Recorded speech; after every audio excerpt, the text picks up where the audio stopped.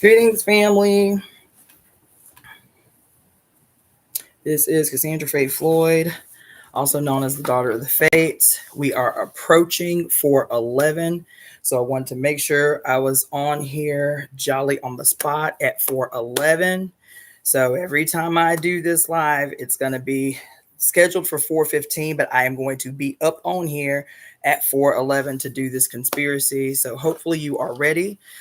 If you have your conspiracy, I know I haven't emailed it. I will, I promise. But in the meantime, you can look at the description box below and get the edited version. We're going to start now. It's exactly 4:11, which is 11:11 p.m. Universal Standard Time. Okay, so let's go.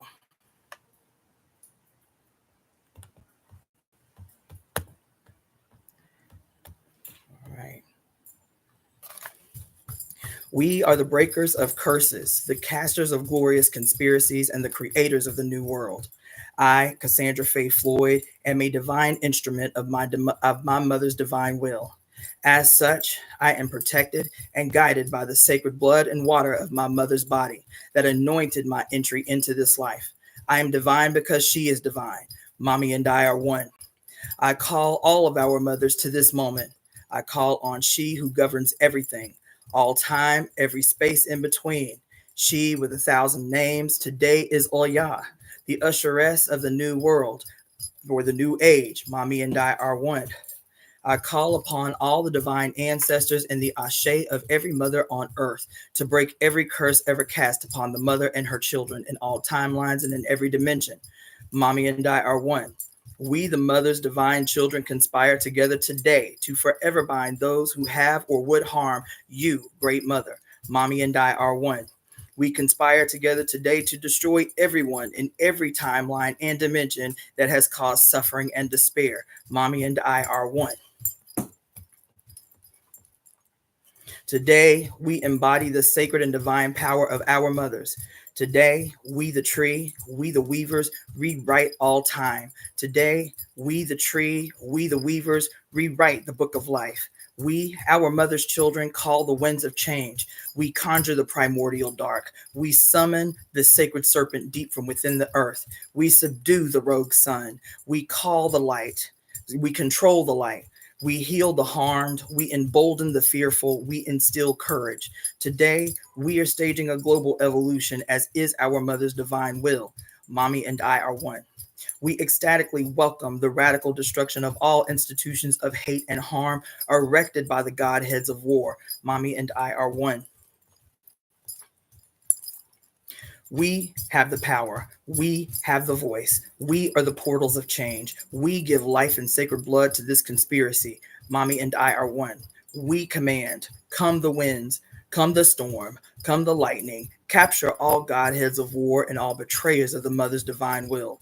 Bring them and their confusion and war to an end. Scatter them to oblivion, never to be resurrected. This is the time of reckoning, reclamation, and the restoration of heaven on earth under the mother's divine reign. Love unlimited is our destiny. Harmony is our destiny. Ecstasy is our destiny. Pleasure is our destiny. Freedom is our destiny. This is her divine will. We are the divine executors of her will. We speak her will into the now to reverberate throughout all time, all space, and all dimensions. It is as we say forever and ever. Mami and I are one. Mami and I are one. Mami and I are one. All right. Woo. Man. Okay. So, what I thought I would do is kill two birds with one stone. I may not do this every time. Every day is my commitment until August 25th. Starting yesterday, every day is my commitment to, at minimum, at 11:11 Universal Standard Time, 11:11 p.m.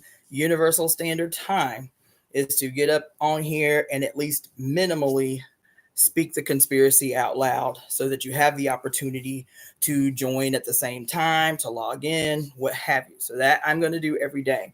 But today, in addition to that, I made a commitment to do a reading for the Temple of Evolutionary Emergence. So, and just to say, for those of you who are tuning in for the first time or don't know what just happened, if you are interested in finding out what that was, we call that that is our conspiracy to right all wrongs.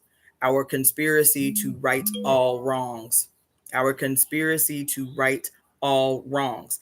So, for those of you who do not know what I am talking about, beginning on May 20th, which was last week, we begin the process in the recognition of the 1700th anniversary of the first Council of Nicaea under Roman Emperor Constantine I, which was basically the event that paved the way for the Roman Catholic Church to become the first state ordained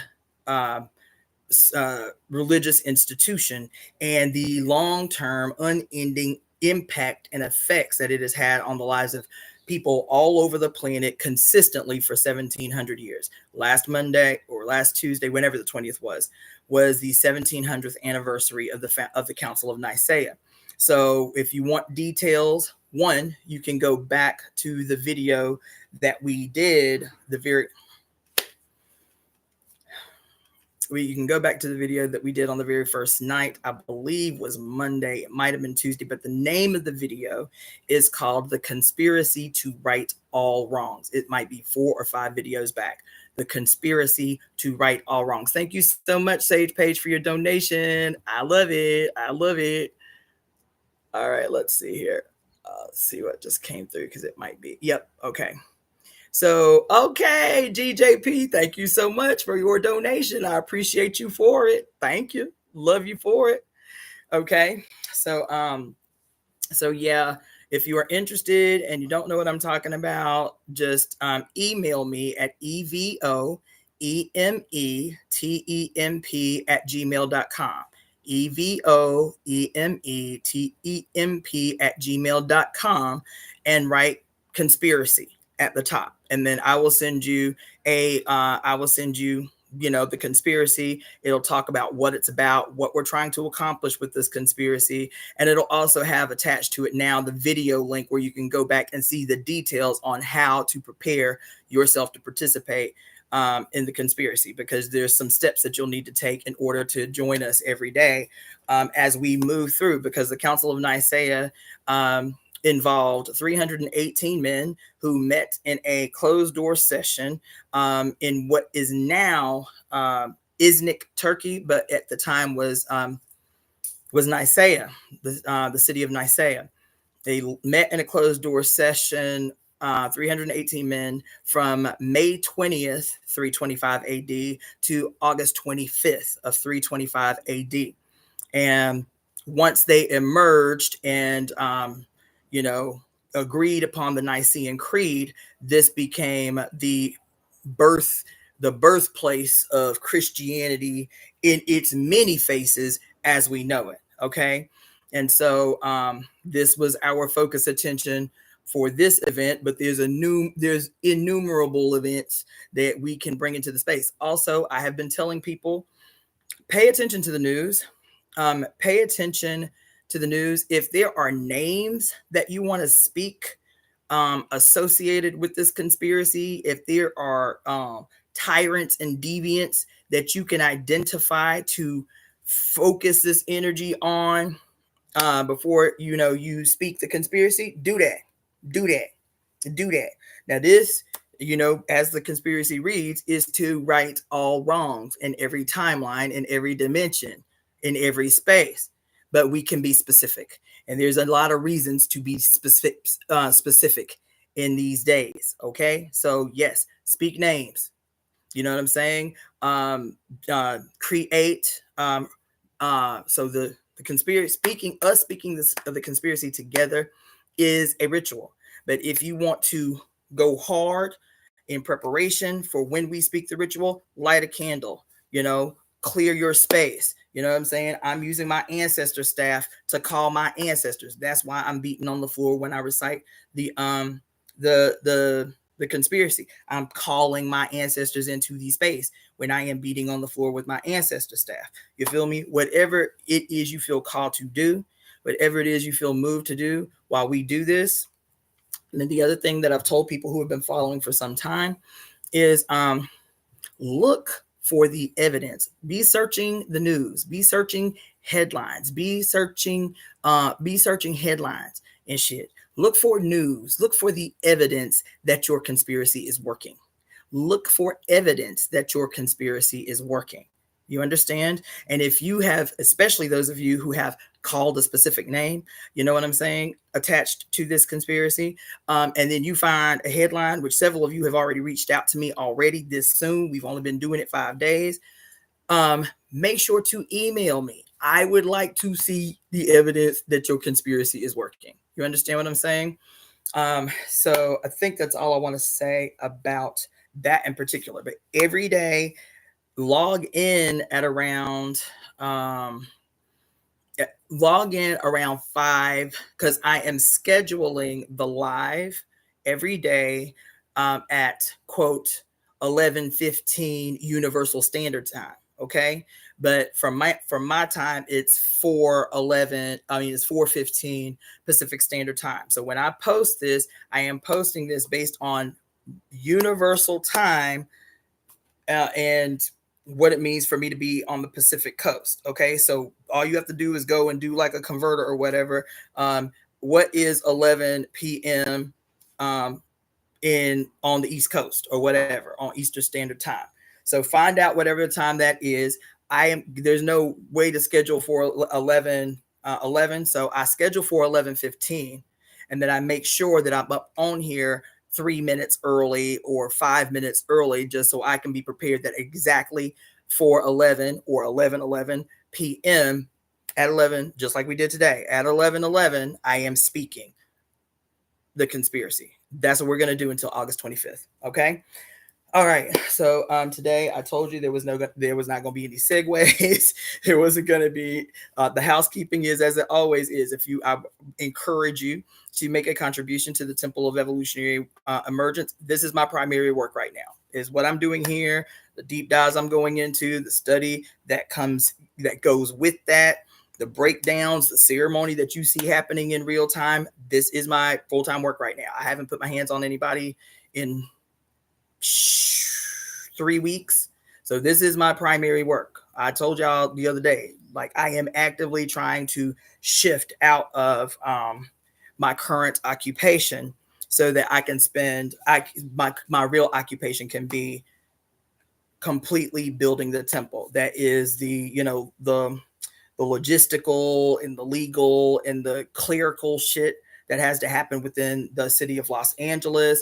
That is the doing these things here, in the posting of lives that have been really off the chain for the last month and a half. It's crazy. I don't know exactly what's happening energetically, but it's been rare. Like when I would do a live that was 5 hours long, that shit was like a rare occurrence. That was like a purple spotted unicorn. Now, every time I get up on a live, it's minimally 3 hours and more averaging 4 hours, 5 hours. So obviously the mother has something to say.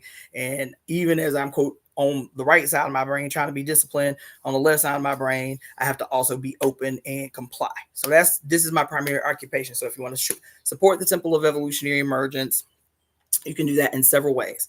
Okay. Those of you who are on my YouTube channel right now, you can do the super thanks or super chat or whatever, like Sage Page just did, and Sage Page and GJP both just sent $2. The reason they sent $2 is because about a week ago, I asked everyone that logged in on that particular live. Right now, on average, I'm having about, just on my YouTube channel, this isn't including the people that tune in from IG, but right now I'm having on average for every live about 50-ish to 100 people. Usually the average is around 65 people that are tuning in live every time I go live. And I was like, well, damn, if everybody just donates a minimum of $2 to $5 every time I go live, then, we can make this shit pop, right? Because I'm watching people who got 3,000 people who view live. And I'm sitting here watching how one live for a person where they got 3,000 viewers watching live, and they're making literally anywhere from $2,000 to $5,000 a live. I'm sitting here watching it in their live, in their comment section.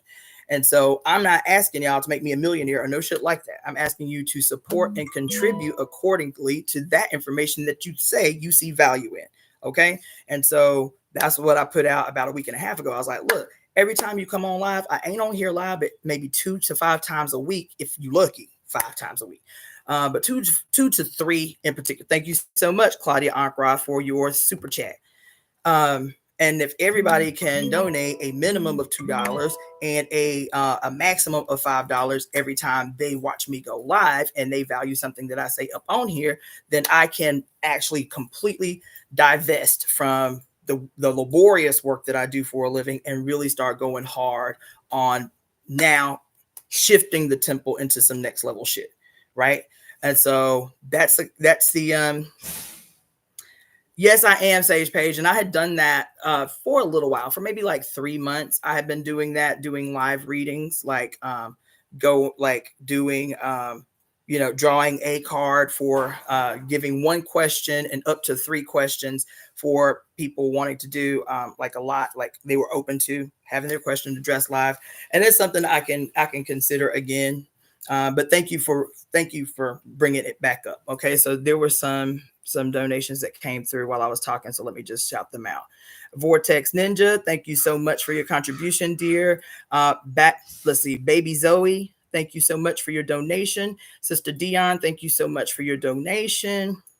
I think I got everybody. And then once a week, what I will do is, so last Thursday was the last time I did it. So next Thursday, what I will do when I do the live is I will make sure to shout everybody out that has made a contribution for the prior week. Okay. And I'll start making a habit of that. So I'll shout everybody that made a donation in the prior week. I'll start shouting at people who are currently members or have become members within the prior week. So I have 3 membership tiers that you can check out.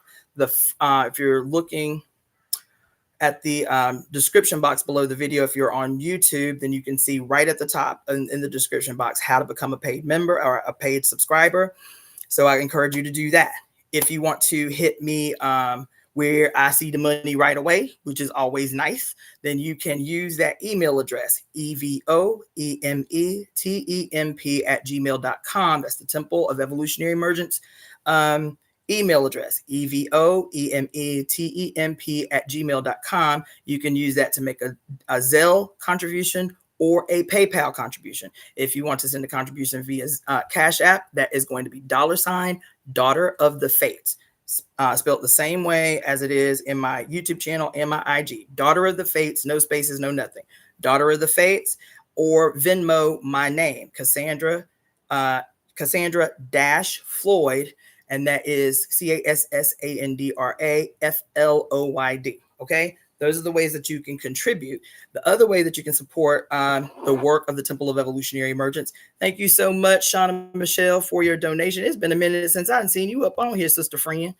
The other way that but I know I've been keeping crazy hours for the lives lately, so maybe I'll have to juxtapose back and forth. Everybody can't be up at midnight, 1, 2, 3, 4 o'clock in the morning. So maybe I'll do one in the morning time and then one in the evening time each opposing day or something like that. Because I've been getting a lot of complaints. Y'all all be up in here heavy during my witching hour lives. But then there'd be some people like, bitch, I got a job and I got kids. Can you do a live at a regular people time? So I have heard. Okay.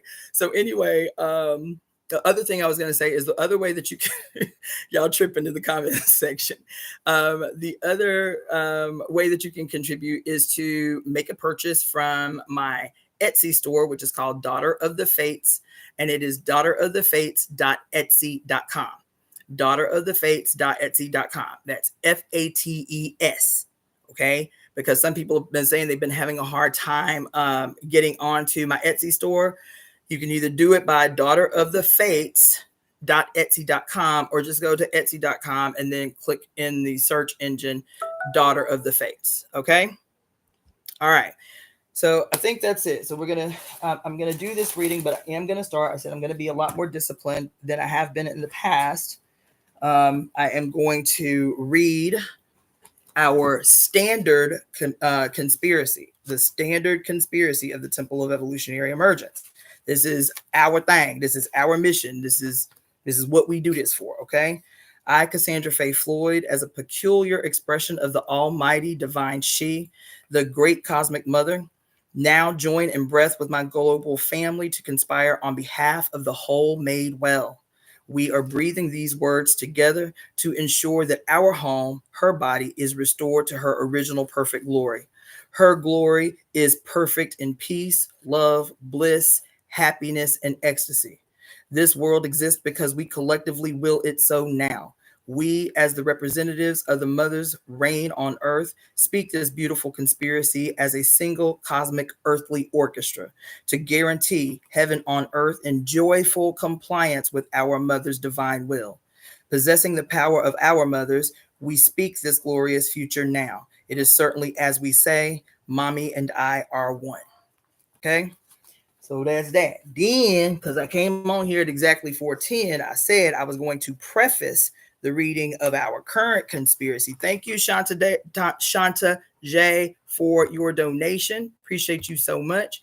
Said I was going to precede, which I'm going to. So time-wise, I can see now I'm going to have to get up on here at about 3 minutes before 11:11, so I can, because I see it from now on, starting yesterday, I'm actually going to speak before we speak our conspiracy to right all wrongs. I am going to speak aloud the prophecy made by one of the divine African sibyls as she foretold the fall of Rome. Yeah. So that's what we're going to do. I'm going to do it now, and I'm going to do it every time before we speak our conspiracy to right all wrongs. Thrice 300 years having run their course of fulfillment, Rome by the strife her people shall perish. Rome is doomed to perish, and that indeed by the judgment of God, because it held her name in hatred, and being the enemy of righteousness, it destroyed the people who kept the truth. There shall come to thee sometime from above a heavenly stroke deserved, O haughty Rome, and thou shalt be the first to bend thy neck and be razed to the ground, and thee shall fire destructive utterly consume. Ooh, ooh. Cast down upon thy pavements, and thy wealth shall perish, and wolves and foxes dwell in their foundations. And then shalt thou be wholly desolate, as if not born. Oh, I tell you, I can read that over and over and over again and never get tired and never get bored. Baby.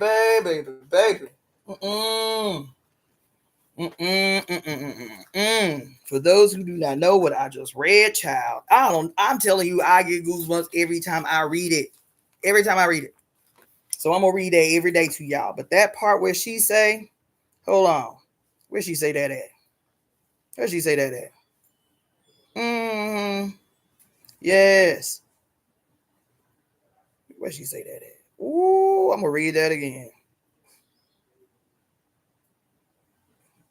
Yes.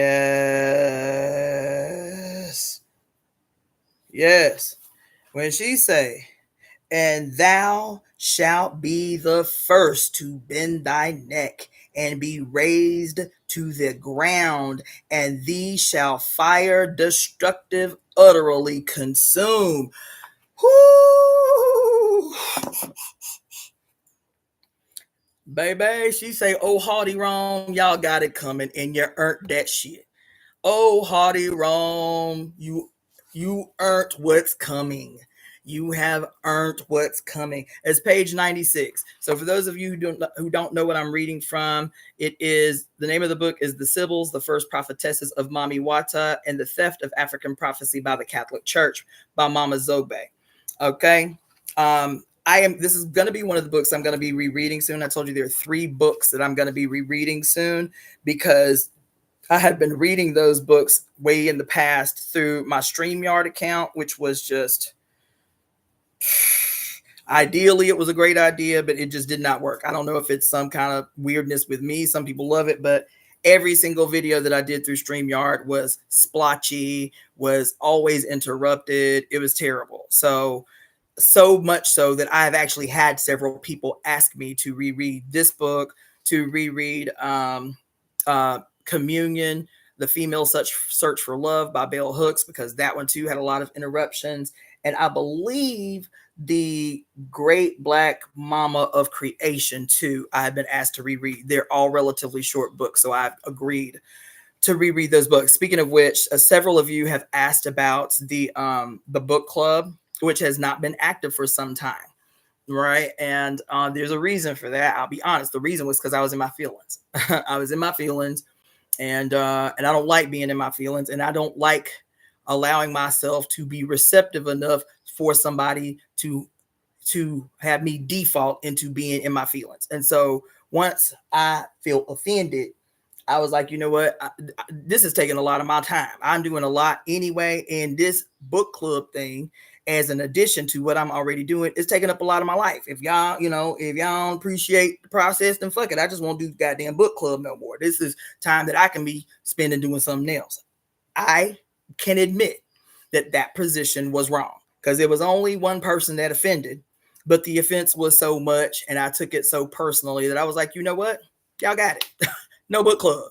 So I missed the book club.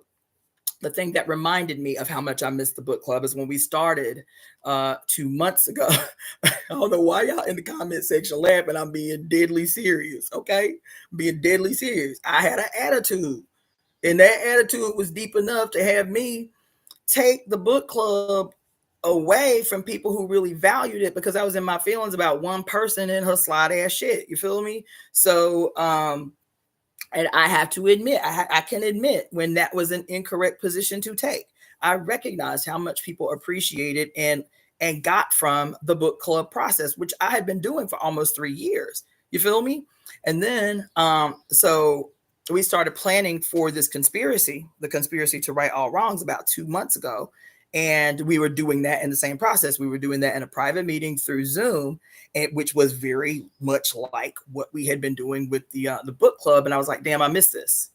You know what I'm saying? Like, this is cool. You know what I'm saying? This, me talking to you and getting these breakthroughs and these interventions from the mother in real time, and being able to share that shit with you, and being able to teach you in real time what ceremony can look like. It don't have to be all, pomp and circumstance and all of that shit. It can be in real time.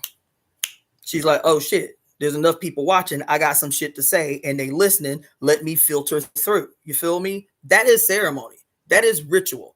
You understand what I'm saying? And so this is dope. I like this. You feel me? But what I really, really, really, really, really enjoy, especially the comment section, y'all be coming through with some gems. I'm like, oh, you need to email me that so I don't forget. You feel me? You need to email me that, timestamp it, so if I talk about it in the future, I can cite you for your contribution to this discussion. You feel me? This is dope. But all of you who are in the comment section, what is more exciting to me, what is more like thrilling to me, is when we are actually face to face. You feel me? We actually face to face in a Zoom, and we all talking, and we all, vibing off of each other. In militant spaces, they call it iron sharpening iron. You feel me? If I miss some shit, yeah, I'm brilliant. Don't mean I know everything. Don't even mean I know close to everything. And that sometimes I can recognize in a moment where I have to quote default to the person in the room who know more than me. This is how we come together, and this is the weaving process. So all of that to say, I'm going to restart the book club. So I told you next month, June, the first Saturday in June is when I am going to do the temple service of the Temple of Evolutionary Emergence. The third Saturday of every month is when we will do the book club. I'm not really calling it a book club. I'm calling it the temple study of the Temple of Evolutionary Emergence. Several days prior to that study group, what I will do is send you, I will email you what it is we're going to be covering in that particular discussion. Okay. Now, that third Saturday of next month is actually going to be, I'm going to be in Houston, Texas for the Quantum Fest. Many of you came to me through Mama T's channel when she interviewed me several months back. I think it was like February. And so she is the one, I think that's the primary host or creator of the Quantum Fest. And so I'm going to be one of the panelists, one of the speakers at the Quantum Fest. And that weekend that I'm talking about for the first book club is actually the weekend of the summer solstice. And I am going to be in Houston, Texas for that. So depending upon how I can plan and what have you will determine if I just do like a live from location, you know what I'm saying? Or if I actually can free up enough time while I'm there to facilitate an actual study group. So I'll keep y'all posted on that. But as of yet, this is the ongoing calendar. We'll do one temple service a month that will be broadcast live from location up in Mount Washington.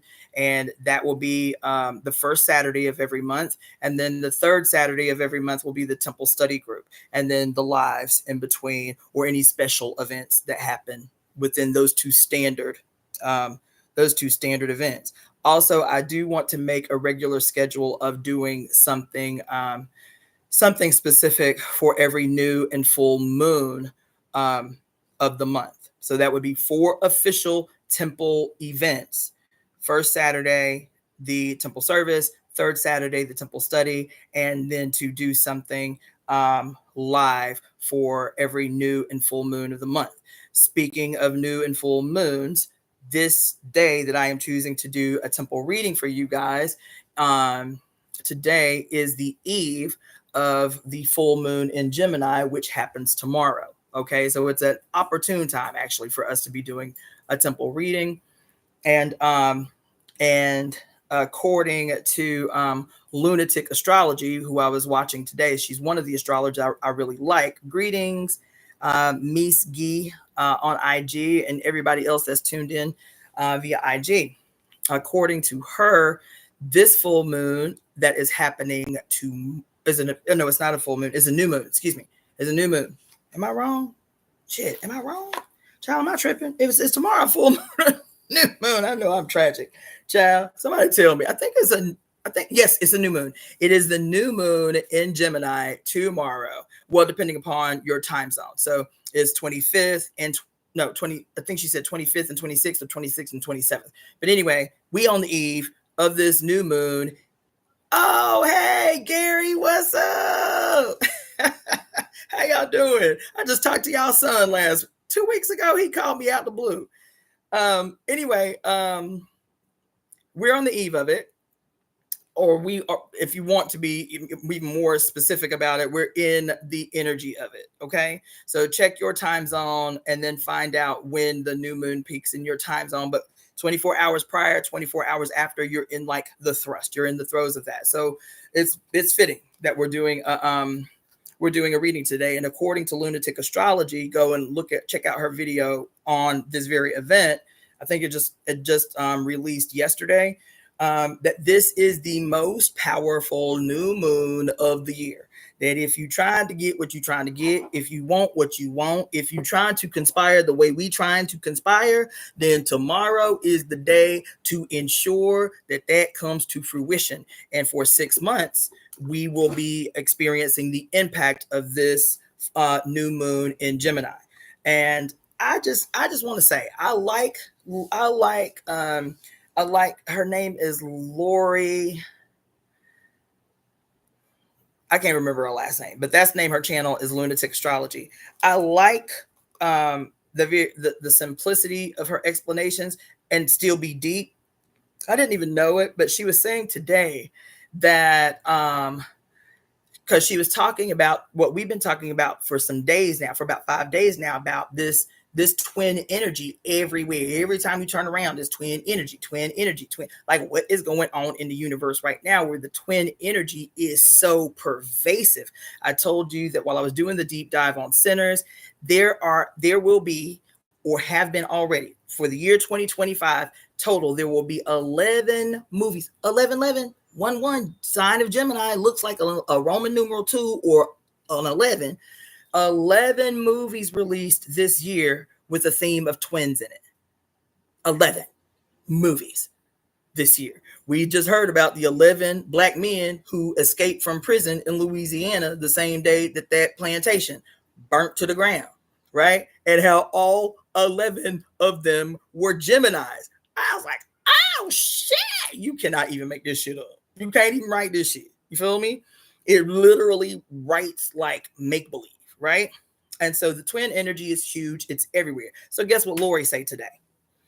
And I didn't know it, but she said, thinking about last year, this time, and when we were entering Gemini and what astrologically was happening at the time that we were entering Gemini, and then shortly after we entered Gemini season, and there was this big movement, some of which are prevalent in this lunation, right? So I just told you yesterday about Jupiter forming this triune with Chiron, and I told you this whole long story about Chiron, the wounded healer and shit, and how the language and the narrative around the wounded healer done had y'all fucked up in the game all these years. You feel me?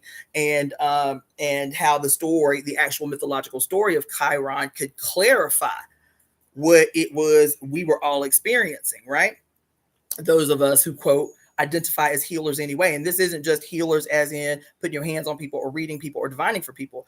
I call revolutionaries, activists, people whose work or life is defined by helping others in large amounts, in huge amounts, people whose lives are defined by helping others. If you want me to take it a little step further, when I was doing mini retreats for healers where they could come to me for 3 hours and have the quote retreat experience, I was including everybody. I was including counselors, which I call them social workers. I was including musicians and artists. These are all healers. Right? And so when we're visiting this whole idea about the wounded healer and how the responsibility in this period is for the wounded healer to heal their own wounds. Now, going back to that live I did yesterday, if y'all are interested in more of a deep dive, put it in the proper context, okay? Then what she said today, baby, I was like, God damn, because she was talking about there was a Saturn placement in last year's Gemini new moon that was impacted by the Gemini new moon that was corresponding to this year. Last year had the potential to be really great because Jupiter was in the house, Venus was in the house, just coming out of her Kazemi motion and all of this shit. But the thing that put the damper on it was the fact that Saturn had entered this whole like astrological picture, and then just a few weeks later, around this time is when Trump started really announcing heavily his entry into the presidential race, and then just a few weeks after that, there was a goddamn supposed very flimsily orchestrated attempt on his life, and then the following week, not even 3 days later, is when the Democratic Party announced that Kamala Harris would be taking Joe Biden's place in bidding for the presidency. This was within a week, right? So guess what? Guess what had happened today when I'm trying to find out some 411 off his Gemini new moon? She says, well, everything that seemed very chaotic and crazy last year really made sense because Donald Trump is a Gemini sun, you guys, and Kamala Harris is a Gemini rising. I said, no. I said, oh my God. It was like, what? Yo, listen to me. Okay, now we can just stop there, right? We can just stop there. Oh my God, he is a Gemini sun and she is a Gemini rising. And we could just stop there, but we go deep, don't we? We go deep, don't we? What is the thing that we have been talking about for months and months and months? Y'all, goddamn, I'm having a whole moment right now. Months and months and months about the Gemini, and we say it all the time. Gemini is crazy. You know what I'm saying? They literally are two human beings living in one person, right? They literally like night and day, all that shit, right? So we've been talking about whether it's through the Sinners movie or whether it's been the deep dive that I was telling you I went on personally about my Capricorn placement and how that functioned within the context of these other two placements, my Virgo sun and my Gemini rising. And then I got this Capricorn moon and how I've been doing this real deep dive or whatever. Baby, let me tell you something. Remember we were talking the other day about the extreme opposition. Whoa.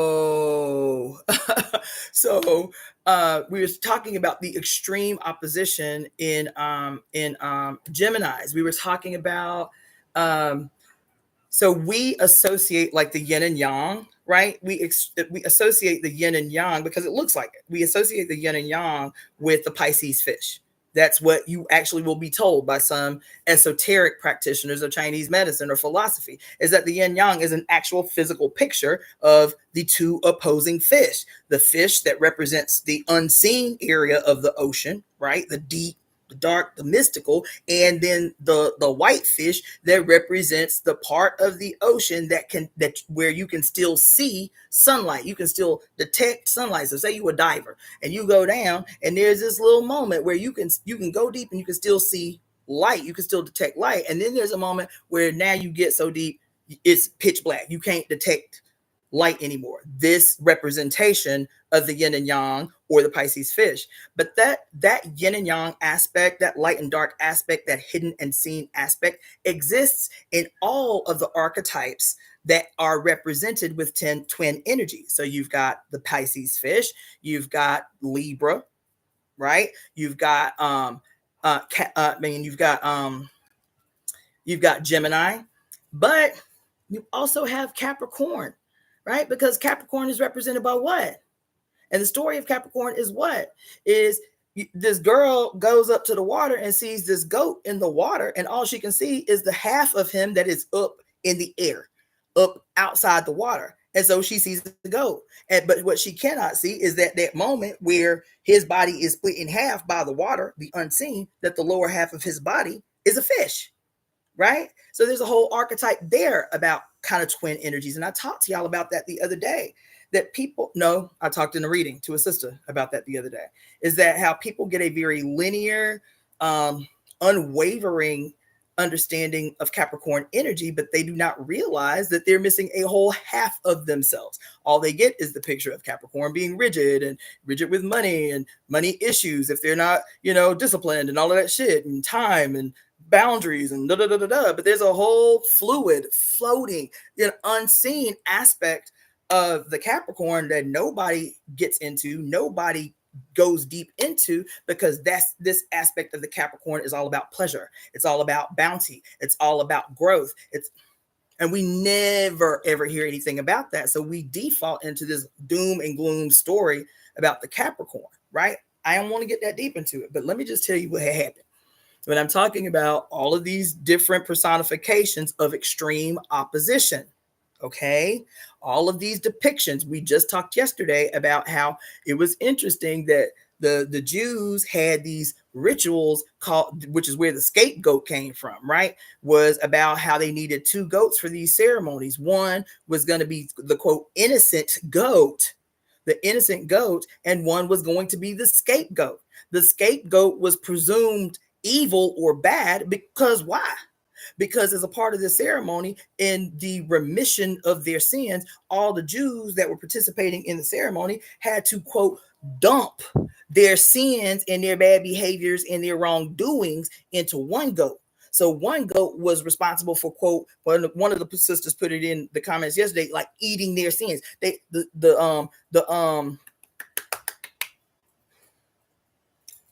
goat had to take up all the sins of the group into its body. And then they would take the goat far, far away and abandon the goat in the woods. And this would be the scapegoat, the goat that would escape being killed and run off in the woods so it can carry the people's sins away from them.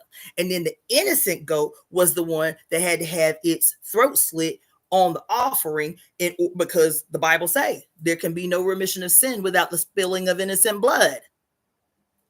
So that's a whole goddamn lie we can go into about why people do not feel guilty harming innocents, why people do not feel guilty harming kids. Do you know where the name kids comes from? We don't, why in E5 people will take an attitude with you if you call their children kids. Our babies aren't kids, they're children. It is because children are the new innocents that are being used for, quote, the remission of other sins, if you have me tell it. Okay. And so there's a whole nother discussion too. But like in E5, like in Oyoten, you don't call nobody's children kids. Kids are baby goats. Kids are baby goats.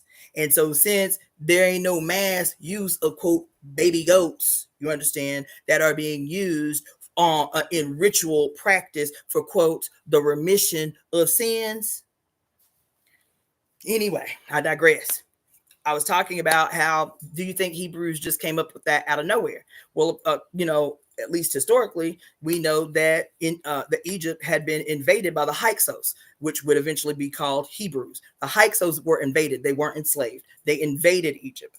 You understand? And they lived there and actually were allowed to live there even after they invaded and even intermarry with the nobility. That's a long another discussion for another day too. However, their long period of time in Egypt, the Hyksos, come to find out just in this research about Gemini energy that, remember I was telling you, in several Arab countries, the constellation Gemini was not to males or to people, it was to peacocks. I was like, oh, wow, that's amazing, right? In Kemet, in Egypt, where the Hyksos had been for several hundred years, the Gemini was not to males. The Gemini was represented by two goats, two heavenly goats. The Gemini was represented by two heavenly goats. So do you not think this had an influence on what would emerge as their doctrine after they leave Egypt? These two heavenly goats, you feel me? I don't know. I haven't read that specifically, but when I heard that in Kemetic tradition, the Gemini was represented by two heavenly goats, and oh man, my damn IG be tripping, man. Ugh, bullshit. I'm gonna have to get on my other IG because this is crazy. That's what I'm gonna have to do. I'm gonna have to just.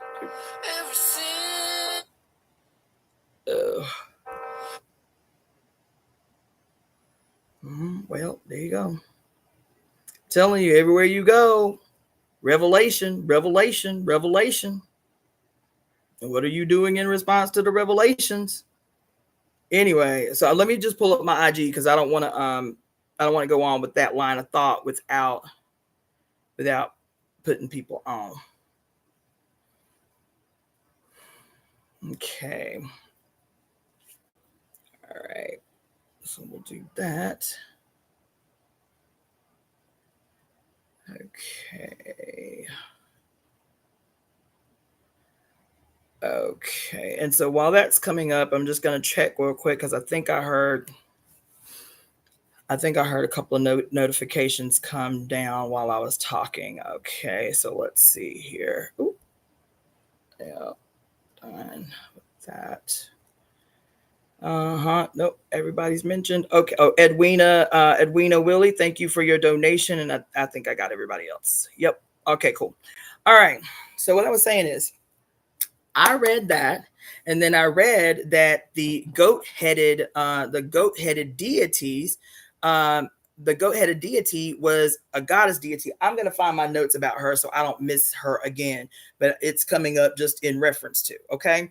So these goats in Kemet represented these heavenly twins, okay? Remember me when I very first started telling you about the twins in mythology, the twins were what? Were the byproduct, the Gemini twins were the byproduct, Castor and Pollux were the byproduct of one of those aggressions I was talking to you about yesterday when talking about Chiron. Zeus having turned himself into an animal, a swan, as a matter of fact. It's crazy because this too, I'm telling you, my childhood be coming back to me all the time.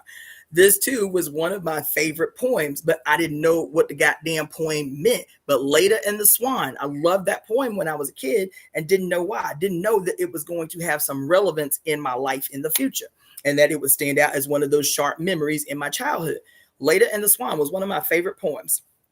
And the poem is about Zeus turning himself because he, quote, fell in love. That's what the poem say. That's what the mythology say, that he fell in love with Leda, who was a queen married to I forget what king she was married to. I don't know if it was Priam or not. I don't remember. But she was married to a king, and she was already pregnant with her husband's child, right? And so Zeus decides, because he sees that she goes, there's a pond or like a river or something, a pond behind the castle, and she goes to this pond every day to go bathe. This is where she decides she wants to go bathe. And he knows that. And so he turns himself into a swan one day and he rapes her. And when he rapes her, she becomes pregnant with his child. And so I think the story goes is that Leda was pregnant with 2 sets of twins. I wrote all this stuff down. I'm gonna have to go back and revisit it, but I think I'm not mistaken that what ended up happening is she ended up pregnant with 2 sets of twins when she had been violated by Zeus. 2 of the twins were, quote, divine. They were half God, half human. And 2 of the twins, so she was pregnant with a set of twins. 2 of the twins were mortal. They were the offspring of her husband. Okay. And so when she is oh my God. As a matter of fact, they call it's called, I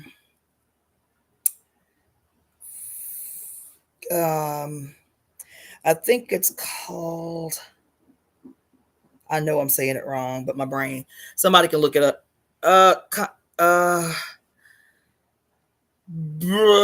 It's called,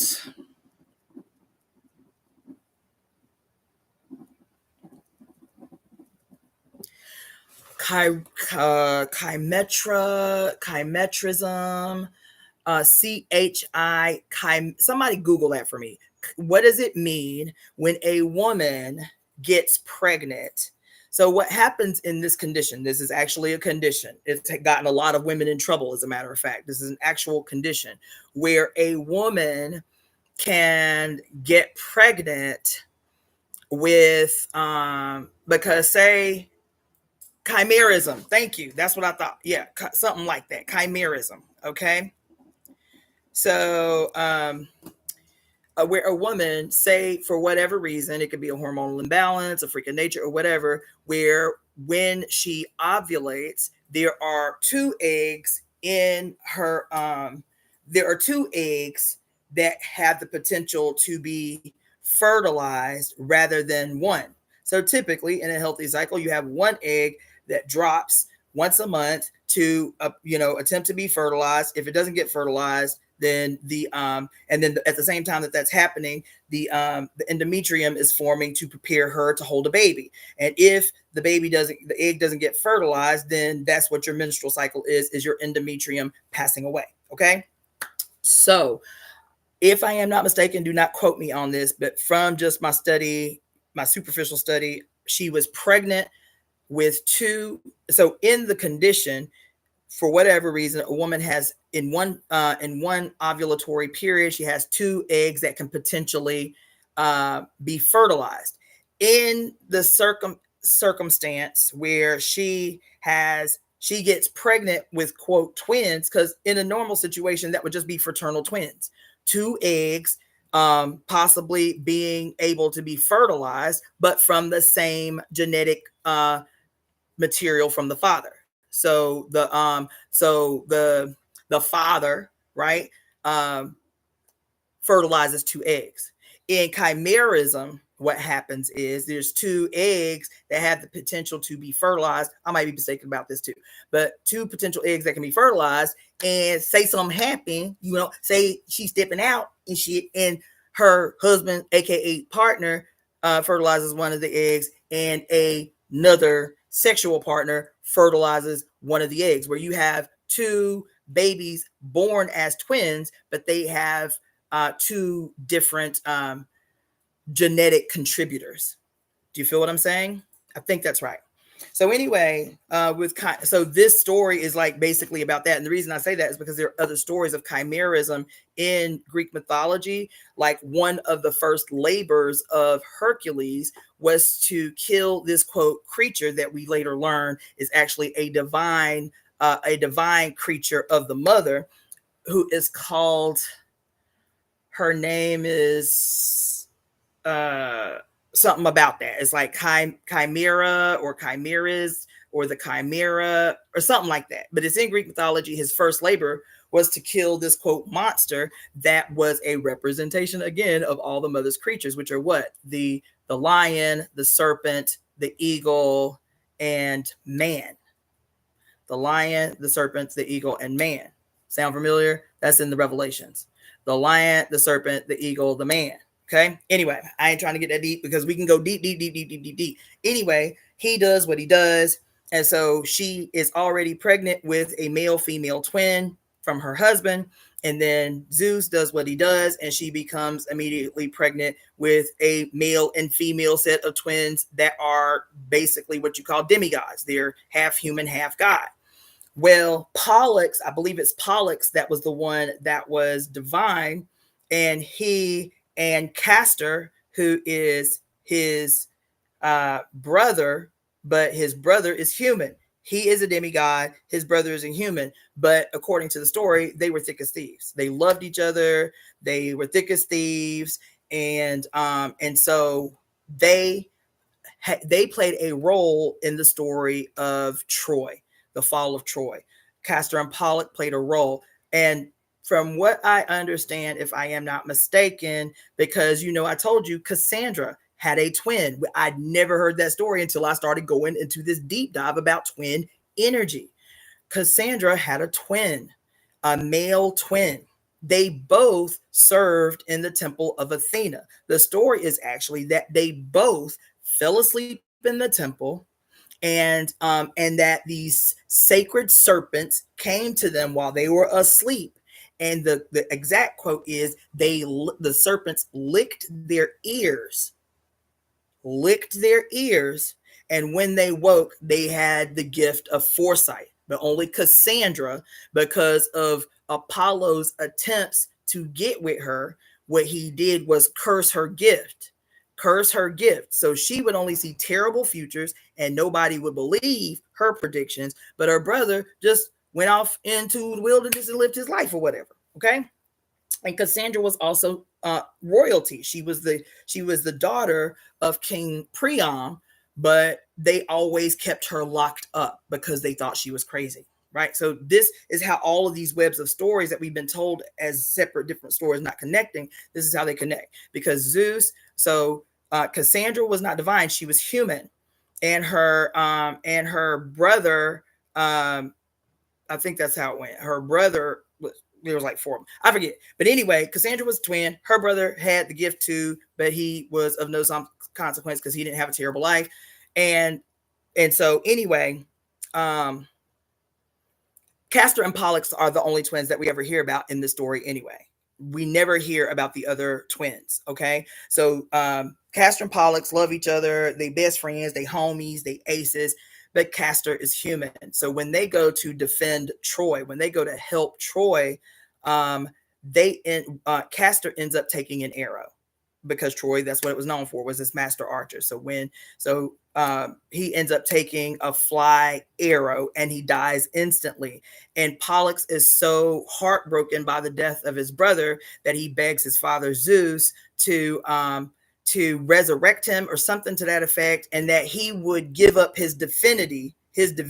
Pollux would give up his divinity to rescue his brother. And so part of the story is that I got to do a deep dive on that story just by itself. But that's how they ended up becoming constellations together, right? Is because something about Pollux petitioning his father to share his divinity with his brother, or something to that effect. right? And so they share divinity and, quote, lived forever in the heavens as the Gemini twins. This is also a representation of these extreme opposites. One of the brothers is divine, one of the brothers is mortal, right? So these divisions and extremes exist in all of these stories. We talked about the story about how there are some esotericists, some Essenes, who believe that Jesus and, quote, the devil are the same. They are two extreme personifications of the same entity. Now, these are like old, before the church was founded, there were different sects of Christianity throughout the empire. There was one sect that said that Jesus and the devil are the same entity. Some sects said that Jesus and the devil were brothers put at odds against each other, right? But they still, whether they are seen as the same entity and they're two extreme personifications, or whether they are seen as brothers pitted against one another, it's still a representation of these extreme oppositions in any type of twin or dual presentation. The reason I'm saying that is because um, um, um, astrology and mythology, this shit is real. It's not make-believe. It's not ooga booga. It's real, real, real, real, real. Here you have, in this candidacy that we just came out of, in this presidential race that we just came out of, which in and of itself was crazy, right? But if you remove all the noise out of the way, here you have in real life, in real time, in a period where we had just transitioned into what is supposed to be the age-defining event of our lifetime, Pluto entering Aquarius for the first time since this country was born. And that great, quote, battle is a battle that is literally the personification of these historical extreme oppositions among, quote, twins. Because why? Because Trump is white and male and old, and Kamala is relatively young and black-ish and female, pitted against each other in this race for power, right? And then you add insult to injury today, just before I got up on this live, and this woman was like, oh yeah, by the way, Trump's son is Gemini, and Kamala's ascendant is Gemini. Do you understand what I'm saying? Anybody feeling me right now? Or is this too much? As we are on the precipice of our entry into this Gemini new moon. Is anybody up in okay? Is anybody up here like as moved by this shit as after we done watched two of the oldest remaining plantations in the country burn to the ground in the same week? 11 black inmates escaping from prison in the state that to this day is the most infamous prison system in this country. 11 men, and then adds insult to injury. A day later, we finding out all 11 men were Geminis. All 11 men who escaped from that prison are Geminis in the same state where the first plantation burnt to the ground. The second plantation apparently is in Barack Obama's neighborhood, where Barack Obama lived. That's where the plantation burnt down. I said, yeah. I told y'all last week. I told y'all on Tuesday. I think it was Tuesday. I said this goddamn week is gonna be radical beyond what you can imagine, and we still got till Tuesday. I said give it 7. I said on the video, these next 7 days, buckle the fuck in. But now you know, now you up on game, so you won't be triggered. You don't default to, oh my God. Now you know, now you up on game because I done told you, be ready. This whole week is about to get crazy. There are going to be big events that are going to happen this week that have the potential, and what they're going to be doing is to shock you or to cause you to default into fear or to default you into rage. I literally said that last Tuesday. I said, so for the next 7 days, power the fuck up and recognize that what you are witnessing is just a grand revelation by Oya. She was like, bitch, I'm up in here. So don't you fall for the okie doke, because just like I recognize she here, they recognize she here. And so that's why they up the ante. That's why they do the triggering. That's why they do all the things, is to divert your attention from how you can be using it to attempt to jump in front of the energy that they can take somewhere else. You feel me? This week been great to me. It's been like to witness in real time in a big way, because I witness all the time, like my mother's presence in my life, my mother's presence in the world. How I'm like, okay, there she is showing out. You understand? There she is cutting up. You understand? And it's cool. It's awesome when you see it like in your personal life or in your immediate surroundings. But she has been showing the fuck out all week long. Not just that. The other story, which I told y'all I would get into later, and I will, but just to remind you and to remind myself when I go back to this video, there is another aspect of the story that we haven't even talked about. We've talked about Egyptian mythology minimally. We've talked about Hebrew significance with the sacrificial goat and shit. We've talked about Greek mythology in terms of the story of Gemini. But what we haven't talked about is Ibeji, which is considered Ibeji in Ifa tradition is Gemini. Okay, so Gemini and the ruling planet of Gemini being Mercury. Okay, so with Ibeji, and I talked minimally about this, I think yesterday, the relationship between Oshun, Ibeji, and Elegba. Okay, because both Ibeji and Elegba are Oshun's children. But the story is that I don't remember the whole story, but it essentially ended in when Oshun gave birth to Ibeji. When Oshun gave birth to the twins, she abandoned them. She abandoned the twins, and the twins became the children of Oya. Oya took the abandoned twins and raised them herself. Okay. So when they call Oya the mother of nine, the Egun, our ancestors, are considered children of Oya, because the other story is that Oya did not have children of her own. Her children were stillborn. And so that's where she became like your auntie or your big mama or whatever. When your mama can't take care of you, you got all these other women around the community that'll say, you know what, I'll raise the baby. You feel me? That's how Oya was. And so Oya took Ibeji after Oshun abandoned Ibeji, and she raised Ibeji. Oya raised Ibeji.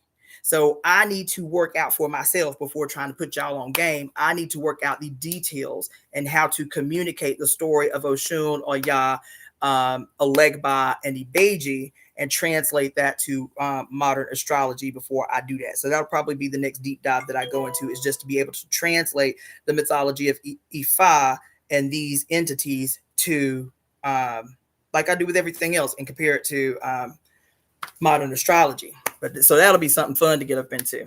I had to switch channel so I could comment. You better be out here teaching. Mythology is its core, baby. When you see it, you can't unsee it. And then it becomes clear about why it had to be kept from you. Why, quote, the Bible say something about people who look at stars and who divine and they all witches and shit. They had to terrorize you away from looking up. Oh my God. Oh my God. Oh my God.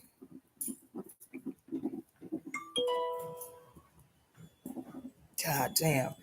Do y'all remember that movie that came out maybe 3 or 4 years ago called Don't Look Up? And it was, I met the guy who wrote and produced the movie, directed the movie, but it was supposed to be kind of like this warning about the urgency of climate change and climate destruction or whatever. And it had an all-star cast, like Leonardo DiCaprio was in it. There was a whole gang of famous people up in the movie. That's what just reminded me when I said they had to terrorize you into not looking up. And I saw that movie and I remember being mad the whole movie, like watching the movie, and just my overall feeling leaving the movie was just like rage. I was just like, oh, and I knew that there was something underneath it, insidious, that they were trying to say or communicate, but I'd only seen it once. And now I got to go back and see it. But that, even just the whole concept of convincing a whole planet of people, even when there are scientists saying this isn't like a cult or something. Like, we have scientific evidence that this is happening. And I think it was like a planet or something. They had discovered a planet or a comet or some other shit that was going to come and destroy the earth. And they was trying to warn everybody to get your life together and do what it is you need to do or want to do or whatever, because it's a wrap. We all gone. You understand? It's a wrap. There ain't nothing to do. There ain't nothing we can do to get in front of it, and it's a wrap. And so you might as well be out here trying to live your life and do what you want to do or whatever, because this thing is coming, right? And everybody treated these scientists like they were insane. Like, and so the politicians, it was a female president, and the politicians created this campaign and started getting everybody on the planet to chant, "Don't look up, don't look up, don't look up."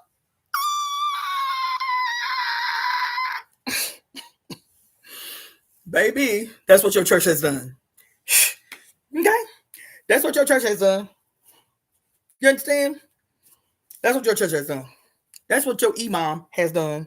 That is what your goddamn, what you call him, your rabbi has done. That is what your Quran has done. That is what your Torah has done. That is what your Holy Roman Bible has done. That is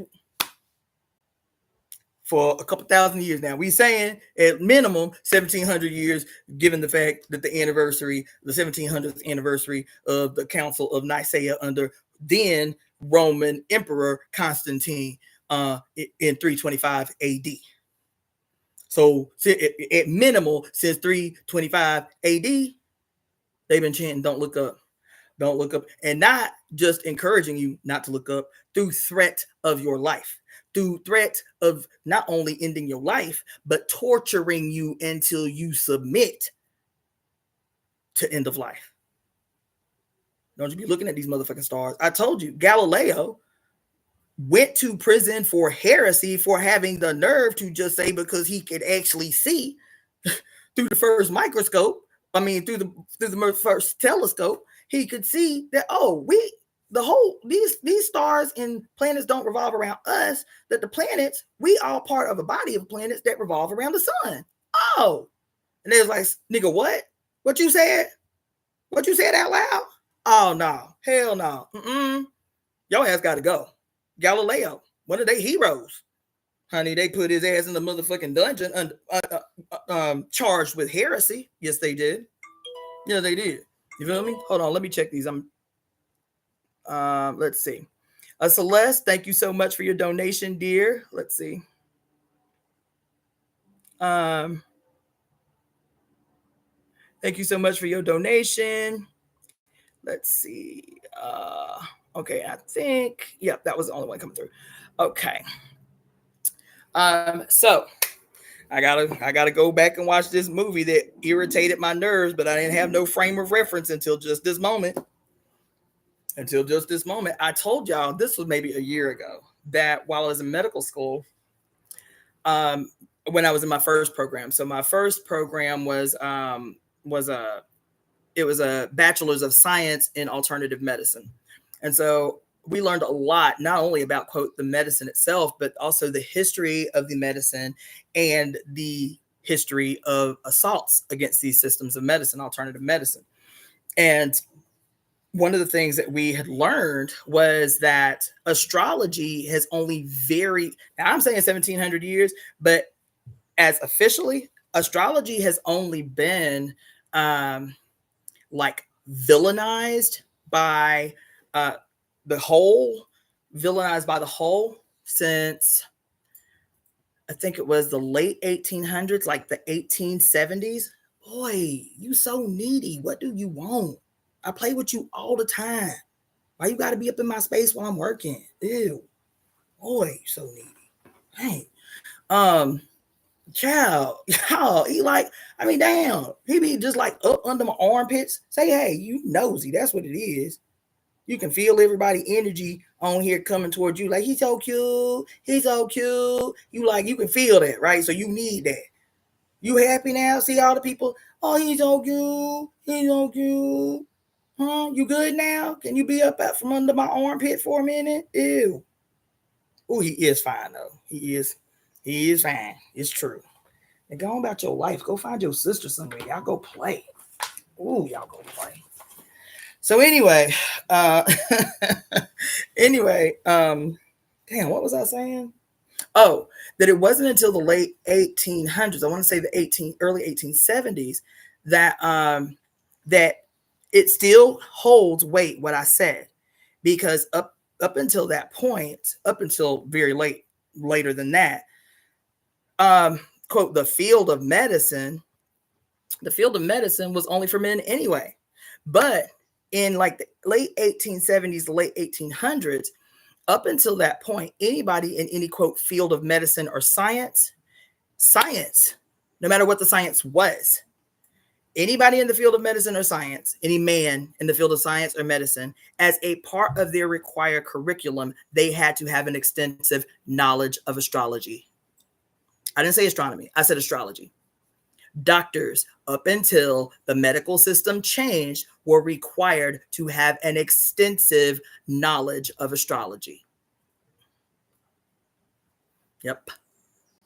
So it was very recent, at least in scientific circles and in scientific view. Now, Christian and all of that shit, okay. But where that shit impacted like the world of sciences, in every scientific circle up until like the industrial age or through the industrial age, as a part of your mandatory scientific curriculum, move, man, as a part of your mandatory scientific curriculum was an extensive knowledge of astrology. You feel me? You hear me? And so all this time, now people in Europe, under the emergence of, Christian church and all of that shit, they were generally ignorant anyway. They were kept ignorant, denied from reading all the services conducted in a language they didn't understand. You feel me? Latin. And so that was purposeful to keep people in the dark while these people in positions of power were doing their doings. But it's just interesting that here we are, everybody talking about astrology, and it's still, even as everybody and their mama still talking about astrology, and now it's not a weirdo thing. Now it's not a niche thing. Everybody and their mama talking about astrology these days. And guess what? It still don't mean shit. It still don't mean nothing, because you do not know how to apply what it is that you are learning. You do not know how to read between the lines of the way that astrology has been taught to you. Huh? So it doesn't matter. They're like, you know what? We tripping. Let the people have their little astrology. They don't know what they're looking at anyway. They don't understand how to use this shit anyway. All we got to do is, sprinkle a little bullshit here and there. You feel me? Add it into the general narrative and shit. And they will still have an extraordinarily superficial understanding of what the power is that they have at their disposal. They'll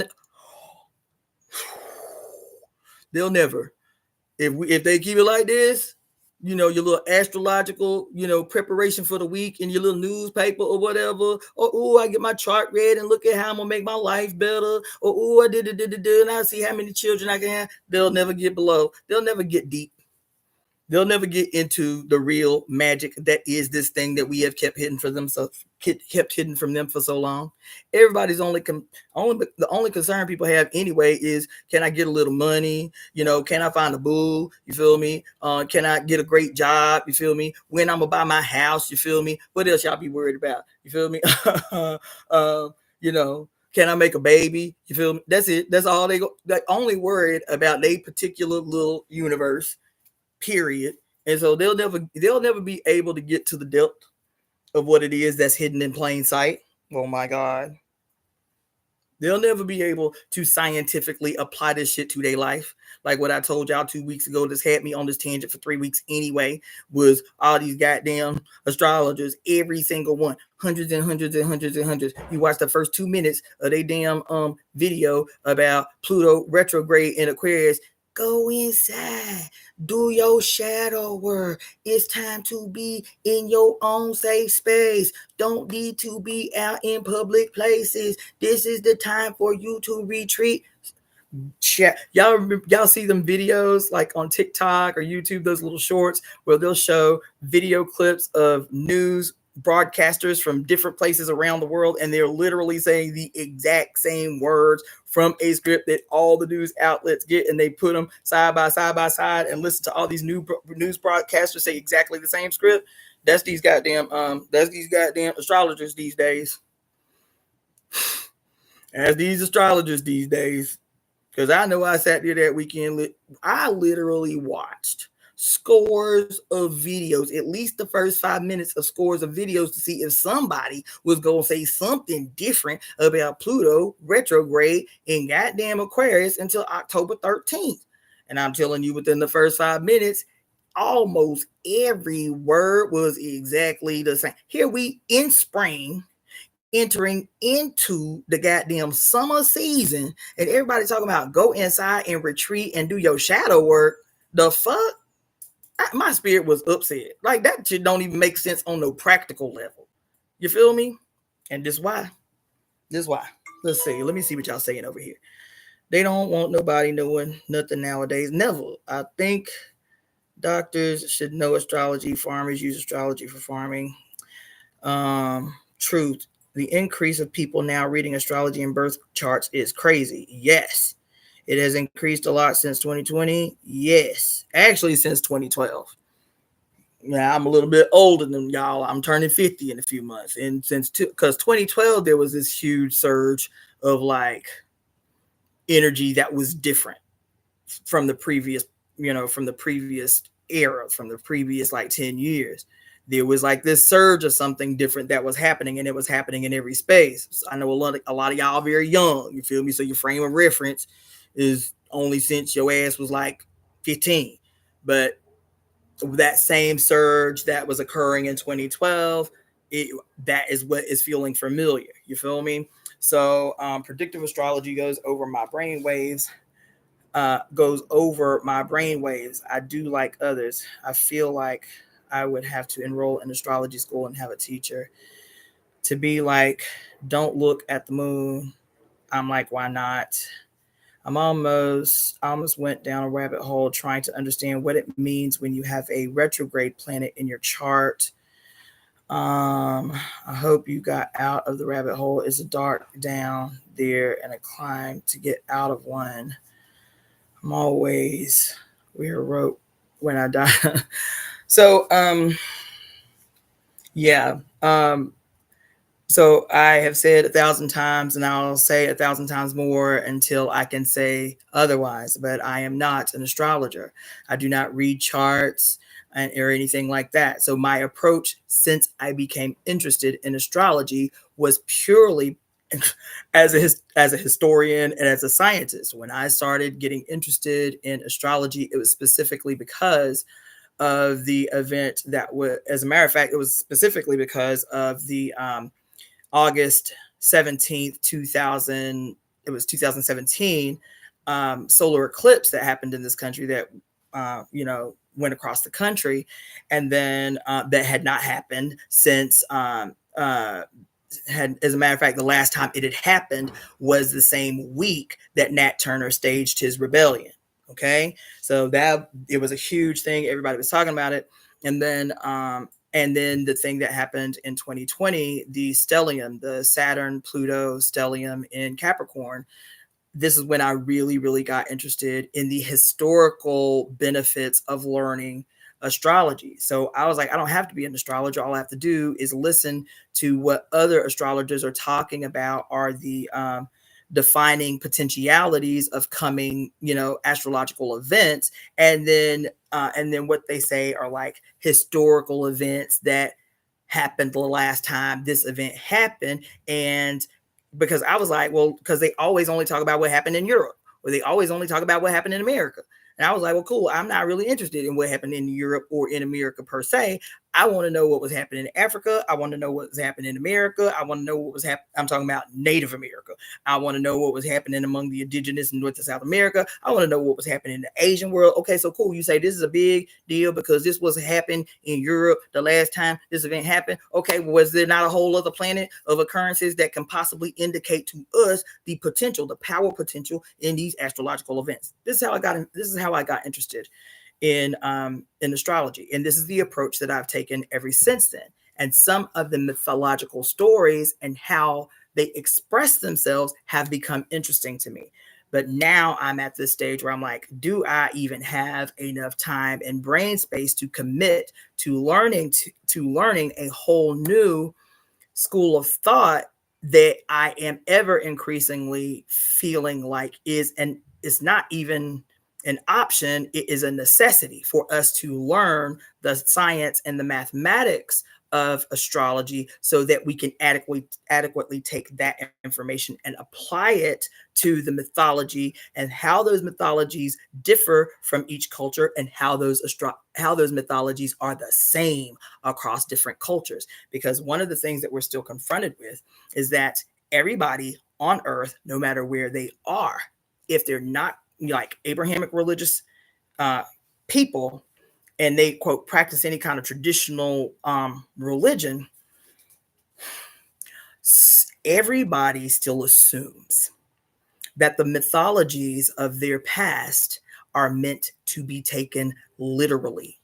So when they do these ceremonies to deities of any kind, understand, when they talk about these deities, they talk about them in stringent, narrow, mythological or quote scriptural way that has others presuppose their actual reality, their actual story as real only within the context that it's been taught to them.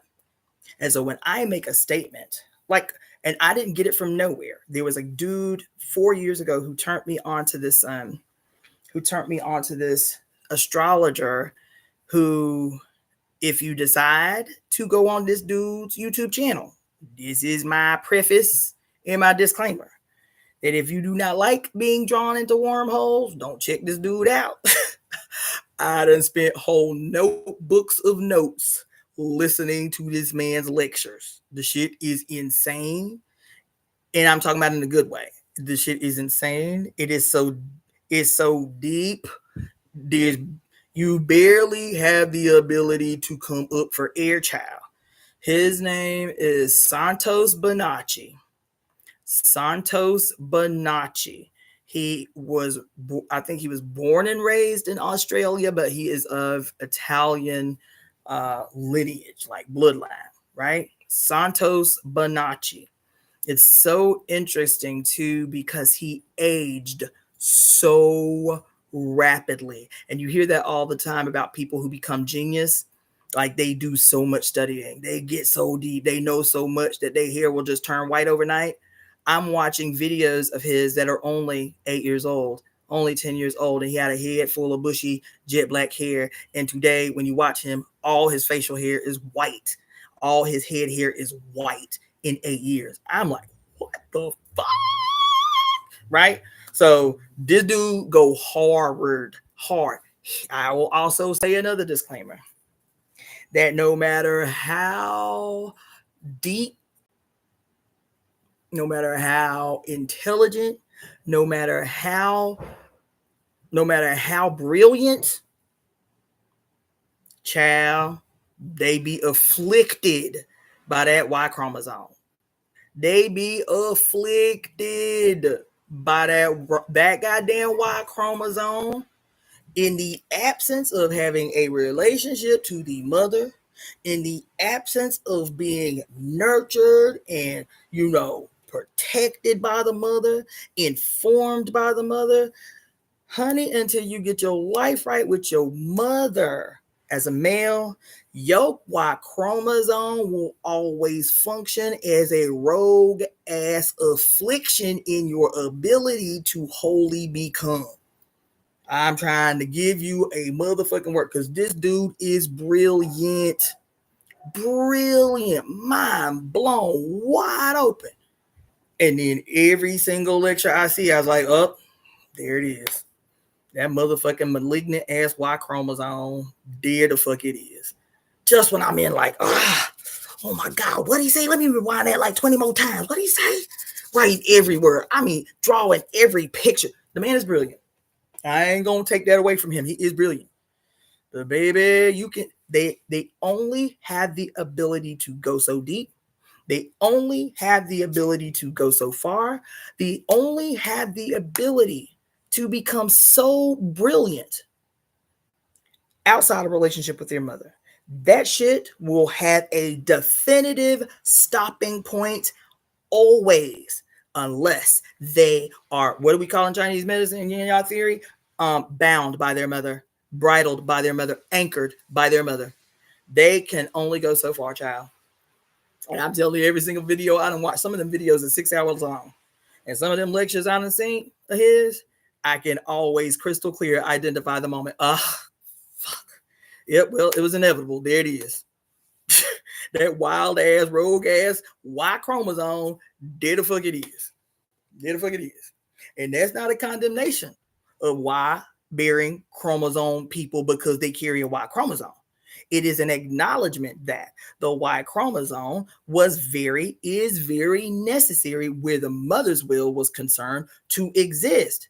But if you are not loyal, if you are not bound to, if you are not tied to that mother who saw fit for that Y chromosome to exist, bitch, that shit will become destructive. It will become wild and unruly, and it'll cause more damage than it does good. It'll cause more harm than it does good.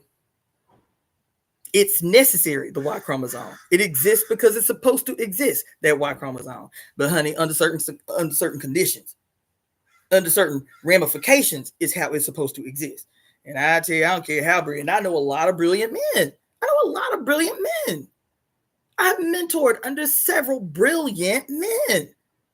Child, and no matter how magnanimous it is, what they know is, I can always pinpoint with fucking microscopic precision where that motherfucker rears its ugly head. That goddamn Y ass chromosome rearing its motherfucking head to do some damage. To do some damage.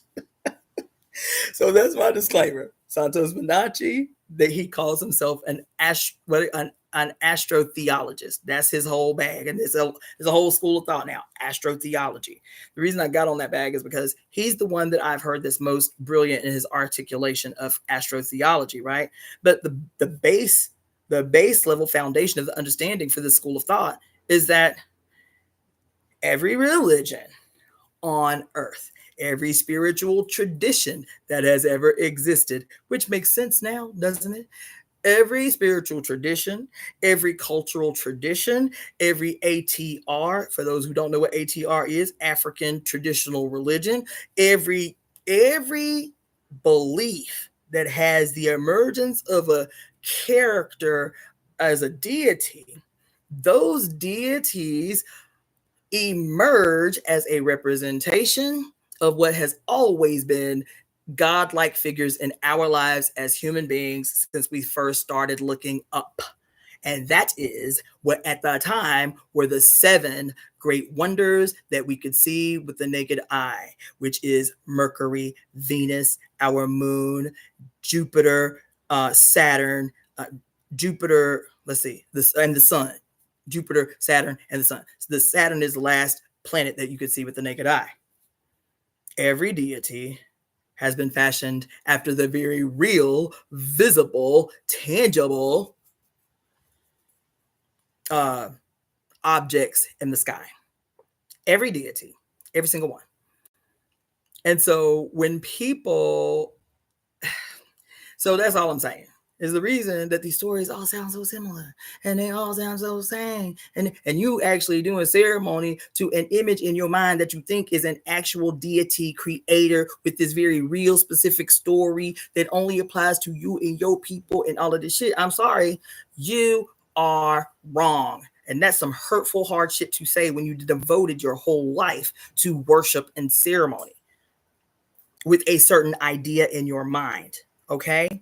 And so I'm gonna just tell you, you understand? I can talk about Oshun and I can talk about Oya and I can talk about all of these deities and recognize that these deities are archetypes to explain our very real relationship, our very chronicled relationship, our very real and direct relationship to these deities that are not characters. They are the energetic response and exchange between we as Earth and our immediate heavenly siblings, which again are the sun, Mercury, Venus, Mars, the moon, Jupiter, and Saturn. These are our siblings. These are our families. That's why the stories all sound the same. No matter what culture on earth you go to, no matter what name you give the planets, the stories and mythologies that have erected around them are all the same. So we think that what happened with Rome and Greece was just this peculiar thing. And then we find out later, see, what had happened was the Hebrews stole that story from Egypt and then changed the characters' names, you feel me? And actually, Jesus is Horus. But goddamn, there were 23 other solar deities with the same archetype as Horus. And Horus didn't come before several of them. So where they got it from? You understand what I'm saying? Everybody wasn't stealing from everybody, but everybody was having the same experience with these heavenly bodies. Do you understand what I'm saying? So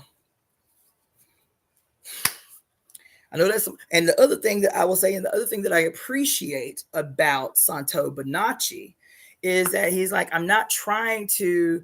This is what he says. I'm not trying to tell you not to worship or not to conduct ceremony. What I am saying is to be crystal clear about what it is you're doing in this process, because you can still worship the deity of your choice. Now, if you recognize for real that what you're actually doing is communicating with the planet that was associated with its archetypes and its behaviors and how our Earth relates to these planets. And then the scientific aspect of that, which I love because I'm a fucking nerd at heart. I always want to know the why. You feel me? Even though I believe in all of this stuff, why?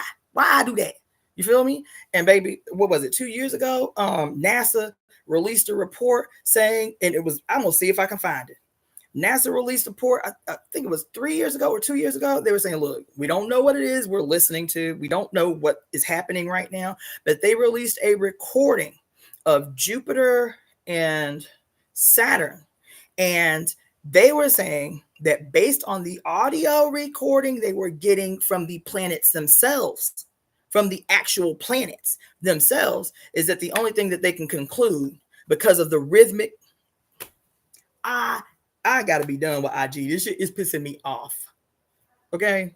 I gotta be done with IG because this shit is like getting to the point that now it's done. But anyway, he was saying that what NASA, now this is NASA, said that the only way that we can communicate what we're experiencing in the rhythmic audio sound that we are getting from Jupiter and Saturn, I want to say, I might be wrong, but I think it was Jupiter and Saturn, is that these planets are talking to one another. I'm gonna find this article today. Let me make a note of it so I don't forget.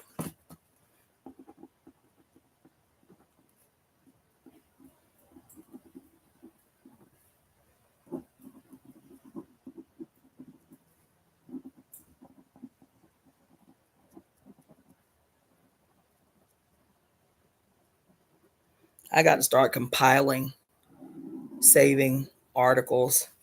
I read so much. But that's what they were saying. They was like, listen to these sounds. These sounds are coming from two different planets. And it was rhythmic. Whatever the fuck. And then the other one would be like, and it sounded like they were responding in their sounds to one another. Now, okay. Now, so are you wrong conducting ceremony? Are you wrong speaking out loud? what it is your intention is, knowing that sound reverberates forever, right? That everything you say lives forever because it continues forever. The vibration of your mouth speaking lives forever. We've seen that in several scientific movies. Remember that movie Contact with Jodie Foster? Anybody remember that movie? Anybody remember that movie?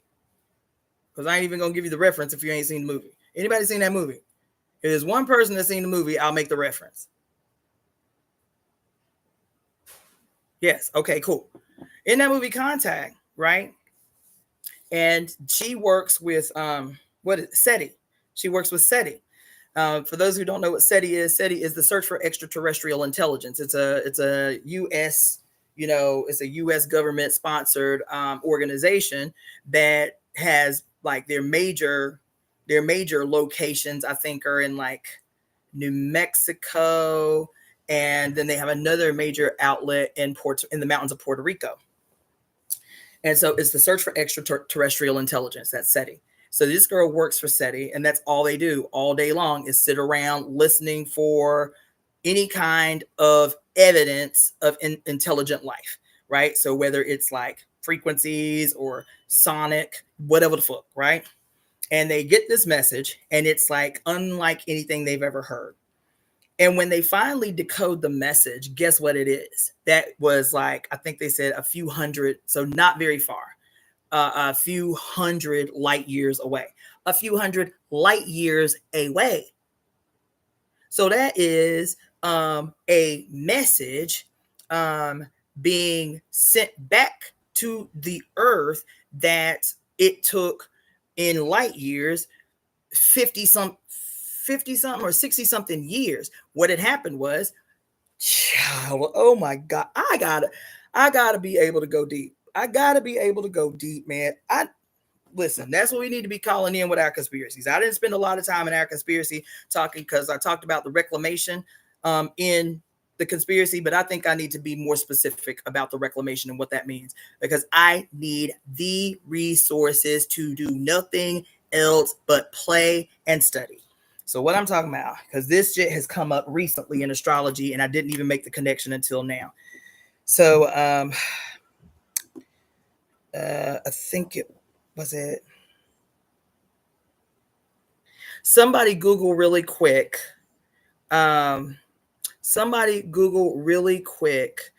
What year was the Olympics when it was held in Germany?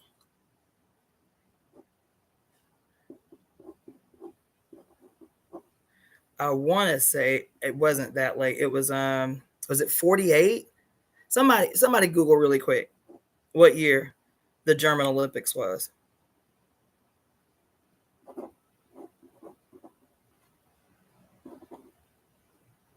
Okay, so it had to be the 36 one.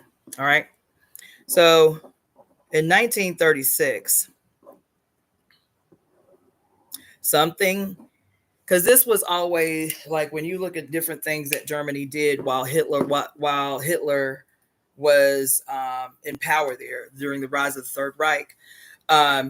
What his goal was, everything that he was doing, he was like, we have to show global German superiority. That was his main ambition. We got to try to do everything before everybody else. So they was trying to go to outer space before everybody else. They was trying to do everything before everybody else. That was like his sole mission, was like, we have to prove what we're saying about white superiority by being the first to do all the things, right? Well, the first thing that they were able to do that none other had done up until that point was during the Olympics. It was the Summer Olympics. They were the first nation on earth to do a global live broadcast of an event, a television broadcast. You hear me? A television broadcast. Germany, under the Third Reich, was the first nation on earth to do a global television live broadcast. Okay. Now, why is that significant to what I was talking about? Because in Contact, that broadcast that had happened in 1936, so it was longer ago than that, that broadcast that had happened in 1936, once it was received, was sent back to Earth as a communication. And that's how long it took for it to travel those few hundred light years away and then be sent back to the Earth as, yeah, we got your phone call. What you want? You feel me? So I think it was like, because the movie came out, I want to say in the 90s. And so what's that? Almost 60 something years. And so Germany, sends all they get were some, because the entities not only sent back the audio, they sent back spec what do you call it, man? Fuck. Pixelated image of the event of Hitler making the speech about Germany's superiority, and this is the first broadcast. He was making a declaration. This is the first time anybody done seen this shit. We did this shit. Feel me? So Hitler says what he says, and the aliens send the audio and the very pixelated speech made by Hitler at these Olympics. That's what they received in this movie Contact. And the reason I'm mentioning that is because, again, we know this scientifically, but we still have a hard time accepting the endless, boundless, forever existing impact of that which we articulate out of our mouth. That every word we say out of our mouth exists forever. Exists forever. Exists forever. That's a hell of a concept. I know. It's a hell of a concept. I know. But I won't get that deep, but I want to.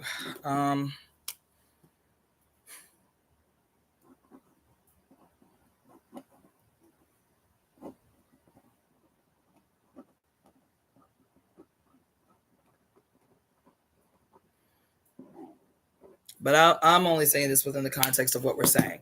Okay, let me go back to astrotheology. So when this guy, Santos Bonacci, talks about how, yes, I can tell you that every religion, every tradition, every spiritual system on earth, every mythology you've ever heard about characters and so on and so forth, they are all constructed based on scientific observation of our relationship, the evidence of our relationship with these bodies that we can see with the naked eye. And then we deify them because the instances happen so often. We're just like, oh my God, that's amazing. Oh my God, that's like magic.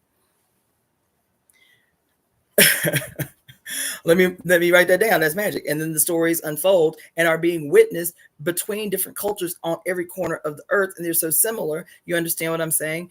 But we get caught up in the archetypes as opposed to what the archetypes and the stories and the mythologies are attempting to teach us. We stop at the archetypes. We stop at the archetypes. You know what I'm saying? And there's a reason that we stop at the archetypes. We weren't taught that way. Well, in the beginning, we weren't taught that way. There's a reason that we stop at the archetypes, because those stopping at the archetypes directly corresponds with the emergence of patriarchy the globe over. The damn, if people actually believe that this shit is exactly how we say verbatim, you feel me, then we have a lot of power, because the magic and the mysticism and shit like that terrifies people. It gets them to do what we say, right? And so I remember when I first left Christianity and joined the party, and the chairman used to talk a lot about the Bible, and he used to say, the problem is, and that being the justification for why the party had such a hard line in terms of dialectical materialism, because he was like, there are literally people around the world who read the Bible and believe that the Bible is literal. Every story that it tells is literal. That there was literally a guy who took a stick that from time to time would turn into a snake, and then he would take that stick to the Red Sea and literally say some words, and then put the stick in the water and watch the water split in half, and the people, hundreds and thousands of people, walk over dry land and see all the animals and the walls and the water and all of that shit, and people literally believe word for word that is how it happens. or that's how the story happened. Not that it might be a metaphor for something deeper or anything. They don't never go past. The Bible is the true and unwavering word of God, just like it say it. Exactly how it say it. You feel me? Well, that applies everywhere. That applies everywhere. That applies with every people. That applies with every belief. That applies with every doctrine. The Bhagavad Gita, the whatever, every written document, every quote, verbally transferred story. You feel me? It's like we know soap operas aren't real, right? We know soap operas ain't real. But when I was growing up, my mama watched soap operas every day. We couldn't miss General Hospital. We need to know what was about to happen with Erica. We invested emotionally into a story that we know is not real. Soap operas. We know them stories ain't real. But child, we invested. We plot our life around them. We schedule our lunch and dinner around. We invested because of the way it make us feel. And we smart enough to know that these ain't real people getting married on the TV. We know they ain't real couples. We know they ain't having real sex. I mean, most of them. We know, you know what I'm saying, that these ain't real relationships. We know that they ain't even the people whose names match the people playing the characters. We know that. But that don't make us any less invested emotionally. Like we be crying, we be laughing. Girl, did you see what she did on TV last night? She did that. She did that. We be invested. You feel me? Well, what is mythology historically? What is mythology? It was our ancestors' way of entertaining themselves, right? It was our ancestors' way of transferring stories from elders to children, you feel me? With mores and you know, character plots and like, you know, the takeaways from how, you know, to behave in human society and shit, you feel me? But with this invention of patriarchy, these stories become real. They become living. They become real. They become literal. They become narrow and unflinching and dogmatic. They become sources of power for one group at the expense of another. They become parameters for how you must behave in your life. They become dictators for how you move about the world or throughout your relationships. Taken very literally, very seriously. Oh my God, it's life or death. You feel me? So we can look back at Greek mythology and Greek society and say, damn, they believed in Zeus and they believe, and that shit, we know that shit mythology, that shit was crazy, how they believed that, you feel me? And how he just was chilling in Mount Olympus. We can see that as obvious make-believe. But in the same breath that we can see that as obvious make-believe and believe the story of Christ, believe the story of Abraham, believe the story of Solomon, believe the story of Jacob, Isaac, whoever the fuck. We can believe that shit unwaveringly, unflinchingly. But the people who lived in Greece, they believed just as fervently, just as devoutly, just as ritualistically, just as in their daily life and how that belief dictated their every walk in life. They believe that shit just as hard as Christians believe the shit they believe. Just as hard as the shit practitioners of Ifa believe what they believe.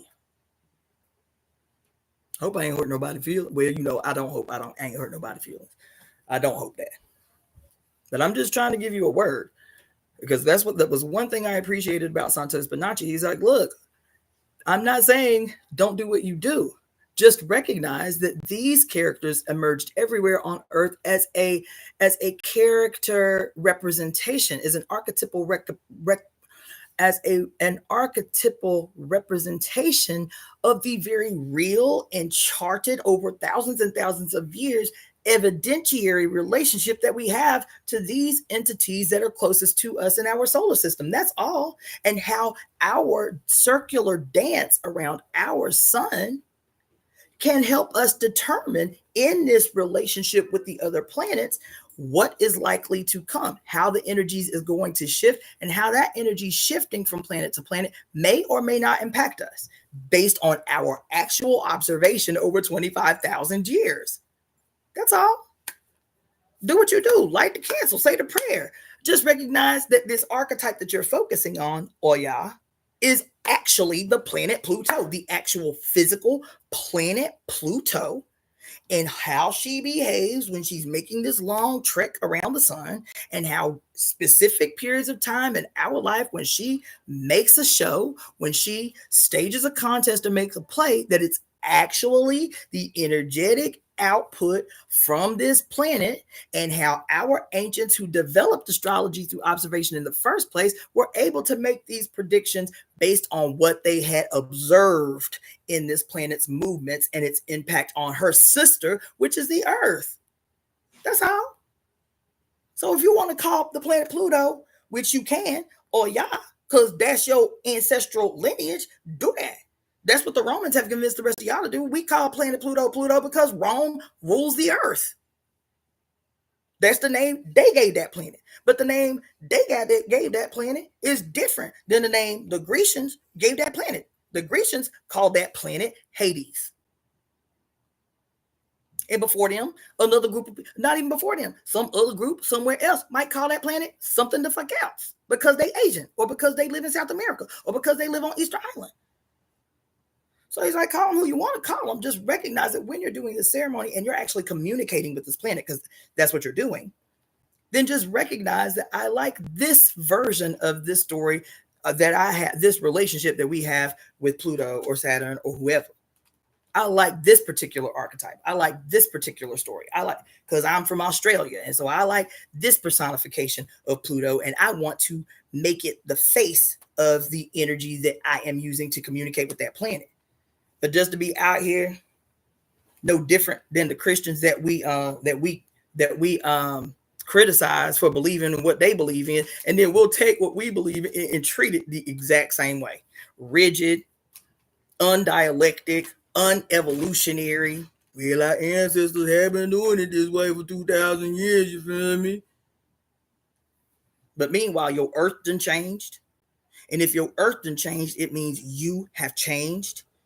And if you have changed, it means everybody around you have changed, because everybody is changed from the moment they meet you, from the moment they meet someone new. They are different. Boy, you is now you being annoying. See how chill your sister is? Why you doing so much? Here, go on, man. Go about your life. How about your life? Yeah, your sister just chilling and you just all over the boy. So anyway, listen to me. Look at me, y'all. It's 1 hour and 56 minutes and 50 seconds into this shit, and I ain't pulled a single card, and y'all let me do it. I promised and I committed for 20 minutes yesterday. Don't y'all let me get off track. The only thing I'm doing is our conspiracy today and pulling these goddamn cards for y'all. And here we is, 2 hours in, and I ain't even looked at the deck yet. Move. Y'all let me do it. Y'all keep me off task. Y'all ain't no help. Hold on. Bronx Liren says Castlevania is a show on Netflix that explains this too. Can you send that to me in an email?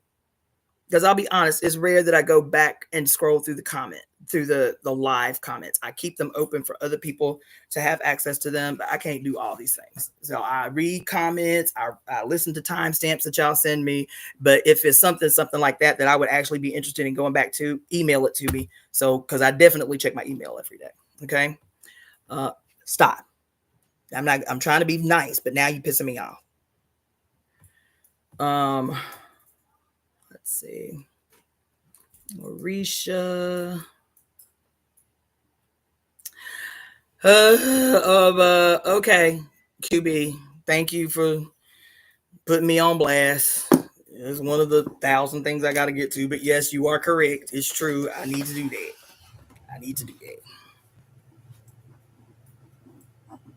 Man.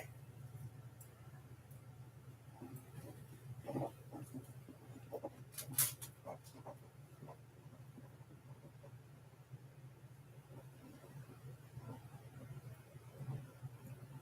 need to do that.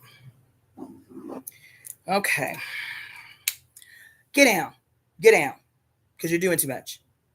Get down. And you're going to sit still. You ain't going to keep pushing my hand and shit. All right, let's see. All right. Get down. Let's see.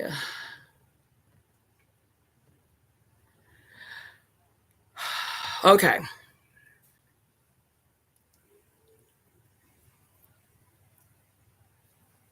Go. Somebody said, Bronx Liren said, I read spiritual books that were on point, but they always jump over to the goddess. I don't know what you mean when you say they jump over to the goddess. Can you clarify what you mean by that? They jump over to the goddess? I don't know what you mean by that. And then somebody who is Michael Syrian. So anytime y'all want to refer something to me like that, please email it to me so you know I will get it.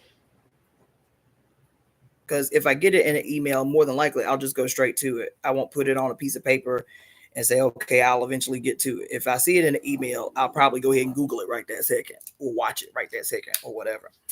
All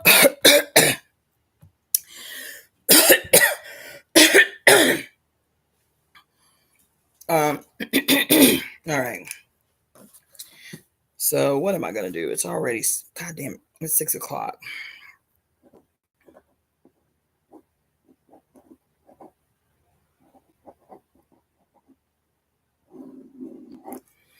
All right, so I need to make a determination, because I've been in this house all day. I didn't intend to be up on here for 2 hours. I don't intend to be here for another hour. And I still have to practice my sitar for at least an hour. So, and I haven't been outside. I need to be outside before the sun go down. So, but I recognize how important it is to do a pull before this before our official entry into this Gemini new moon. Okay, so this is what I'm going to say. Okay.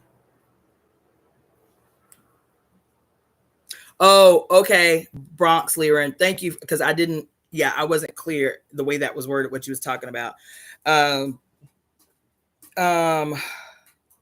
So she said over the goddess, like they skip over the goddess, like they don't acknowledge the goddess. They place her in the background and place the male god in front. Okay, so thank you for that clarification. The other thing, again, that I cite as a weakness in astrology across the board, I don't know why. There might be, boy, move, because now you doing way too much. Now you're doing way too much. Thank you. So I don't know. Like I said, I'm not an astrologer. I haven't taken a single astrology class. So there may be a very valid reason that this doesn't happen, but it was never more apparent than when I started watching Santo Bonacci's videos. Right? When I started watching Santo Bonacci's videos, as a matter of fact, it never even occurred to me, this omission, until I started watching Santo Bonacci's videos, right? Why, and I asked my question while I was watching his videos. I was like, this is interesting. Like,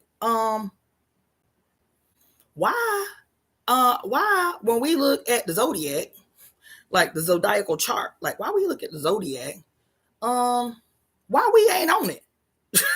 Like, to me, it was a very common sense question, because he's talking about all this deep stuff and this and the this and the ether and all. I was like, why Earth ain't on the goddamn zodiacal chart?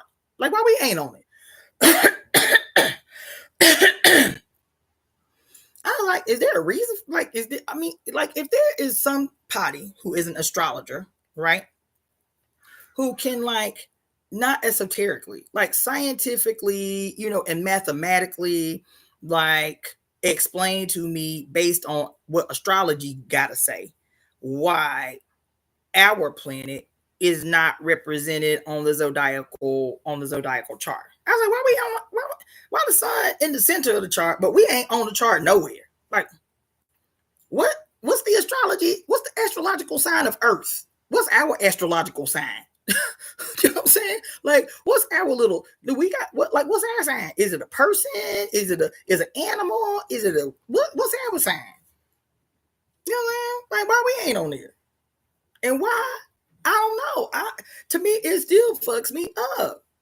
Like, I get it. We watching, like we observing from where we are out there, but we still make up the whole that is our solar system, and we in it. So why we ain't on it? That shit, no, it still don't make no sense to me. It still don't compute to me, and I still have not seen an explanation for why we ain't on there.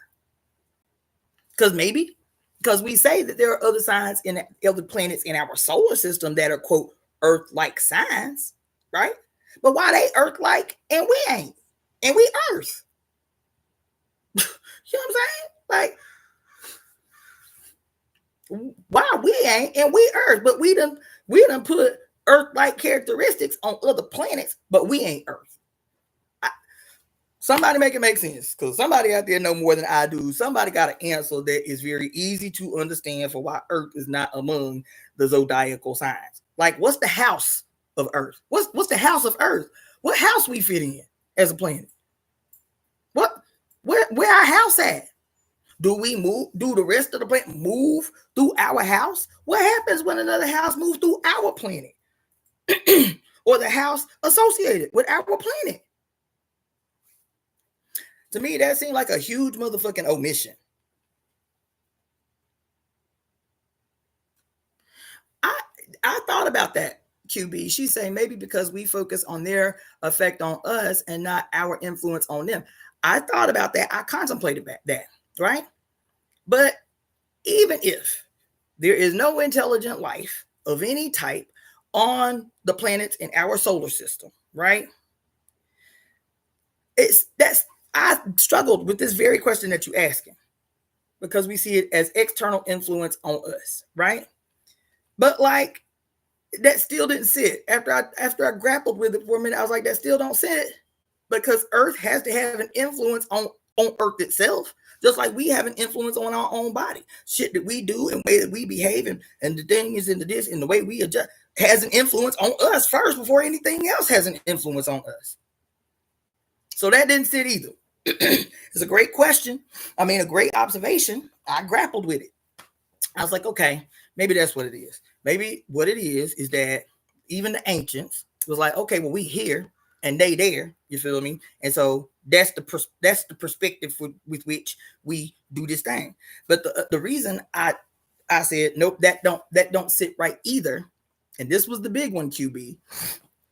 Is that humans on Earth, astrologically and historically, right, have not only considered and created this zodiacal chart based on the heavenly bodies around us, but what else have we done? We have superimposed our understanding of our direct relationship with the brothers and sisters in our solar system, and we have extended that out to the greater universe in terms of our understanding of our, quote, historical movement through time in the precession of the equinoxes.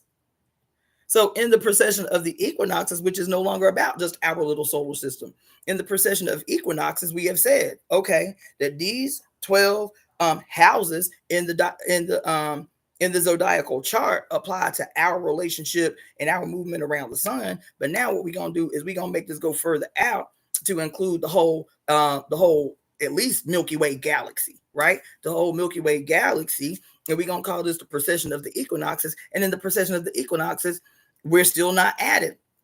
This is just the 12 houses. Now, this is beyond our solar system, but because in the great year represented by the precession of the equinoxes, where instead of going counterclockwise around the zodiacal chart like we do in a regular year, now in the precession of the equinoxes, that takes 25,000 years, 2,165 years per movement through the house, from movement from house to house to house, right? It's 2,100, I think it's 2,165 years to move from house to house in the great year. And then to complete the great year, is 25,000, approximately 25,000 years. Where Earth at?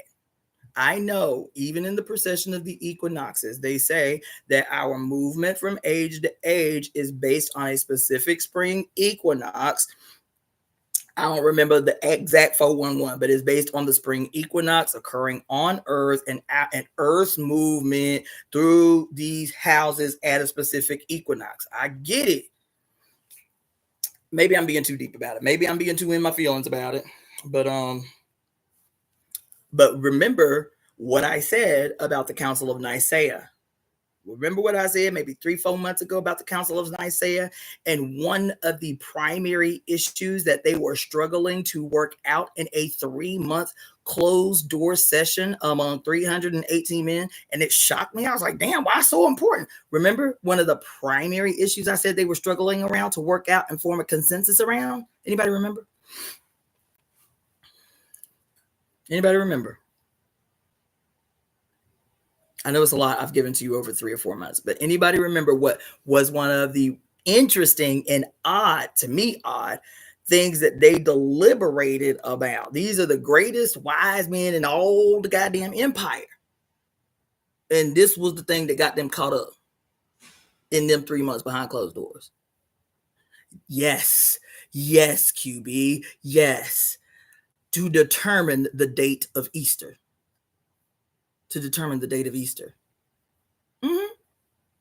Remember that? I was like, okay, so maybe Easter in the equinox is a goddamn deep hole, is a deeper wormhole that we must go into, because these niggas spent 318 men, as a matter of fact, spent their life for 3 months locked in a closed door session trying to figure out when we gonna make Easter, when we gonna give the date to Easter, because we don't want it to correspond with what the Jews practice as the Passover, and we don't want. And Easter is determined based on what? In Christian society, Easter is determined based on the first full moon after the spring equinox. That's why the date of Easter is never the same. Whatever the Easter is so Easter in America is determined by it is the Sunday. It is the first Sunday that occurs after the first full moon after the spring equinox. So the first full moon that occurs after the spring equinox, whatever that first Sunday is, that's going to be Easter. That's why the date always changes. I was like, yo.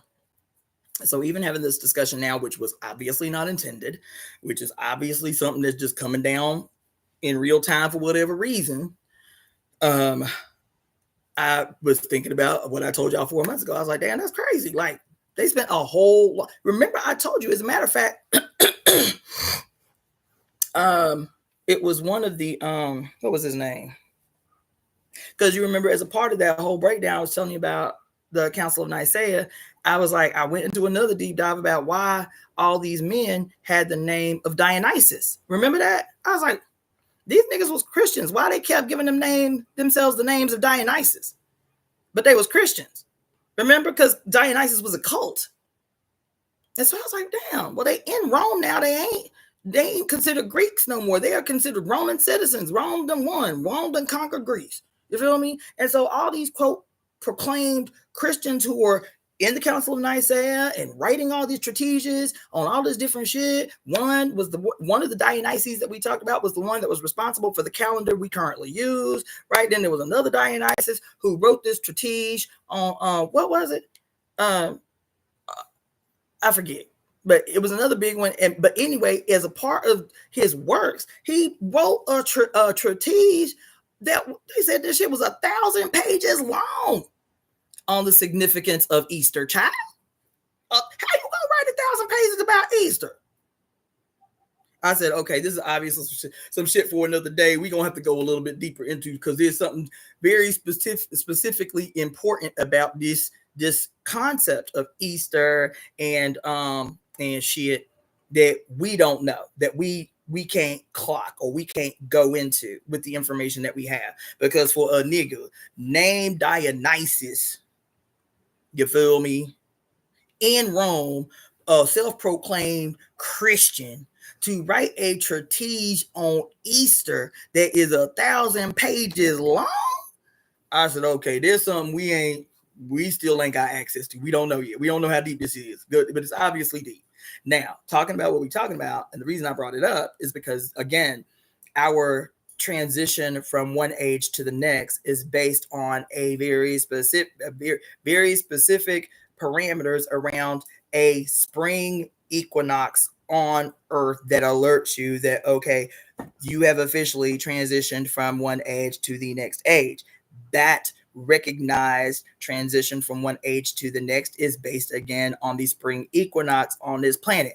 Okay, to me, it still does not explain why the Earth, where astrology everywhere is concerned, has no characteristics, has no archetype, has no house, has no period of time, no identified influence in the solar system in the grand scheme of things.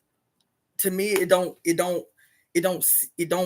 rock. It don't gel. Something is missing. Now, I can say that because we also have talked often, several times, about the fact that the calendar and even our understanding of astrology is still based on a very patriarchal, Roman-centered understanding of the cosmos, right? Because stop, get down, because now you're doing too much. Now I'm tired of repeating myself.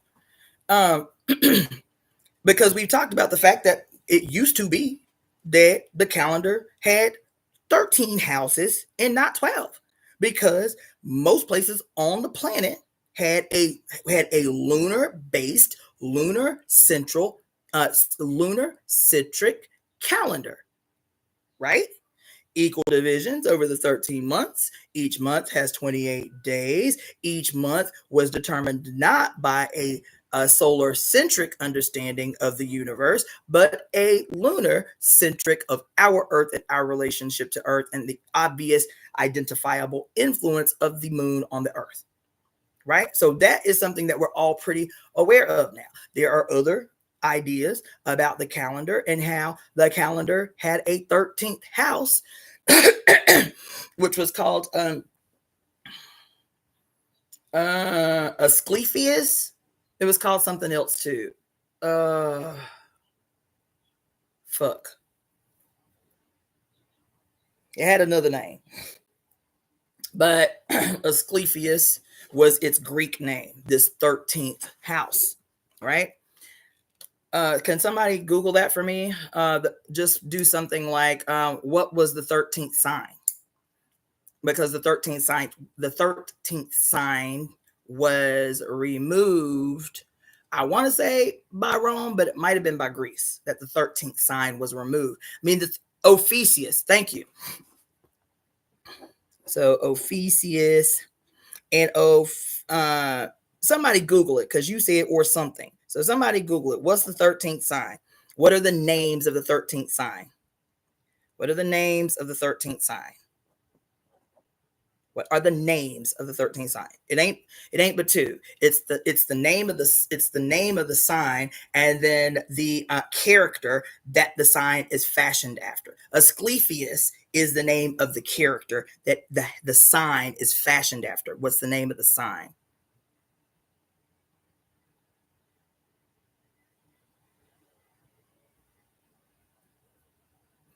And so Asclepius, somebody Google Asclepius because that's what I'm saying. So Asclepius is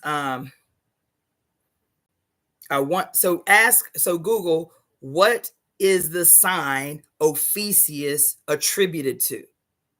Or who is the deity? Do it like that. Who is the deity that the sign Ophiuchus is attributed to? I know it's Asclepius.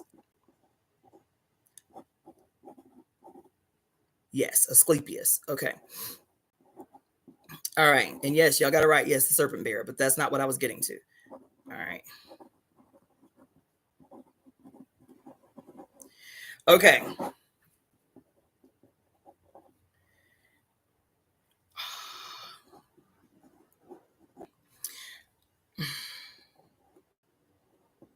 Okay. So this was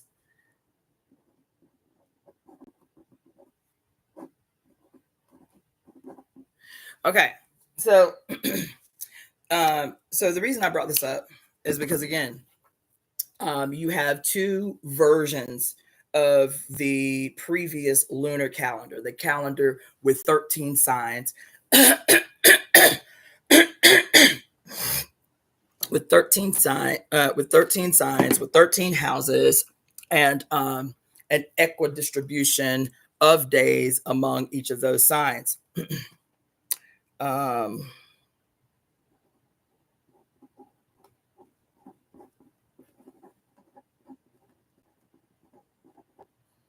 Okay. So the reason I brought it up within the context, and everybody's jumping the gun, the reason I brought it up within this context is because you had two previous primary lunar concepts that people are talking about, like revisiting or whatever, right? So the lunar 13, the lunar stop. Y'all just stop for a second, okay? Pause for a second, because I cannot read everything and I keep getting distracted because this thing keep moving. I'm going to read what y'all have written, but pause. Let me finish this train of thought. Okay, so the lunar calendar, which was the apparently, at least according to the Great Cosmic Mother, which we know was very, very thoroughly archaeologically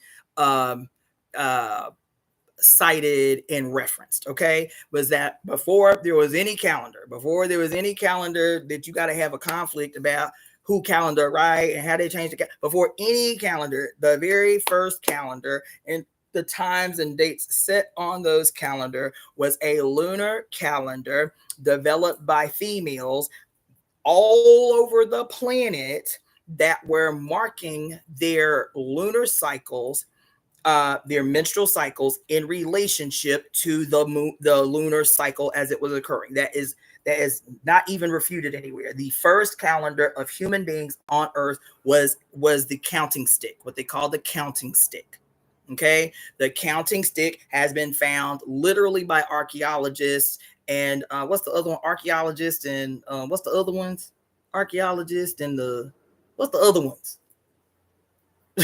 Shit, archaeologists and anthropologists.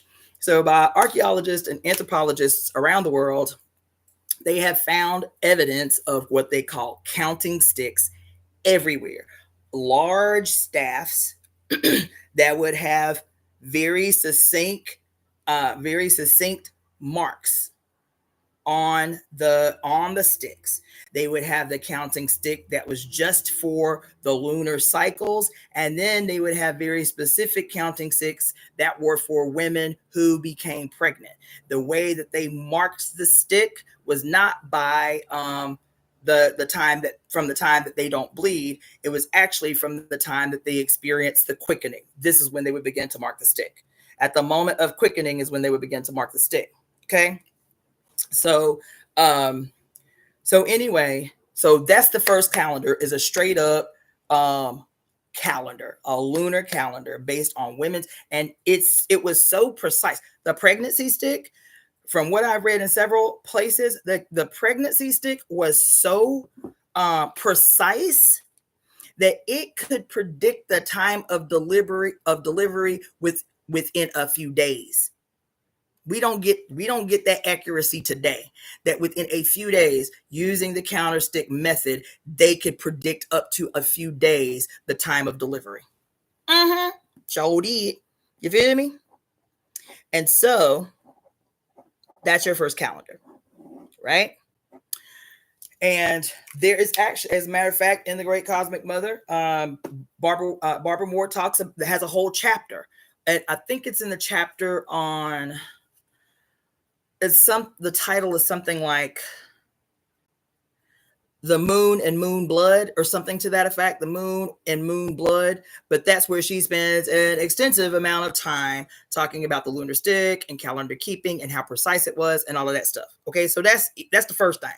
Then, okay, you got the rise of patriarchy, and you begin to see like writing. Okay, so apparently the first writing that we know of, that's acknowledged as intelligent writing is in Sumeria. Okay, and so this I feel like is the origin, and there's a whole chapter of it in the Great Cosmic Mother. She says, what's the name of the chapter? Fuck, it's like I can't remember. But it thank you, Balance. Balance be up in here. Okay. I love this. I love this. I'm not going to open up my great cosmic weather right now, but I've got it marked. I've got it written down. Thank you for that, boo. Where she talks about the Babylonian story of Enki and how this story of Enki that is repeated everywhere to this day. This story, this original story of Enki, is the story of the sun going rogue and eventually rising up against and murdering his mother. But it was a long process. It was a long process of her, quote, son rising against him. He had to subdue and humiliate her first. It was a whole story, this story about Enki and the eventual murder of his mother. Okay. And so I'm mentioning this because when we start talking about time, and this actually is a very important discussion to have. It wasn't what I intended for today, but it is very important because I always have to bring us back to the declaration that our primary responsibility. What is it that Mary Daly said in Pure Lust? The responsibility of the fates is to redefine time and to redefine language. Is to redefine time and language. Oh, and what did she say? Cast a global spell to what did she say? I forget, but something about breaking the spell of global amnesia or something like that, right? And so this discussion that started about astrology and where we are now, it is related, because what does it mean to redefine time? What does it mean in a practical, scientific way? What does it mean in a historical way? Not in esotericism, because I'm telling you, I'm never talking to you about esoterics. I'm never talking to you in some disembodied, superfluous, invisible, intangible, inapplicable way. I'm not even when I talk about the goddess, even when I talk about all the things, everything that I talk to you about, no matter how esoteric you may think what you are hearing is, I am talking about the practicality of applying spirituality in a material world. I hope y'all felt what I just said. I hope y'all felt what I just said. I am talking about applying practically spirituality in the material world, the practical application of spirituality in mythology and astrology, those things that have been severed from the material as something abstract and over the fuck there somewhere, only having an abstract, invisible impact of potentialities on our lives spiritually. That's not what I'm talking about. I am talking again about bridging the gap between science and spirit. I am talking again, as I am always talking about, bridging the gap between flesh and spirit, bridging the gap between conscious mind and subconscious mind, bridging the gap between heaven and earth, bridging. That's probably why I got an attitude about why earth ain't on the constellation nowhere, because we are not outside of heaven. We are just as much in heaven as the sun is. We are just as much in heaven as Jupiter or Saturn or any of these other planets. So why are we always looking at the planets and shit like it's somewhere the fuck there, over there somewhere, and we ain't where it is? We in heaven too. We floating on a rock in the middle of the jetback universe, just like they is. I think that's why I got a problem. Because to me, again, it is indicative of the separation of us from all else. This dissection of us from all else. You understand? And so I don't care what I'm talking about. I don't care if it sounds like the most super spiritual shit you ever heard. And every time I talk to you up on here, I'm always gonna bring it back to real life, material world, our material experience, what that means. I'm always gonna give it substance. I'm always gonna give it substance. It's always going to be applicable in your material existence. You feel me? And so, thank you for that, Bronx Lyran. Am I pronouncing your name right? I don't want to be up on here butchering your shit. Is it Lyran or Lyran? But anyway, Yes, my Earth and Mercury is showing, and I love it. Yes, it's why I had to be exactly in who I am in this moment. And it is. It is. I think so too. I see Captain. I don't even think it would be interesting. I think it's what Earth is screaming for. Like, why y'all disappear me, bitch? Like I'm up in here too. Like I'm up in here too. Why I have been disappeared from the goddamn galactic family? Why that is? Why I ain't got no representation? Why I ain't got a sacred symbol? Why I ain't got my own peculiar house? Like why y'all don't acknowledge my influence? Like what fucking part of the game is that? Not only have y'all disappeared me, but y'all done disappeared my personal satellite too. Why my moon ain't represented up on this bitch no more? Well, she is in the form of what, Cancer, but you know she ain't central, and y'all always reduce cancers to crazy people anyway, super emotional and crazy. And she's like, that ain't what the fuck I'm talking about. You know what I'm saying? Like, I get it. Yes, I made it so for us to revolve around the sun so we can get from the sun what we need. But bitch, I'm the center. I'm the center. I'm the one up in this bitch. I'm the king of this universe. I'm the queen of this universe. This universe where my inhabitants are concerned, where my babies is concerned. This my shit. This my domain right here. This me right here. So why can't I have a spot on the block? Oh my God, this is a word, y'all. I don't know if y'all up in here like I am, but I am having a whole. I'm having a whole ass moment right now. I'm having a whole ass moment. She's like, you ungrateful motherfuckers. Y'all can't even do the simple shit first. Y'all can't even get me a spot on the block. Bitch, I feed y'all. I give y'all air to breathe. You feel me? I protect y'all from the goddamn harming rays of the sun and shit. Otherwise, y'all asses will look like Mars. Y'all be desolate, no trees, no birds, no nothing. Bitch, like, can I get a spot on the block? Like, can I be acknowledged in y'all daily astrological readings? Like, can y'all talk about me at all? I have a sneaking suspicion this shit is purposeful and that I'm not just tripping up in here. I have a sneaking suspicion, just like everything else, that if we look deep enough, if we go far back enough, the mothers would be like, yes, bitch, Earth, as our mother, was right up in the mix with everybody else, and our rogue ass son had to disappear her to justify being able to rape her endlessly to take from her endlessly, to rape her endlessly without showing accolades, without giving thanks to, without raising up. They had to disappear to justify that we have dominion over the earth, and whatever is produced on the earth belongs to us, and we have dominion over the earth, to justify all the crimes that the sun was inevitably about to commit against the body of the earth. I have a sneaking suspicion it might already be out there and I just ain't looked hard enough. But I have a sneaking suspicion that before the rise of the patriarchy, baby, our mother was represented in the stories that we told about our relationship to the sun and our little dance around it. I have a sneaking. We gonna find it.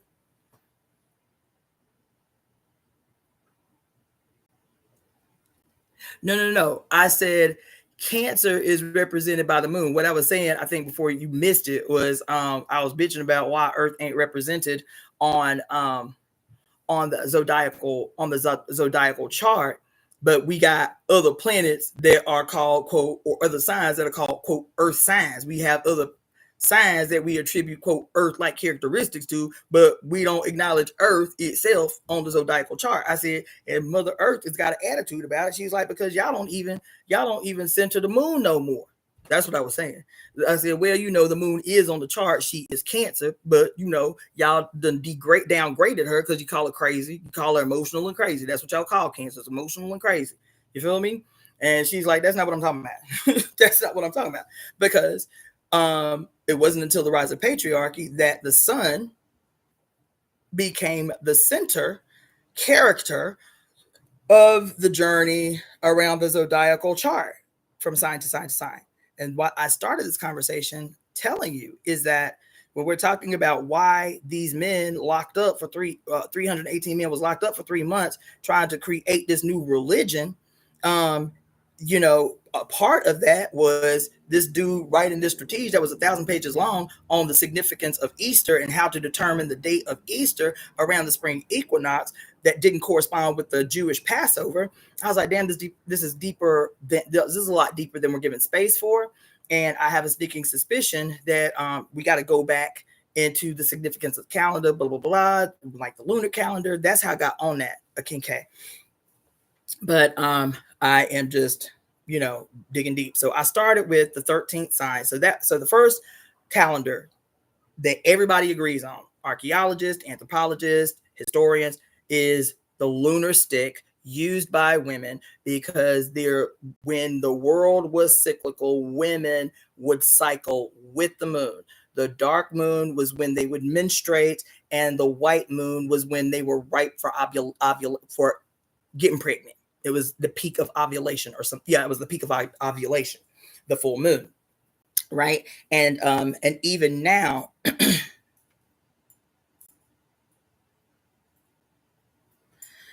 man, if y'all got reading suggestions, cool, put them in the comments, but make sure you email them to me. I'm talking to you, Icy Captain. I want to read this, but I'm not going to write it down because I got scraps of paper that are awful everywhere. So please make sure you email me that book by Lucia Chivola Birnbaum so I can read that. Okay. So anyway, to not venture off too much more, I started talking about the other, 13 house calendar. Now, I know that this one was considered a Grecian edition. Okay. It was a Grecian edition because the Greeks had for many, many, many years been going to Egypt, aka Kemet, to learn in these schools in Egypt, right? And Imhotep, who is what a lot of people would call, quote, the true original Renaissance man. Imhotep was said to already be a genius by the time he was 12. He was a master architect. He was a master doctor. As a matter of fact, Imhotep, and the thing that was significant about Imhotep is supposedly he was not royal born. He was not of royal blood. He was not noble. He was actually low born, according to some stories, that he was low born and that he became a master architect, whatever. There's some stories about Imhotep that we should uncover and dig into sometime. Okay. But anyway, Imhotep, as a matter of fact, they say that Imhotep was the architect that designed the step pyramids for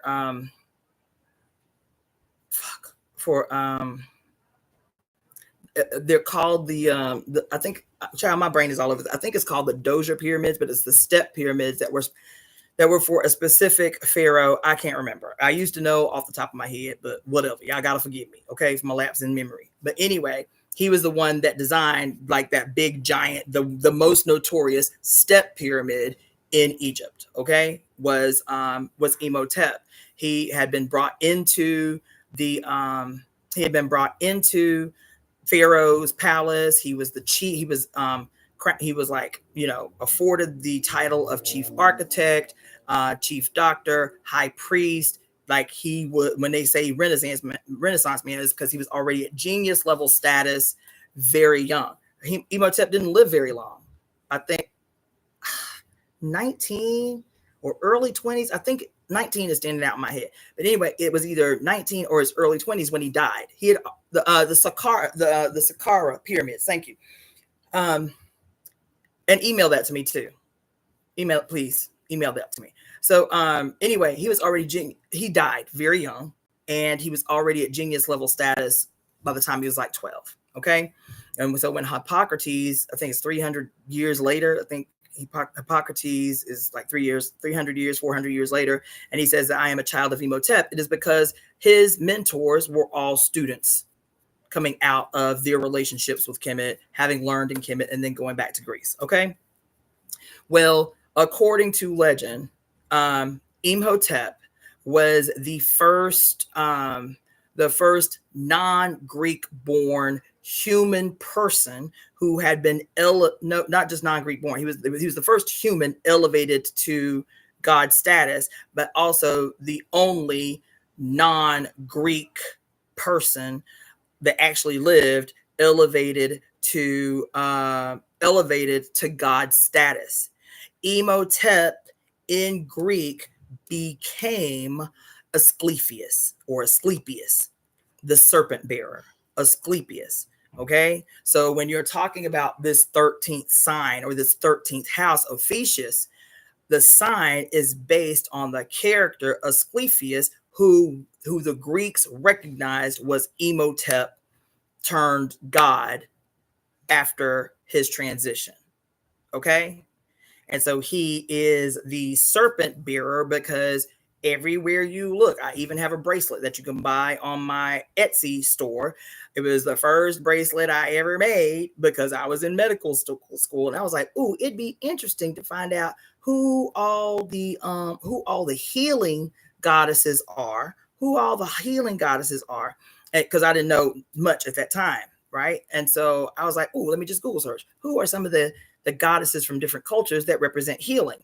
And this was the first time that I'd recognized that all the deities from every single culture on earth that have anything to do with healing in any way are represented by a serpent. Every culture on earth that has anything to do with healing, anything to do with potions, anything to do with magic, anything to do with healing in general, anything to do with midwifery, anything to do with menstruation or quote magic of menstruation, any direct correspondence to healing from every culture on earth. There isn't a culture I've found yet where healing deities are not directly accompanied by serpent archetypes, serpent energy, or serpents around them, or serpents coming out of their head, or yep, like Ichko in Mayan tradition.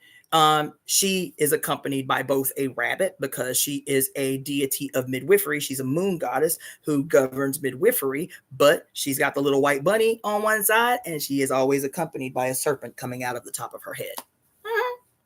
Yep. And so I was like, damn, this is amazing. This is fascinating, right?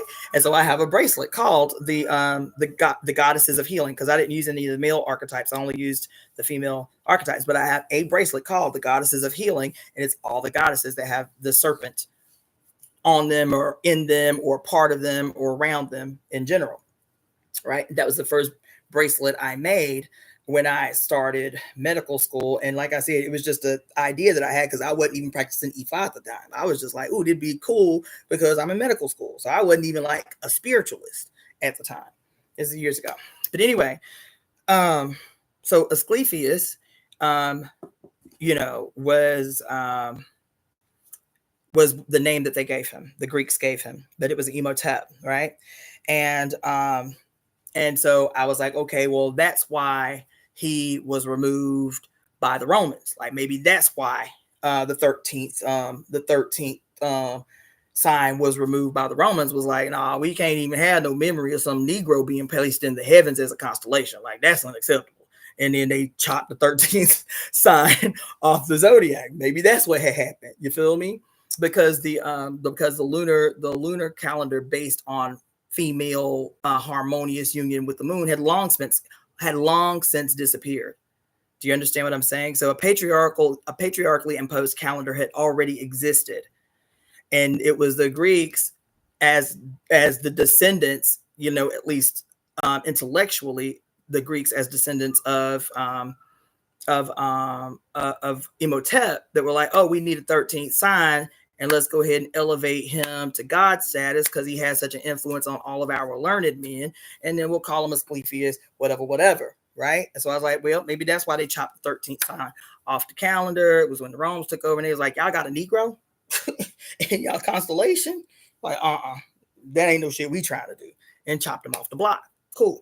And somebody mentioned, yes, which is accurate, that because I think I talked to y'all about that several months back, that when there's a website that you can go to. I don't remember what it was. I just Googled it.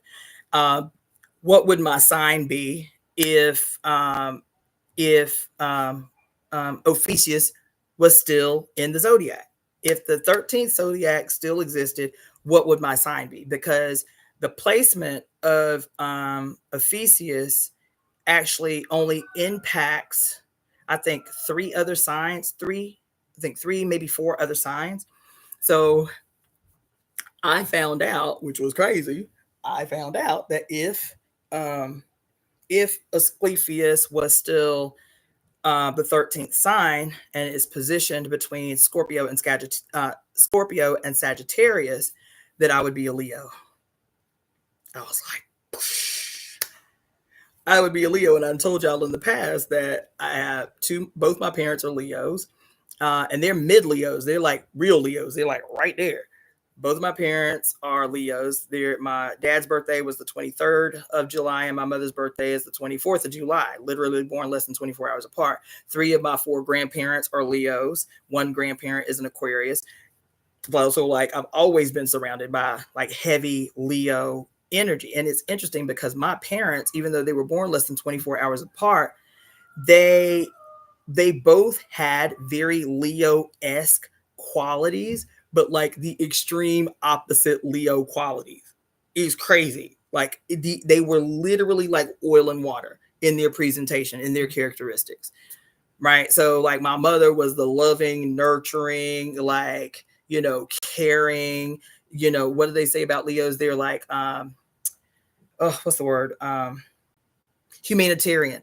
That was my mother. My father was more the out loud, boisterous, like, like the lion in the jungle. You know what I'm saying? Like just big energy, just like the party guy. You know what I'm saying? That was my dad's energy. They were literally like night and day, born less than 24 hours apart, in the same city, in the same hospital. My parents, right? So anyway, yeah, so it was interesting when I read this that if Ephesians was still a sign, that I would be a Leo, right? I thought that was interesting. So anyway, this is like a deep dive that would be interesting to go into, especially several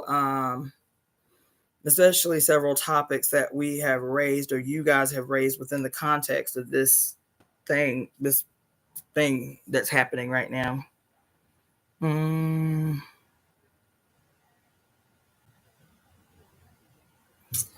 Yeah. So anyway, yeah.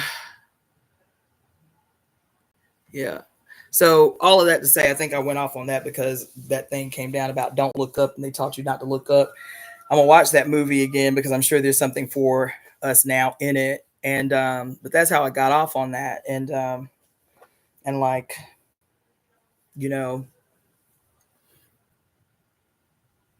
so I'm not gonna digress anymore. We're on the eve of our transition into this Gemini new moon. I am going to end this live stream, take advantage of the last maybe 30, 40, like 30 minutes of daylight that I have left, go dance and move my energy a little bit. There's a daytime party out here, so I'm going to go dance for a little bit. I will come back. I don't know what time. I'll just be honest. I don't know what time, but I'm gonna leave. I'm gonna go do this thing over here, go dance a little bit, and then I'm gonna come back and I'm gonna pull 3 cards for the temple. I don't know how late. I'm not gonna try to make it too late because I still have to practice my sitar for an hour today. So I will come back today, probably closer to 10. I'll be honest. If you're in here, cool. If you can't be, catch it tomorrow. I will pull 3 cards today and tell you what those are. Maybe they will have some insight for you or some something that can benefit you specifically as we approach this new moon tomorrow, and tell you how to prepare yourself to get what you want from this new moon. And this particular new moon's energy, as I said several hours before, several astrologers are saying that if you need a power up, this is the one to take advantage of. That we're going to be coasting in the energy of this new moon until late November, and that and this new moon that we're experiencing that we're going to be able to coast on till the end of November is actually in direct correspondence with this Pluto retrograde that we're going to be surfing through. This Pluto retrograde in Aquarius that does not transition until October 13th. So it's like the power potential is ours to take advantage of. It's just going to be based on what we do, how we move, and what we let loose out our mouth. What we let loose out our mouth. Okay? So be monitoring your internal narrative and your internal talk. You don't be speaking nothing but bigging yourself up all the time. Like, damn, I'm a bad bitch. Like, I did that shit. Damn, I'm radical. I did that shit. Damn, did you see how I look today? Damn, I did that shit. Like, the most amazing and audacious and cocky compliment you can give yourself, do that. The most showering and spoiling you can do for yourself, do that. The most. So I have told y'all that I have been getting this repetitious in my mind in the most unsuspecting times, and I have not been obedient. I will tell you, I have not been obedient. I have been hearing this phrase in my head for months, since January easily, and I have not been obedient. Do you want to know what the phrase is? To accomplish what you want to accomplish, Cassandra, you must be seen. To accomplish what you want to accomplish, Cassandra, you must be seen. To accomplish what you want to accomplish, Cassandra, you must be seen. And I go out, but I don't, quote, go out to be seen. Do you understand what you see the very subtle difference? I don't go out to be seen. And I am telling you, I will hear it in a dream. I will just be driving, minding my own business, and it'll come from out of nowhere. I'll be sitting up in this house. To accomplish what you want to accomplish, bitch, you must be seen. To accomplish what you want to accomplish, you must be seen. So I am going to be purposeful, at least for this period of time that we in, this really magnanimous period of time that we're in between the Pluto retrograde and how I told you to view Pluto retrograde. Nah, I ain't no astrologer, bitch, but I trust me. I trust the deep dives and introspections I've been going into. I trust the studying that I have been doing. I trust all of the information that I have to my access at my disposal that can influence the interpretation of these things that have been told to us that says the same thing. Why are you gonna be inside? Why are you gonna be retreating? Why are you gonna be, quote, going into the shadow just because it's a retrograde? Bitch, you better take your ass outside. You better be doing the opposite of what you have been doing. Retrograde. You better do the opposite of what is your norm. If your norm is to be sitting up in this living room for 4, 5, 10 hours a day, looking at the computer, trying to, quote, get work done, it ain't going to accomplish what you need to accomplish. In order to accomplish what you need to accomplish, Cassandra, you need to be seen. And you ain't being seen in your motherfucking living room, bitch. I promise. That's the undercurrent of this thing that keeps coming up in my spirit all the time. To accomplish what you need to accomplish, you must be seen. And you ain't being, yeah, you got your few little homies up on here who like you and shit, who be tuning in to you on live. That ain't what I'm talking about. That ain't what I'm talking about. Because the undercurrent for that is the things that I'm always talking about, is the necessary audacity of this period, the necessary out loudness of this period, the necessity of making every motherfucker uncomfortable with your presence, because you live on the terms that you set, and you living on the terms that you set will make many uncomfortable. To see you experiencing black joy and black ecstasy and black sexiness and all of these things is going to make many, many people uncomfortable, and they need that discomfort. They need that discomfort. They need to challenge themselves about why they are uncomfortable with the presentation of black excellence, black joy, black happiness, black sexiness, black. And so to accomplish what you need to accomplish, Cassandra, you got to be seen, bitch. Not just go outside and be in crowds. That's not what I'm talking about. You have to stand out. You have to show out. You have to be loud. You have to demonstrate audacity. You have to step out as the personification of courage. You have to be in space as the example of the victorious one. You have to claim the victory in the present. It's already won. What we done said, what we done declared is already done. What we done said, what we done declared is already victorious. But ain't nobody gonna believe you if you don't go out in the world with the intention to be seen.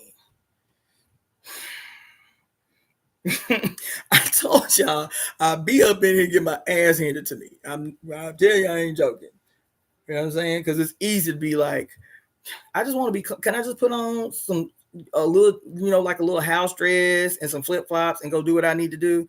And the same thing that I tell clients and people that I read for is like, even if it's just momentary. I just told a sister the other day, if this is your characteristic, that thing that I just said to you that I'm guilty of, if this is your primary characteristic, I just dress for comfort.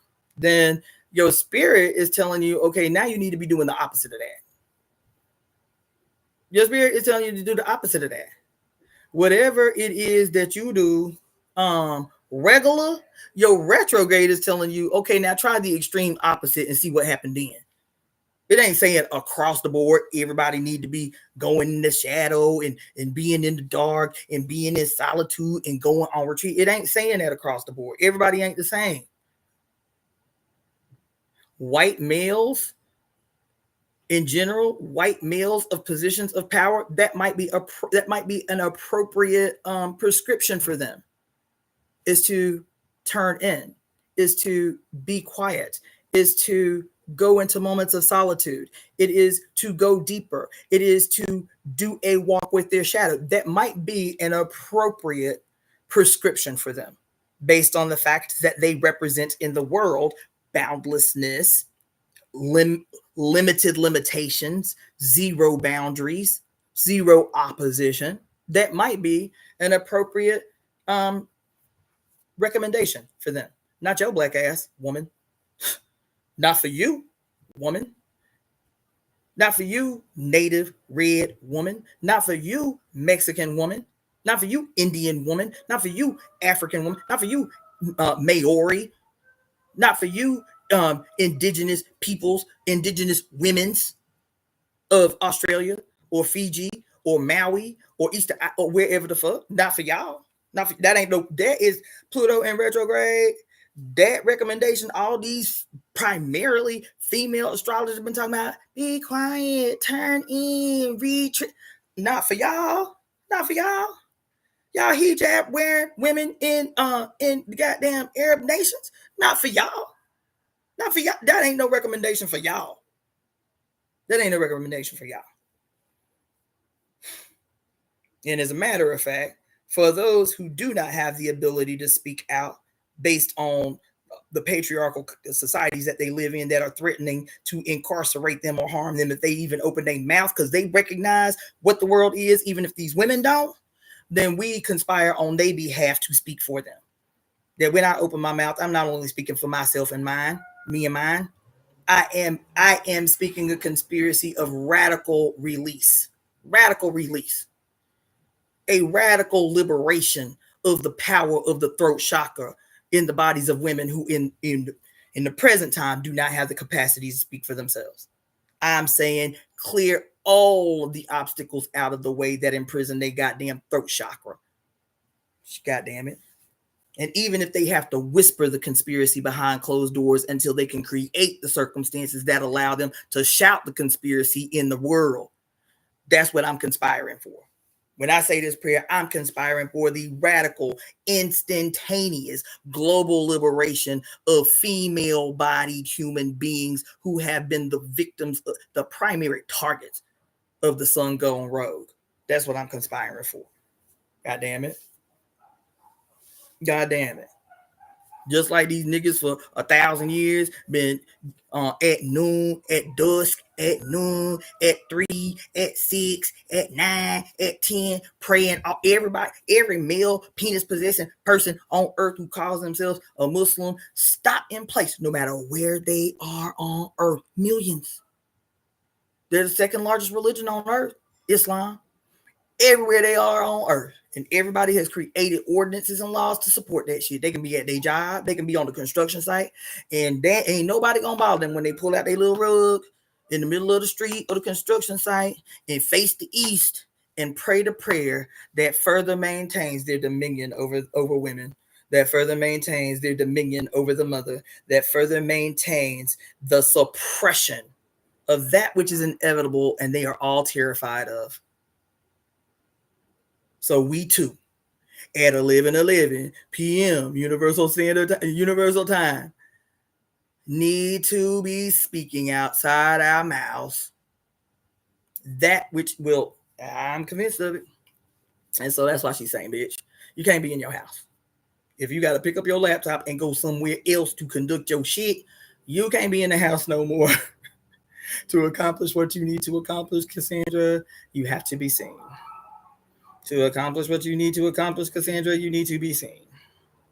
You need to take radical action. You need to take audacious, daring, pleasure-centered, ecstasy-centered action. Nope, no me mugging. No, hell no, we won't go. Hell no, none of that. None of that. None of that.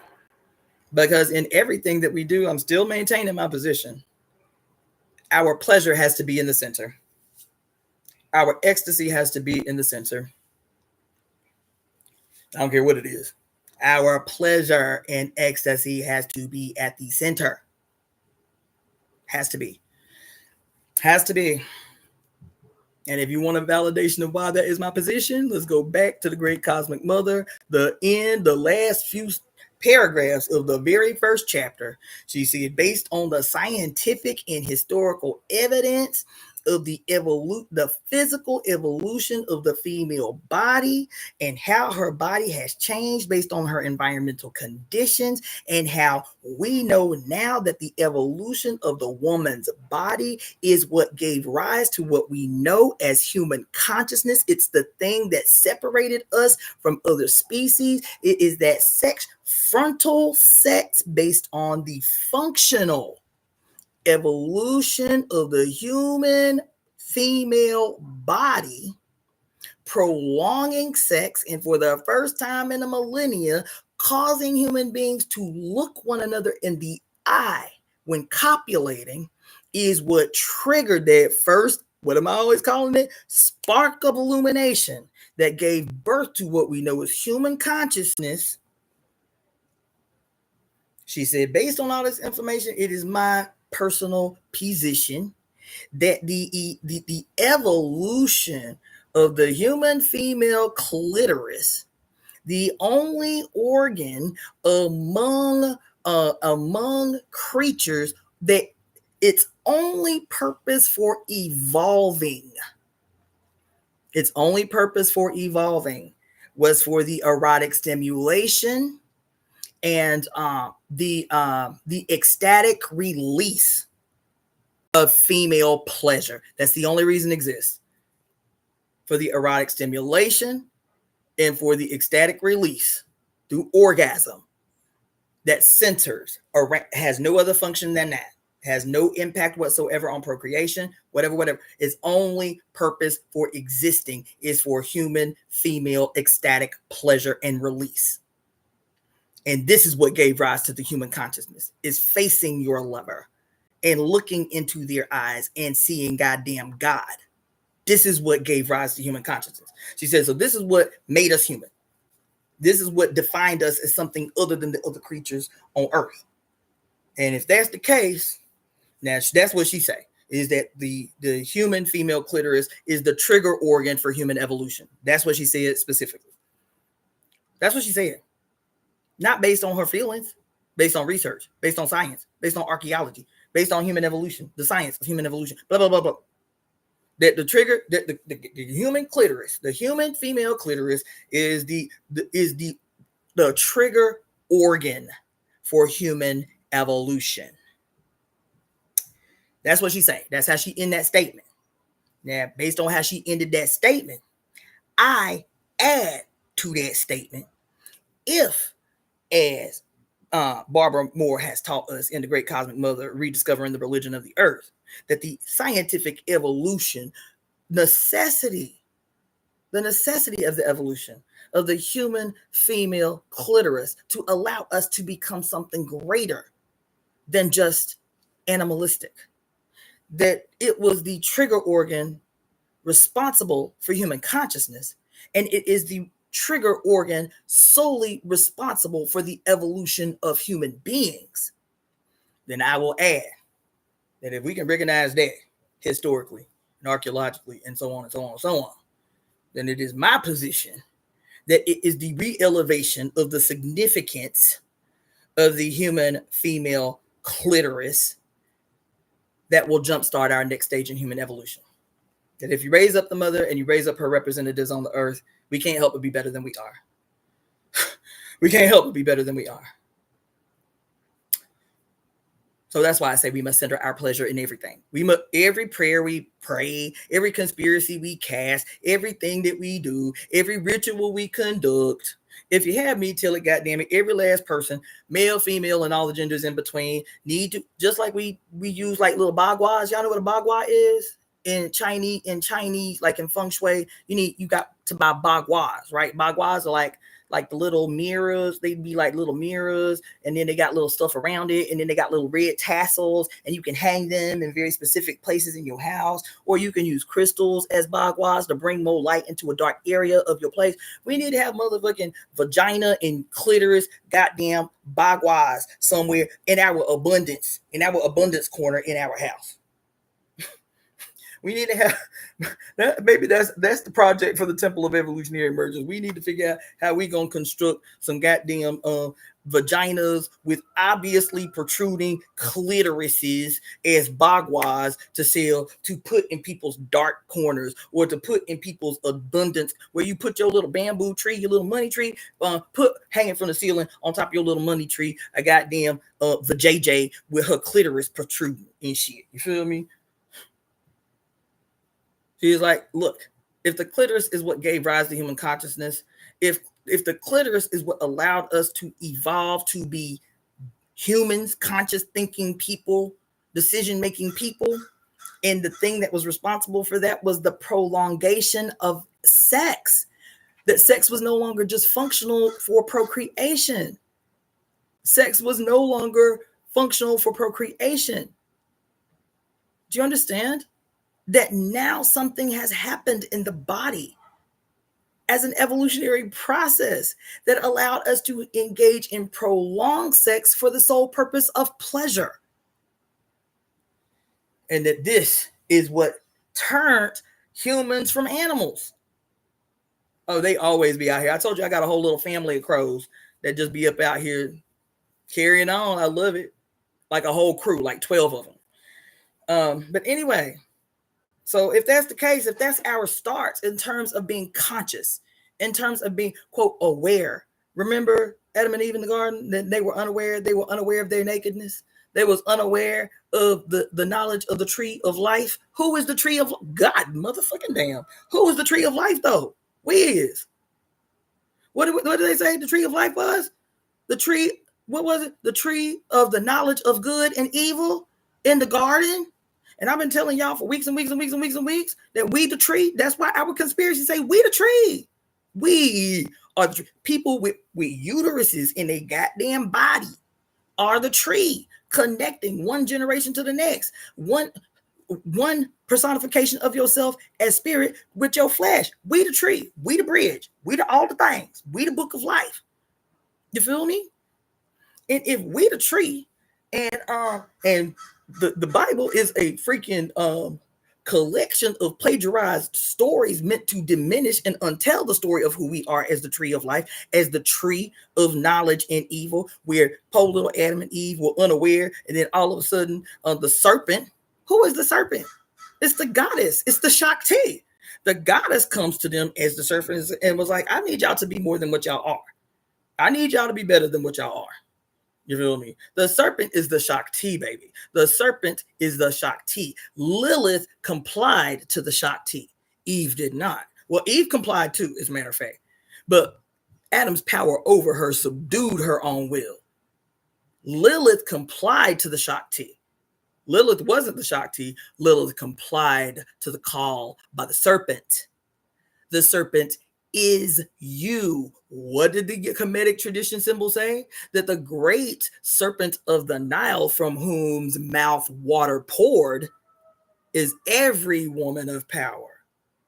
The great serpent of whose mouth water poured, the water of life poured. That's your vagina. That's your vaginal canal. Is the serpent within you, whose mouth opens at your labia. You feel me? And so Adam and Eve, these are the potentials. Adam and Eve are the potential. And so the serpent comes and was like, look, I need y'all to be better. So this voice that you got from somewhere, I don't know where that shit came from, but I'm gonna need you to listen to me. Let me come up in here and talk to you sweet. Let me come up in here and talk to you in a whisper. Let me come in here and talk to you in a language that you can feel. And then to take this fruit and eat this fruit so that you can become as gods. That's what the scripture says that the serpent said to Eve. She didn't say eat the fruit so you can see. She didn't say eat the fruit so you can know the difference between right and wrong. What the serpent said was, now take of this fruit so you too can become like gods. That's what she said. The serpent. That's what she said. That's what she said. Eat the fruit so that you too can become like God. And Eve was like, yo, I like that idea. I'm with that shit. I'm with that shit. And Adam complied too. Yes, he did. He was like, damn, well, she got her titties out. I like the way I feel, when I'm around her and shit. So, if she ate the damn apple and the person that said they made us said that if we eat the fruit that we would surely die, and she ain't dead. Eve ain't dead. She ate the fruit and she ain't dead. He was like, well, fuck it, I'm gonna eat the fruit too. Because I like her and she ain't dead. And God said that we would die if we ate the fruit. But she sitting there talking to me. And he was like, well, fuck it, I'm gonna eat the fruit too. Problem with Adam was when he got found out, he threw her ass under the bus. He threw her ass under the bus. He was like, well, God, I only ate it because this woman you made for me made me eat it. What you expect me to do? She had her titties out, you know what I'm saying? Like, I could see her for JJ and shit. Like, but I was supposed to do. You made her for me. That's what the scripture say. That Adam said, this woman you made for me made me eat it. He threw her ass under the bus. He got what he needed. He got the gift that he needed from the shit. And then when he got found out, he threw his only partner on the planet under the bus. He's like, fuck that, I'm gonna save myself. It says, this is so intriguing and insightful. Gratitude. Go outside though. Thank you. If Lucifer was the snake, well, wouldn't that make sense since he is the light bringer and brought knowledge? Who is Lucifer, boo? Yeah, I don't know how long you've been following me, Bronx Lear, so I ain't trying to throw your ass under the bus.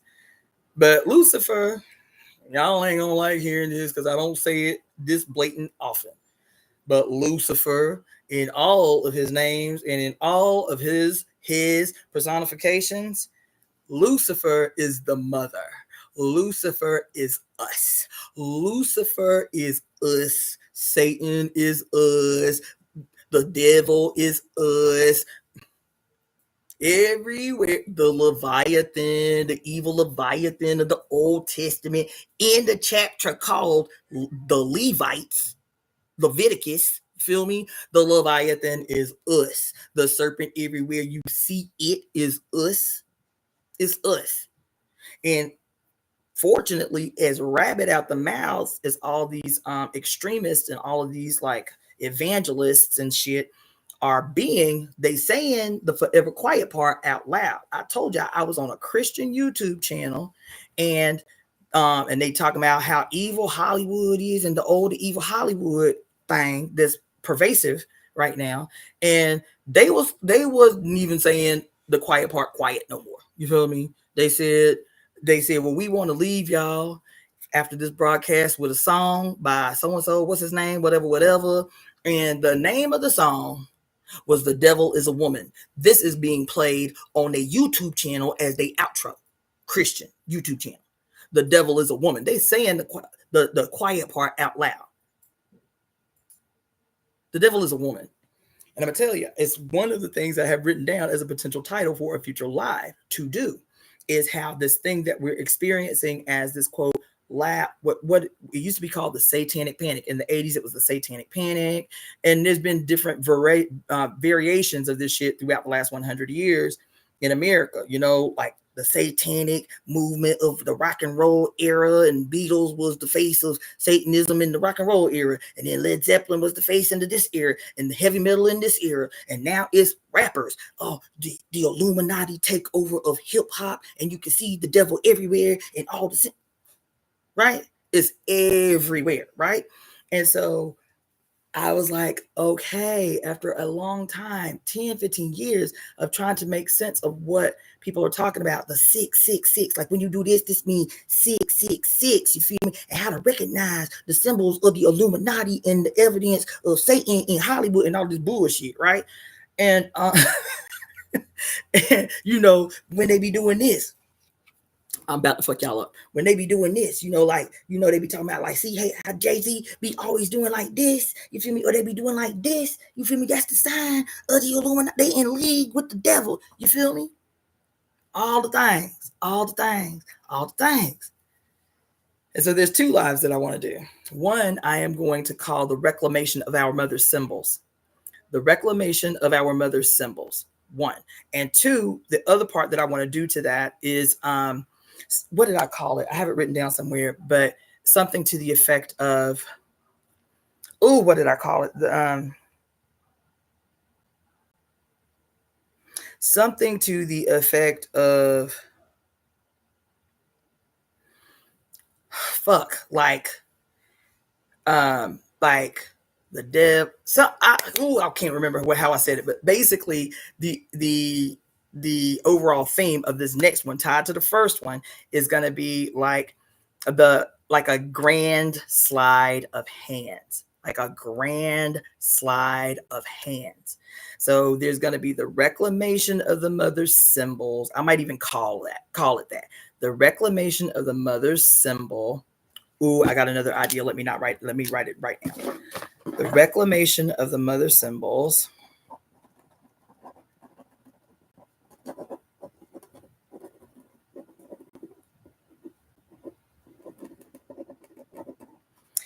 And tied to that will probably be, ooh, what was the thought I just had? God damn it.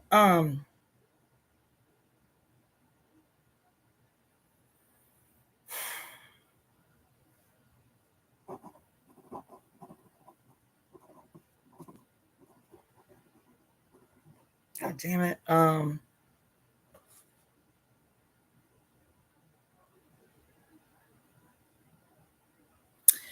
I don't know. God damn it.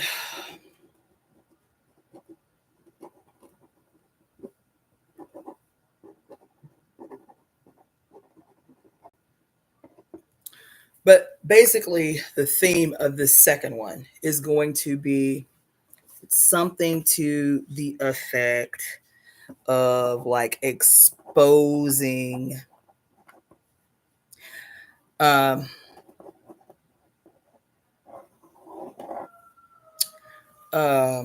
yeah, thank you, Balance. Yeah, that might be like cryptic enough that it draws attention without giving the thing away in the title. Yeah, I think that's what I'm gonna stick with. The grand slide of hands. And the grand slide of hands that just keeps showing up, keep showing up, keep showing up, keep showing up, is that you know, the Illuminati takeover of hip hop, which is the big one right now. The evidence of witchcraft and wizardry and Satanism and the Illuminati in Hollywood. That's another big one. It's like on everybody's tongues right now. Everybody talking about that shit, right? And seeing signs everywhere is a sign of the Illuminati or Satan or his agents or whatever the fuck, right?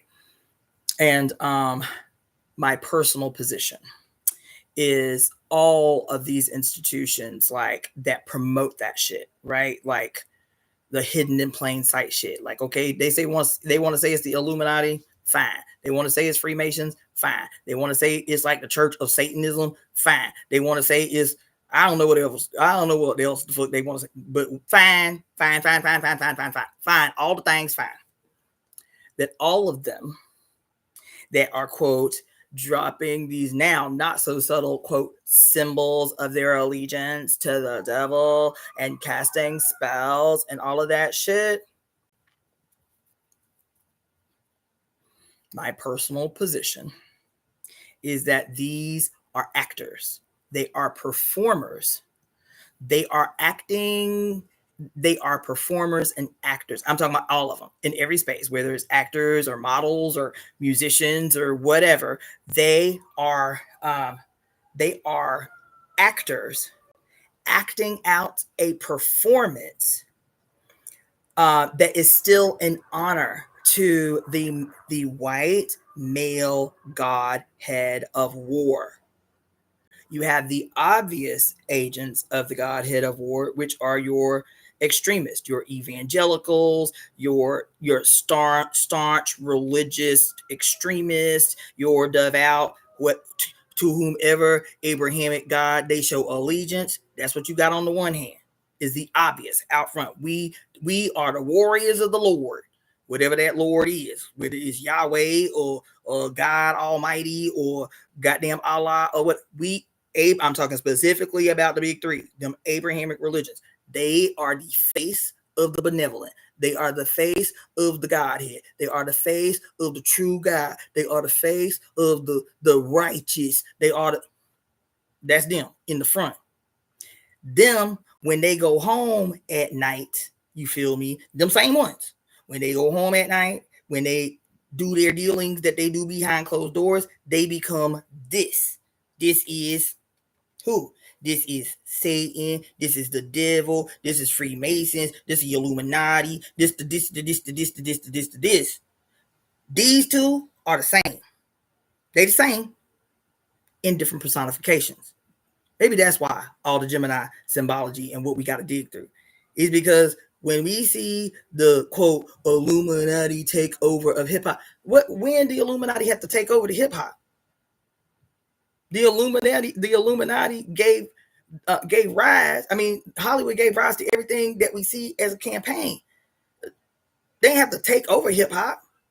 Hip hop was given birth to by it. Y'all gonna hate me for it. Feel me? As soon as it left the possession of black boys and girls breakdancing on the street corner, it became the possession and a weapon in the hands of the elites. Okay, so they the same.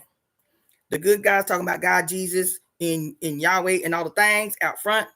That's their personification. The people wearing hats and curly cues, or what's they call it, the kufis, or the black robes like the Pope, or whatever. They all in the same crew. That's them. They have multiple faces. Their primary faces is this, and then this, and then this. This is Satan. This is the all-seeing eye. This is all the symbols and all the signs and all the. And then if you just work out the secret oaths that they make, and then the blood rituals that they do, and how they be doing stuff to the babies to sacrifice them to this old god named Moloch, and all the little conspiracy series shit, all them conspiracies, they get you caught up, right? In this Illuminati takeover of hip hop or whatever, right? Yes, that's them. They both the same. They ain't related. They ain't kinfolk. They both the same. Okay? This Gemini dual opposing energy in the twins or in the Piscean fish, the seen and the unseen. You feel me? They the same. This is created.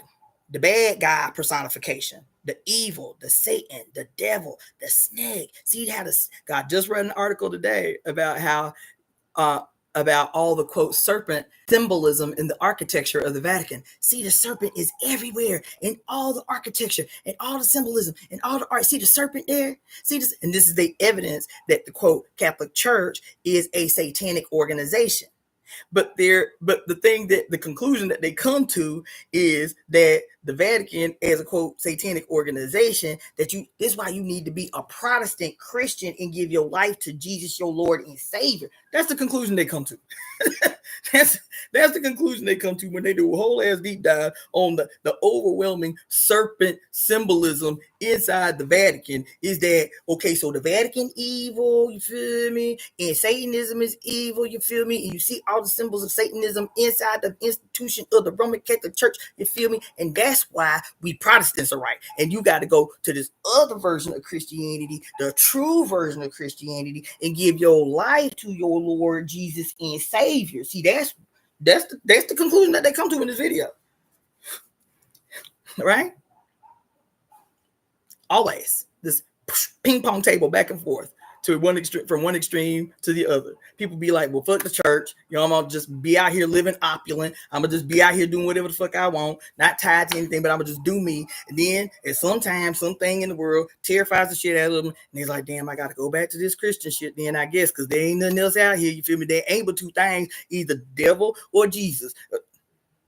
God and Satan. That's all there is. And so they play this ping pong ball of all the pawns on earth. Bing, bing, bing, bing, bing. So they'll let have their little period of opulence, their little period of sexual extravagance. You feel me? And did this and this and this and this. I'm just gonna tell you. So the whole overall thing is that while your ass stay distracted on, quote, the evidence of the Illuminati takeover of hip hop, or the evidence of witchcraft in Hollywood, or the evidence of Satanism run amok in Hollywood, or you be hog-tied to your Bible, reading it every day and taking notes every day in a language you know good and damn well you can't understand. But this is how you've been taught. And in the meantime, right in the center, right in the middle, right in the space between, they do this Satanism bullshit. They do this Satanism trope. They do this devil and everything trope. They do this witchcraft and everything trope to attempt to keep you away from the center, to attempt to keep you away from the mother. They demonize every image, every symbol that belongs to your mother. This symbol is older than the Illuminati. As a matter of fact, that symbol is actually in your book,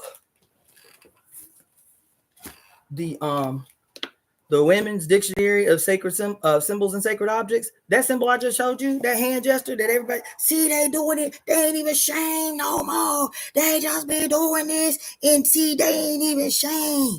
They ain't even hiding no more. This the evidence that they in league with the devil. That they done signed the contract. They done sold their soul to the devil. First of all, it's really fucked up. To completely continue to regurgitate these stories about how everybody, especially Black people, everybody that presents with any kind of talent or power, anybody that tends to be extraordinary in the skills and the gifts that they have, this long 100-year-old trope about how they can't be that gifted naturally. They must have sold their soul to the devil. It's so fucking gross and offensive. And we don't even know enough about ourselves to be offended when we hear that shit. The presumption that if you had not signed a contract on your life to suffer eternal hell and damnation, that you would be as basic as we is. We do not even know enough to know how motherfucking offensive that is. To reduce our natural talents. My father never took a guitar class. I'm sitting here struggling with this guitar. My dad was a self-taught musician. Everybody in his family was a self-taught musician. We who grew up in the South knew tons of Black men and women who were self-taught musicians, whether they were self-taught in the church, whether they were self-taught at home. Hell, that's the whole history of gospel music. It's the whole history of gospel music. Is that we was teaching ourselves how to play these instruments because we didn't have access to nowhere. It wasn't until people started being allowed to go to schools and public institutions that you have a certain period of the jazz age where now you have classically trained jazz musicians who have been allowed to go to like Juilliard and some of these other fine art schools. Like Thelonious Monk was trained at Juilliard and Nina Simone was trained at Juilliard. And so now you begin to have these extraordinary geniuses, right? And their training did not start at Juilliard. So I want to be clear about that. They were still self-taught musicians who were so excellent in their own instruction that they were allowed. They were seen as good enough to be allowed to go into these higher institutions of education like Juilliard to hone in and to sharpen those skills that they had taught themselves naturally. So the presumption that we just accept and just bypass it, just move right on as soon as we hear the shit. The story about Robert Johnson and how he was notoriously known as like not a good musician, and then just out of nowhere. They don't say the amount of time that passed. They just say out of nowhere he's a genius, and they don't say. Nobody has ever said. I ain't ever seen a documentary, read no article about Robert Johnson that said, okay, he was only out of sight for 3 months, and that nigga came out a goddamn genius guitar player. Then I would be like, okay, that's deep. What the fuck happened in them 3 months? Did he not eat? Did he meditate? Like, did he do something extraordinary to emerge with extraordinary powers? You feel me? Was it 6 months? Was it 3 years? That would explain how somebody who was basic could go to extraordinary levels if they serious about their craft. They're like, no, I'm really gonna learn this shit. I'm gonna practice 3, 4, 5, 6, 7, 8 hours a day. You feel me? I live in a shack already, so I ain't got to pay that much money in bills and shit. And I'm just going to be up on here on like a meditation. This is going to be a spiritual experience. I'm going to learn this motherfucker. I'm going to conquer this instrument. Don't nobody ever say the amount of time it took when he was, quote, a basic guitar player, and then he just, quote, emerged from under a motherfucking turnip leaf somewhere, learned knowing how to play extraordinarily. Don't nobody say that. Because they know that we'll accept some bullshit and ass bullshit about our inherent evilness that would allow us to believe that it was impossible for him to be a genius without some kind of mythological external force, some supernatural force that is constantly asking people to sell they soul to him for them to have gifts. That shit don't even make no motherfucking sense, first of all. But where black people are concerned, bitch, we are the geniuses. The only thing that's been our hang up is not being free enough to access our genius.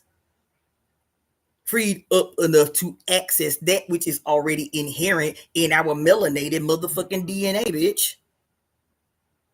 We are every goddamn motherfucking one of us is already genius. We are just waiting to meet our genius.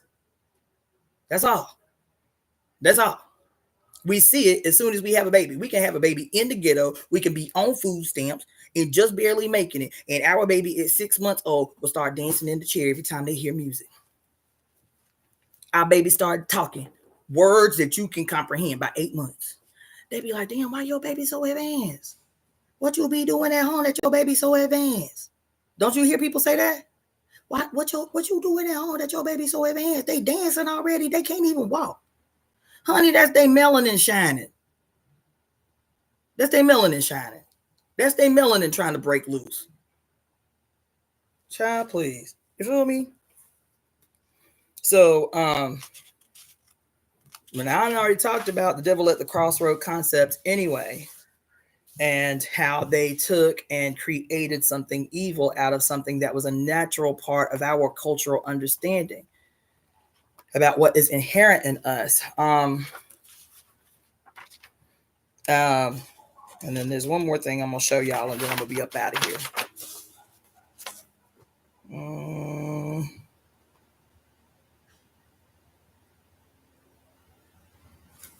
34, because I can't remember. I marked it, but I don't remember where it was. 34. No, so 34. 39.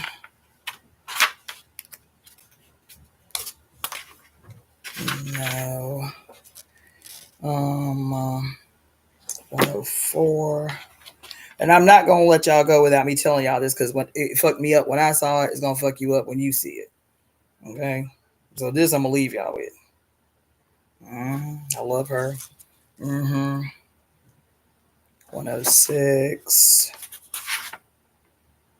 106.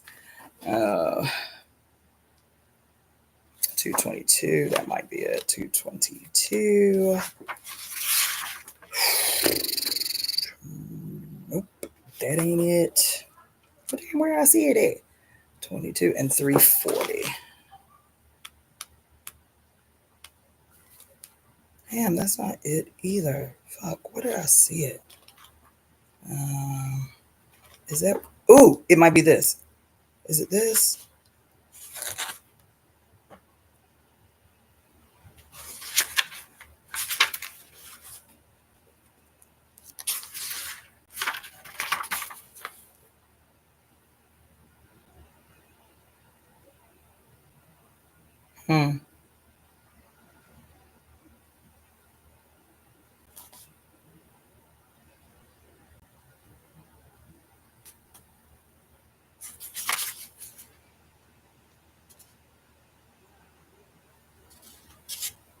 Mm-hmm. Yeah, I might have to read that to you too. Hold on, but I think it might be hand. Is that what it is?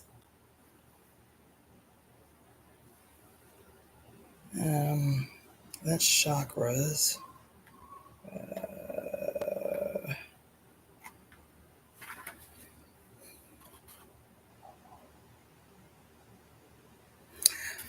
Mm. All right, let me look one more place because I know I saw it in here.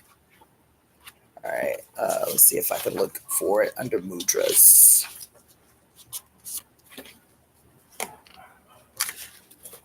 Mm.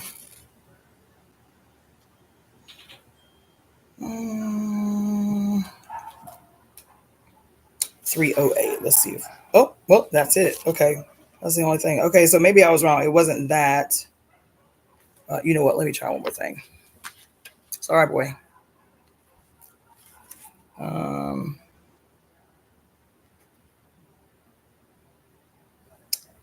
Man.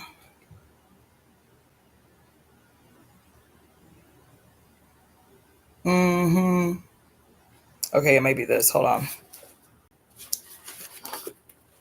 Okay.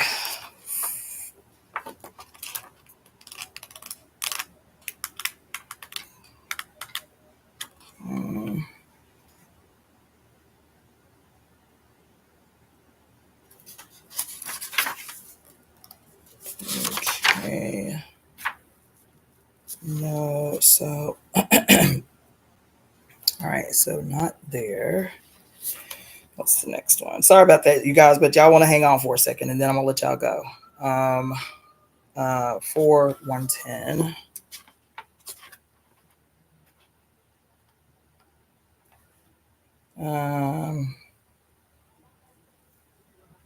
I need to bookmark that. I need to come back to that.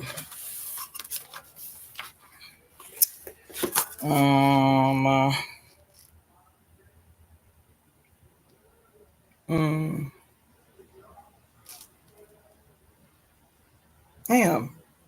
How is that? 9. Okay, let's see. Oh.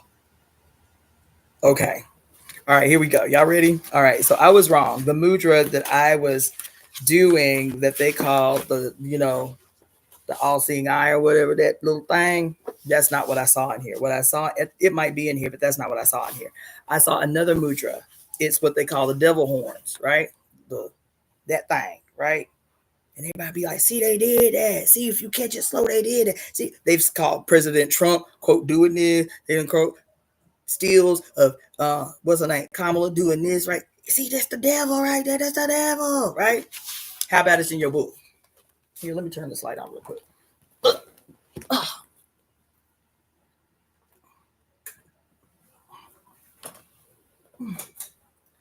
It's the devil. It's the devil. See, I told you it's the devil. Right? There it is. See that? The devil horns. It's actually a mudra. For those of you who are familiar with it. So here's what it says. Devil horns. To make the devil horns as a hand gesture is one of the oldest prophylactic signs supposed to avert the evil eye and placate harmful powers. Listen closely. In some parts of Europe, it is still considered more efficacious than making the sign of the cross. In antiquity, it must have represented an appeal to the horned god. Then, in the Middle Ages, an appeal to the devil, who was often considered more influential in the earthly realm than God. The hand in the devil's horn's position does not bear striking resemblance to the head of a horn. Let's see. It does strike a bear. It does bear a striking resemblance to the head of a horned animal. Perhaps even more pertinent to the diabolization of the gesture, however, is the fact that it once was intimately associated with the goddess. In India, it is still the sacred mudra hand gesture of Jagadamba, which is the title of the goddess meaning mother of the world. You heard me? Is anybody still up in here? I know I was silent for a long time. Anybody still here? It looked like there's several of you still here. Just give me a hands up, a thumbs up, something like that if you're still here. I ain't frozen, am I? It don't look like it. Am I still here? Okay. So did y'all hear that? Did y'all capture the gist of that? So what Christians have professed for probably 60 years now as a classic sign that somebody is in league with, quote, Satan, in league with the devil, this, you know what I'm saying? And then heavy metalist, oh my God. Yes, I'm going to have to do this whole sleight of hand things because this gesture was made popular in the 70s with heavy metal musicians as a sign that, yes, we are in league with the devil. Yes, we are in league with Satan. Yes, we rebellious. And so we in league with the devil, right? This sign was made popular in heavy metal culture, right? And the problem is, I don't know if y'all remember, because I know I'll be dropping a lot on y'all all over the place, but all connected. I don't know if y'all remember, but I was talking to you about this guy's channel, and one of the videos that he did was it was called All the Heavy Metal Rockers You Didn't Know Were Christians. Fuck. Do you hear what I just said? Yes. This dude, I don't know, maybe 6 months ago, I saw his channel, but it was so fast because I love rock and roll. I love heavy metal. I love punk rock. I love hardcore, death metal, all that shit. I love that shit. And so I see just his headline come through my For You for whatever reason. And he's like, in the title, I think it was like 20 heavy metal and hardcore musicians you didn't know were Christians.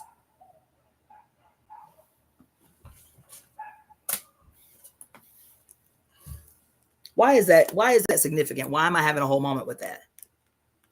Because this is the sleight of hand shit that I am talking about. This is the sleight of hand shit that I am talking about. Megadeth was one of my favorite hardcore bands when I was growing up. I love Megadeth. I love Anthrax. I loved anything that was like rebellious, inherently rebellious.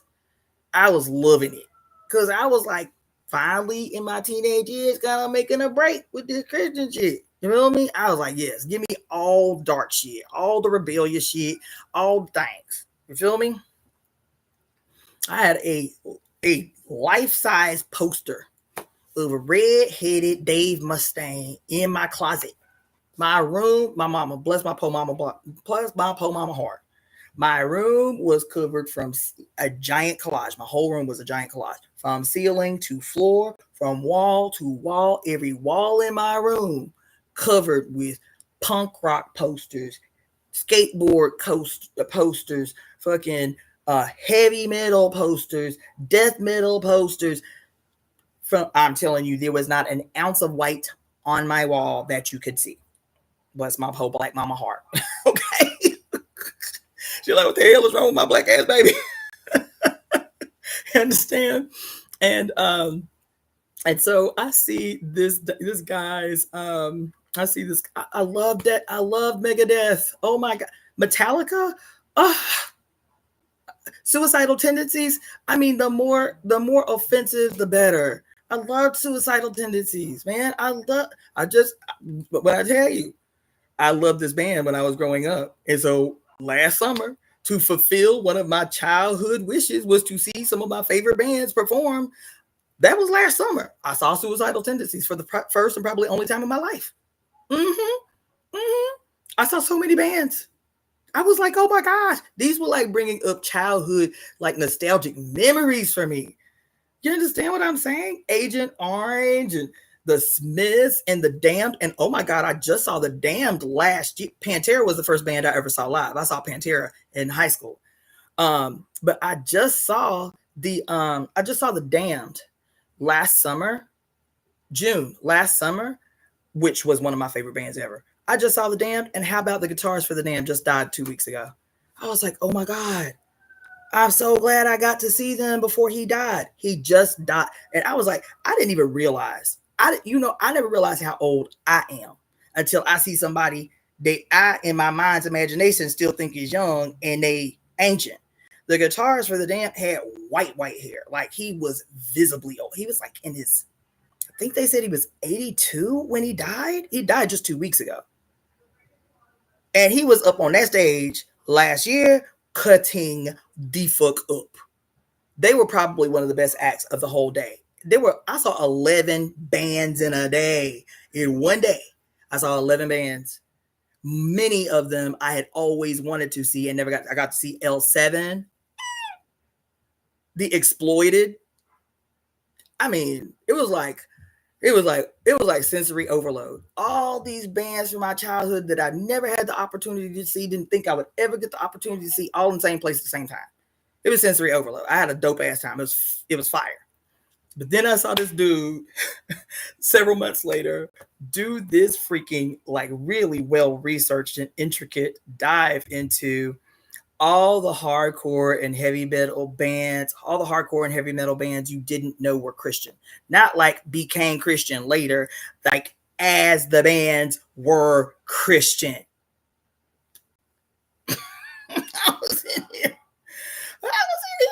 I was in here hollering. And let me just tell you something. The thing that seemed so insidious to me is just like I said, when I was a kid, the more offensive it was, the more I was about it, the more offensive they were, the more devout they were. I said, oh my God. So what is it you was trying to do? Like, what was y'all playing at? What in the fuck? I'm gonna find this dude's video.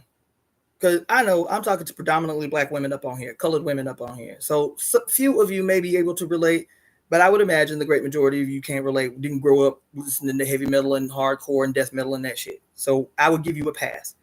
But even though that ain't your frame of historical reference, like where culture is concerned, to watch this dude's video, then it becomes clear that this, quote, phony ass created opposition between Christians and evangelists and hardcore, religious people and the devil, and they fight against the devil because they love humanity, so they want to fight against the devil type of bullshit. When I tell you, it was never as clear that this is some sleight of hand shit, because they market the devil as he.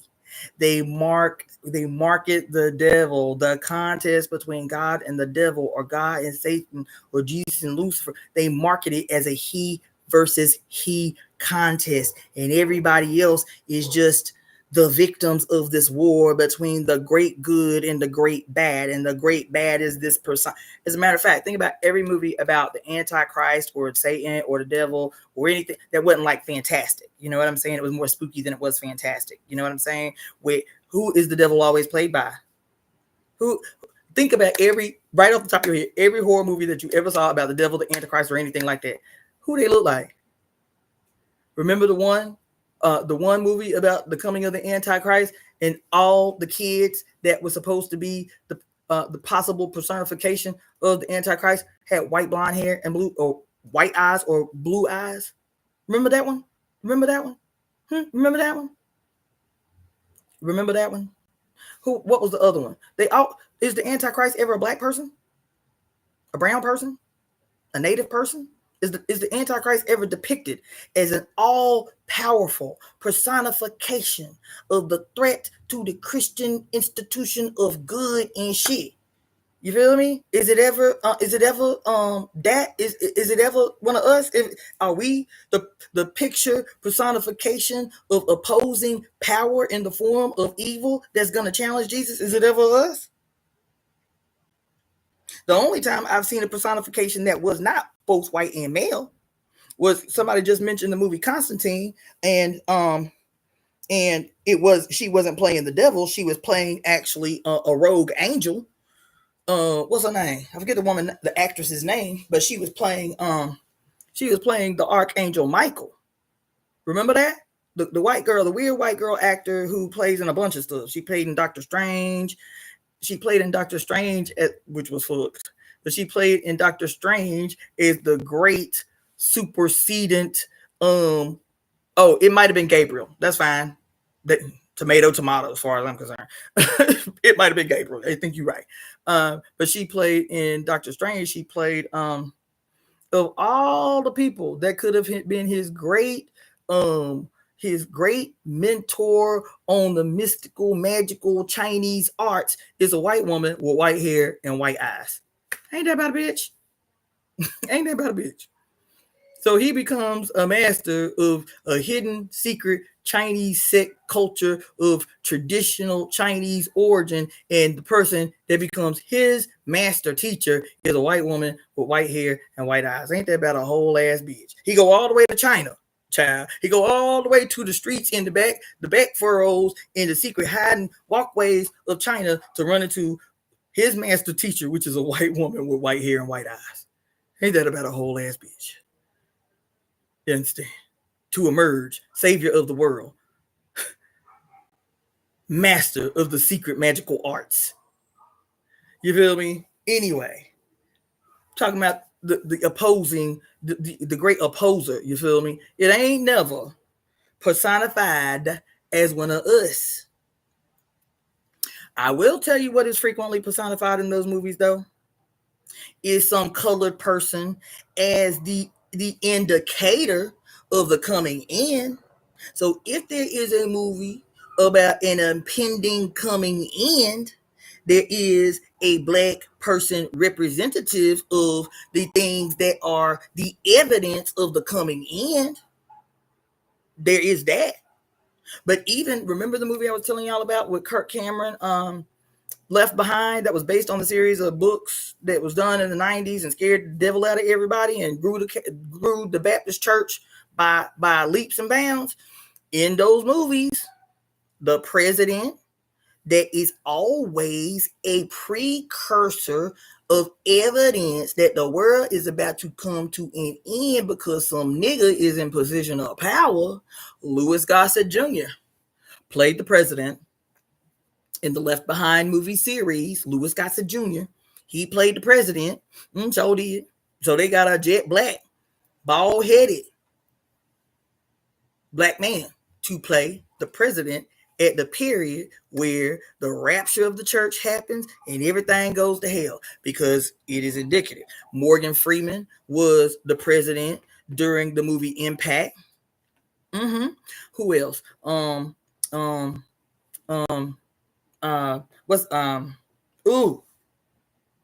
been a bunch of them. Hold on, give me a minute. I haven't seen it yet, but I took a picture of the promo because so many people had talked to me about it. This movie that Viola Davis is in, where she, I think, 2012.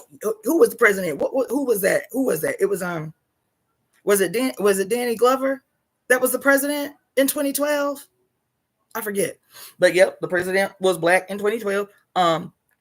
But I remember it's a movie that just recently, it was Glover. Just recently a movie came out. I haven't seen it yet, and it's supposed to be Viola Davis as this woman who I think she's the president, or she is who the president sends as a representative to go to the G20. The name of the movie is the G20, right? I think she's the president in this movie. I haven't watched the movie, but just based on the previews and shit, I think she's the president. And the thing that struck me, just looking at the still promo, is who is she positioned to look like? If you see the still, who she look like in this movie where the G20, where all the heads of state are meeting in this closed door session to discuss the economic condition of the world and shit? Who she look like in the promo? Does anybody want to venture a guess? Who she look like? Her dark-skinned black ass self. Who she look like? Just in the still picture photo of the movie. because I haven't seen it yet, so I reserve an opinion. But there was a lot that I can conclude just from seeing the still of the promo. Who she look like? I ain't talking about. Nah, I ain't talking about. I'm talking about within the context of this shit we talking about. Nope. I'm talking about within the context of this shit we talking about. You talking about the end of the world and how the Antichrist, the devil, the Lucifer, they ain't never been played by no black person, but the black person placed in these movies is always in some position that is characteristic of the evidence and signs and symbols to look for when the inevitable end is near. You feel what I'm walking? When the end is near, they always put some Negro in a position of power as, quote, the dog whistle indicator that if you ever see a Negro in any of these positions of power, it means the world about to come to an end and Jesus about to come back for the church. That's the dog whistle. And so here her black ass is in this movie where she is supposed to be representing one of the 20 most powerful nations in this economic closed door session that gets hijacked by some terrorists or some shit. Who is she? Who is she set up to look like? And just go and look at a still picture of the poster that they're using to promote this movie. It's something very simple, and I'm not trying to make life hard on y'all. I'm trying to make y'all see. She don't look like the president. She is the president. I'm saying, who is she put up to look like in this picture? Y'all making this shit too hard. Y'all making this shit too hard. It's right there. Look at how she's dressed. Look at what she's wearing. Look at the background. The poster, no close though. You the closest so far, rising sun. You're the closest so far, rising sun. Y'all making it too hard. I just told you that the devil, Satan, Lucifer, the Antichrist, or any version of that is never, it's always a white male. It's always a white male. And in these movies where there may be a black person in position of power, they are there to indicate the end. And in this scenario where she is dressed the way that she is dressed, that she is not a light-skinned, straight-haired black woman with some get off. Why are you behaving like that? Get off me. She ain't dressed like, a light-skinned, straight-haired, freaking what you call it? Contact lens wearing black woman. Yes, Bronx Lyrin, that keep coming. Because y'all making this too hard. Honey, she is dressed like the whore of Babylon. She is, go to your Revelations. I need to start reading y'all book to y'all more. Because that should have been that hard. You understand what I'm saying? Look at her when you go back and look at this poster. Because I'm already giving you the 411. Whenever you see a black person in any movie in a position of power, because she ain't the only one. There's another movie coming out right now. I think in the next month or so, where it's oh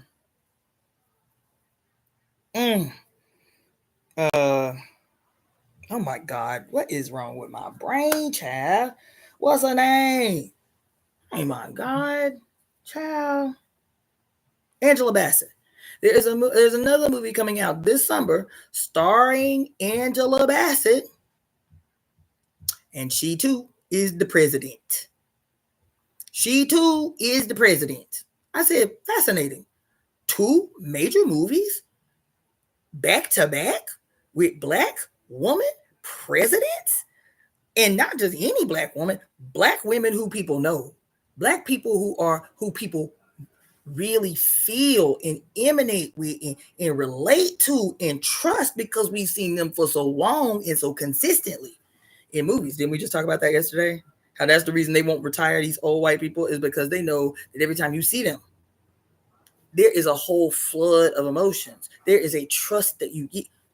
Here, 2 movies back to back in the same year where black women are presidents of the United States of America, and they ain't like Kamala-esque looking black women. They black ass women, black ass, dark skinned, black ass women with black ass features and black ass peculiar beauty and power. On the cover of the damn G20 movie, she is holding she's holding the AK-47 in a brilliant red dress. Mm-hmm. Why they chose that particular scene as the marketing scene for the image that was going to promote the movie? Because that's the dog whistle. That's the dog whistle. Baby, she is a representation of the whore of Babylon in your great revelation, that in the whore of Babylon emerges right before Jesus comes and captures his people now. Come back for his church. Read your revelation, man. You know what I'm saying? And that it's not until Jesus, quote, come back for his people now, that the Antichrist can make himself known. Isn't that something? Isn't that something? And in the movie that Angela Bassett is in, where she plays the president of the United States, guess what movie it is? So it's gonna get a lot. It's gonna get a lot of attention, I think. It's Mission Impossible with Tom Cruise. As a matter of fact, she ain't the only big name black person in it. Vin Diesel is in it. Vin Diesel is in it. No, that's not Vin Diesel. It's what's his name? Ooh, what is his name? Why is my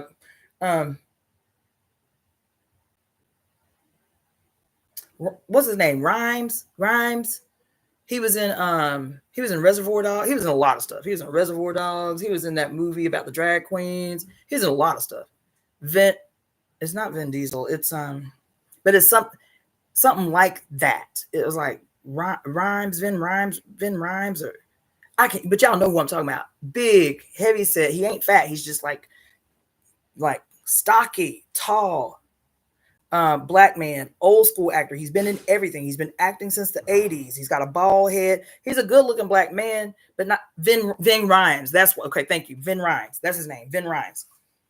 Yeah, he's in it. Obviously Tom Cruise is in it. And then Angela Bassett plays the president of the United States. Anyway, so that I wanted to read you about the devil horns, and I know I went off on that, but like that sleight of hand shit where they give you all of these symbols. That's why I'm going to preface with the live on the reclamation of the mother symbols, is because all of these symbols that they say are the indication of the evidence of the devil, all of these, every single one, every symbol that they use that says there is an indication of somebody having sold a soul, in league with the devil, they worship Satan, they do ritual, they have sex party, every single symbol that people point to as the evidence of the presence of the devil are the mother's symbols. So when I say to somebody who asks, well, who is the devil? And I'm like, if you have them tell it, it is us. It is the mother. It is the mother. It is the mother. It is the mother. It is the mother. And so when you have so-called self-proclaimed Satanists or the members of the Satanist church, and it's led by some white guy in some black robes, and he is the arch enemy of the white guy in the white robes, is some sleight of hand shit between these two who are siblings.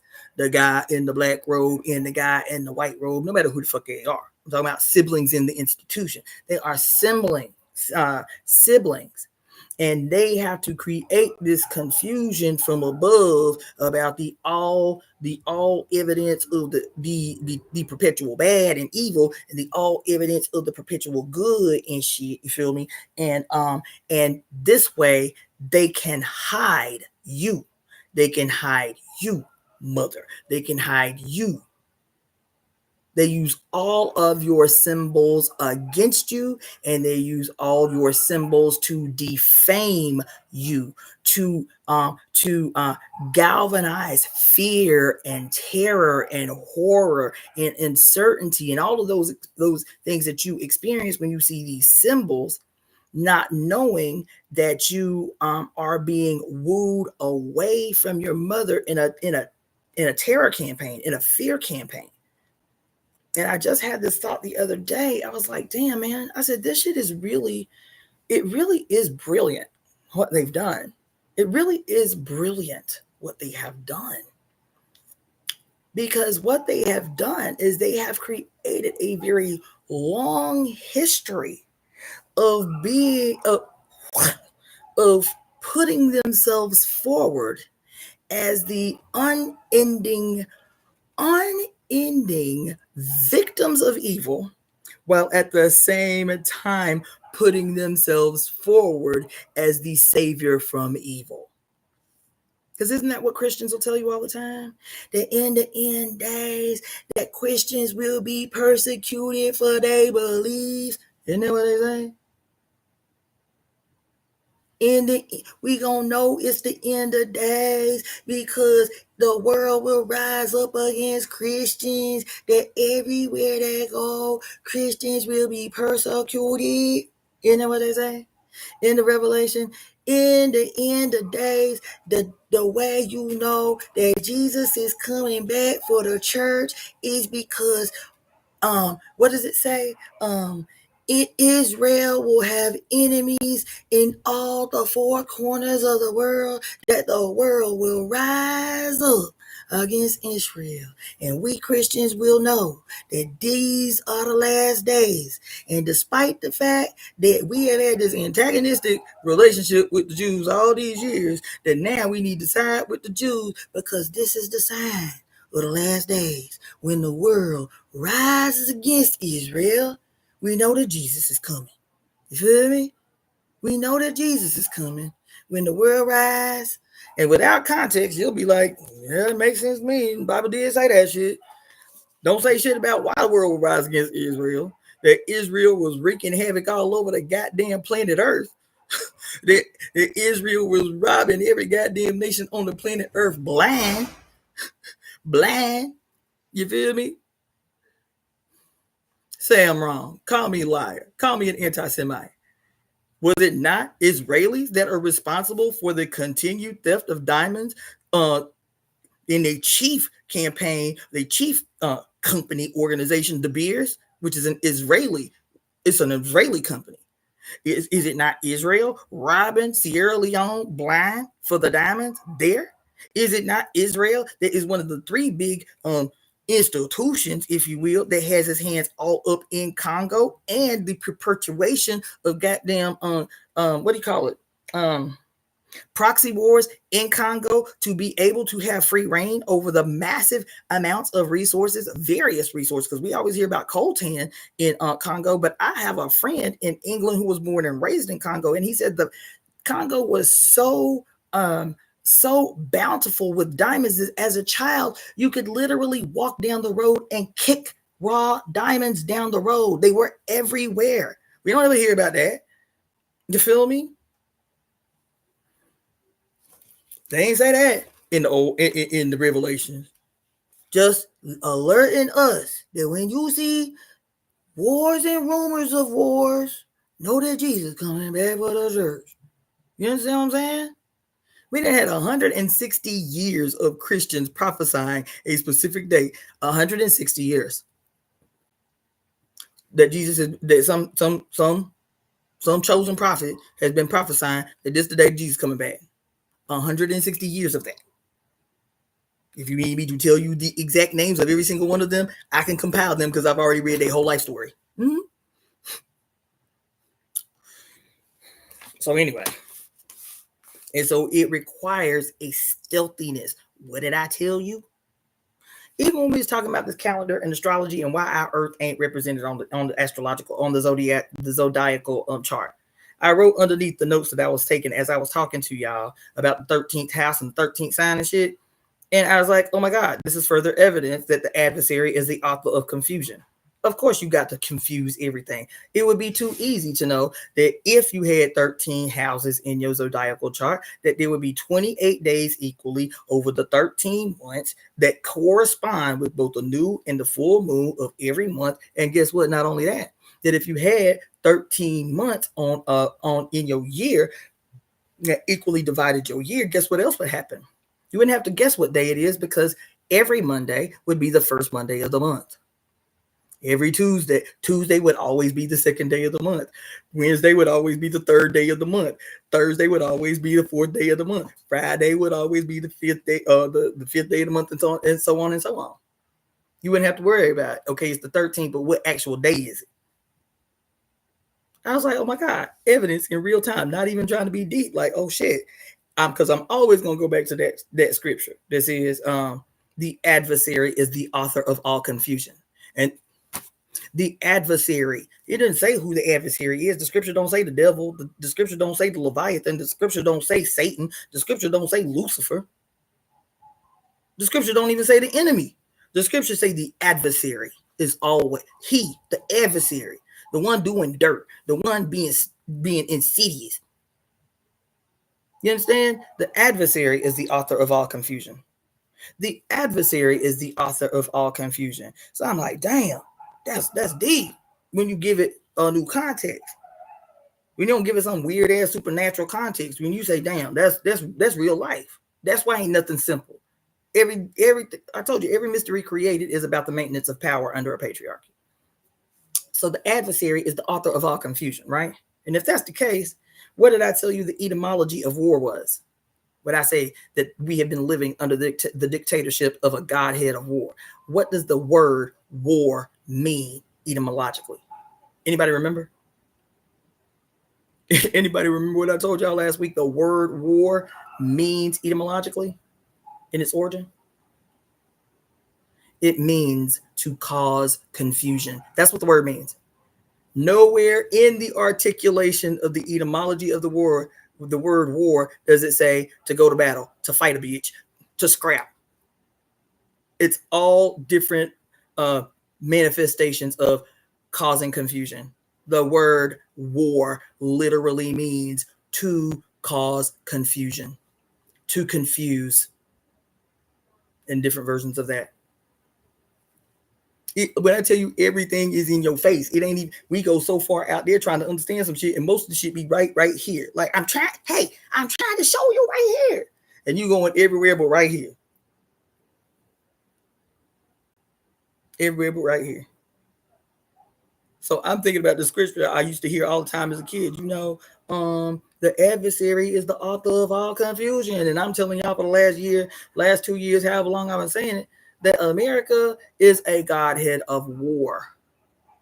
That Jesus is the face, the peak personification of a whole long history of melanated emperors, melanated rulers under the direction of a colored godhead of war.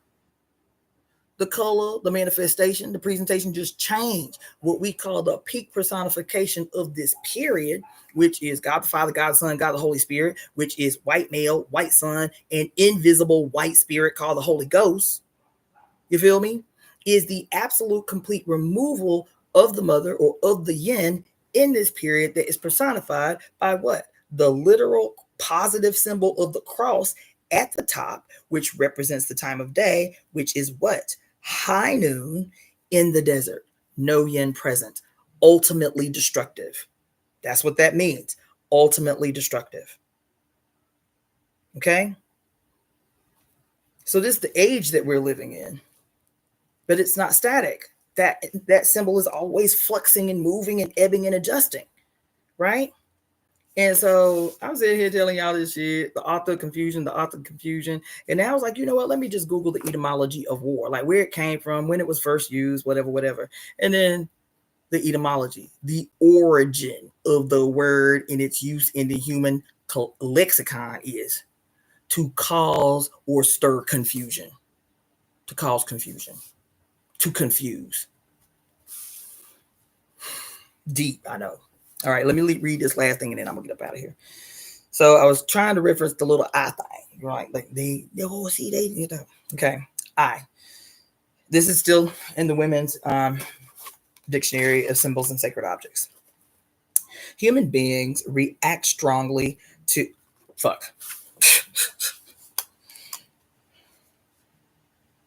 So even when I talked about the Great Cosmic Weather and what she was saying as the clit, as the trigger organ for the evolution of human consciousness. But what did she say? She said, what did the clit cause? How did the clit become the facilitator of the evolution of human consciousness. So here I am reading it. She said, because the clit encouraged frontal prolonged sex as lovemaking as opposed to just a progenerative act. She says there he looked in her eyes and saw God, or something to that effect. Right? It was the synaptic activity happening in the exchange through prolonged lovemaking that stimulated the development of human consciousness, right? So I just had that moment. Anyway, human beings react strongly to representations of the eyes. One reason that has been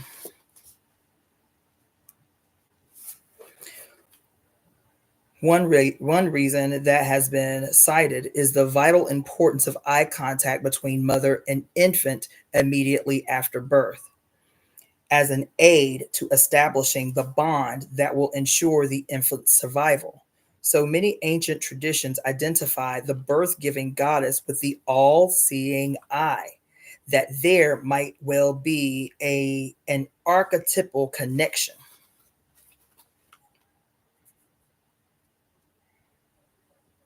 So there, without me even going further, there is the evidence right there that everything that they identify as signs that you in league with the devil is the mother symbol. And here, the biggest one is the all-seeing eye, as the protective, all-aware eye that covers and protects the child by their mother. That is the one that they say is the most evil, right? So when I make a declaration and y'all be like, what you mean we the devil, we Satan, we Lucifer, we the Leviathan? That's not my opinion. That's what they are doing when they attack the mother's symbols. They are and the Christians don't even. I'm telling you, they don't even hide it no more. The goddamn country Christian song this dude was singing was called "The Devil Is a Woman." It was a Christian song. It wasn't just a basic country. It was a Christian song with Christian lyrics. The devil is a woman. The permanent scapegoat for humanity, the woman. And okay, so it says, in Egypt, the universal mother word Ma was both the name of the goddess and a hieroglyphic eye.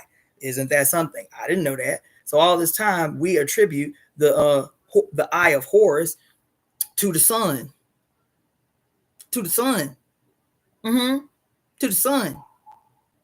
The eye of Horus. Because that's the story that they tell about Sekhmet now. Is that Sekhmet was not a mother deity, that she was the daughter of the sun god Ra, or Horus. And that the reason that she was actually considered the left eye of Ra. But she existed before him. In the Egypt, the universal word for mother is Ma, was both the name of the goddess and a hieroglyphic eye. The name of the Gaelic sun goddess Sulis was related to Suil, an eye. The same word meant whole, like the eye in a strap or whirlwind, or the eye of a whirlwind. Sulis meant wise, all-seeing, and far-sighted. Wise, all-seeing, and far-sighted, describing the goddess whose eye saw everywhere. Romans identified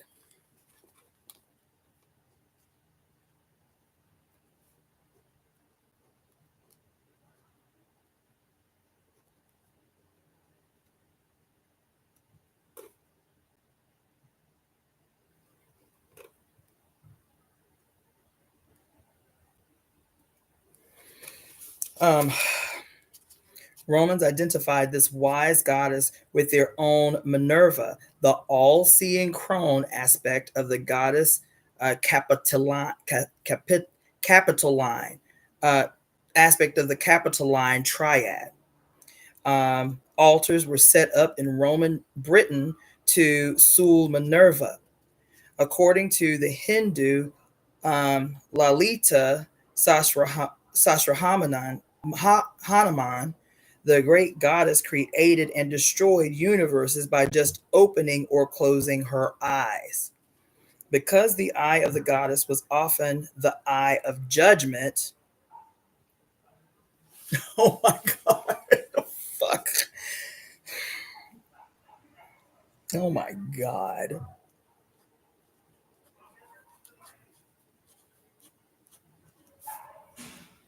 Yo. I ain't going nowhere. I mean, I am going to get off of here for a little bit just so I have some time to recuperate, but I am still going to come back and do this read. But oh my God. Shit. It says, because the eye of the goddess was often the eye of judgment, patriarchal societies feared it and tended to describe it as the evil eye.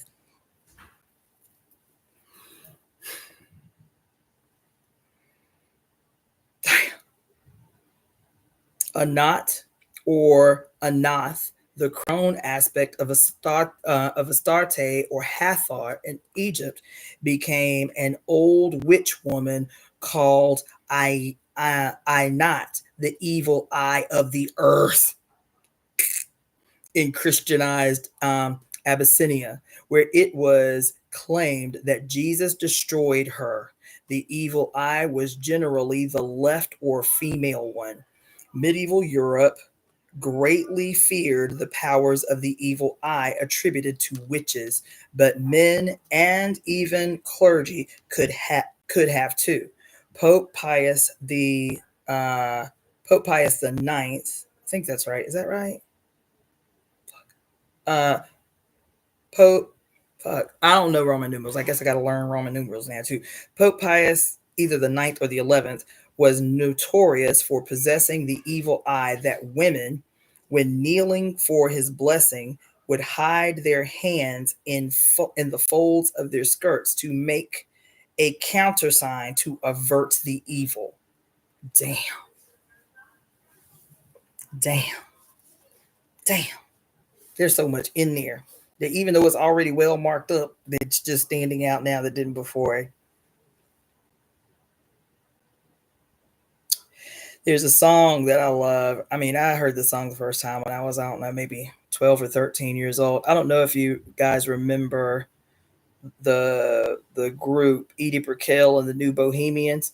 What I am is what I am, you what you are, oh what. Remember that group? What I am is what I am. She had a kind of whiny voice. What I am is what I am is what you are, oh what, right? Well, one of her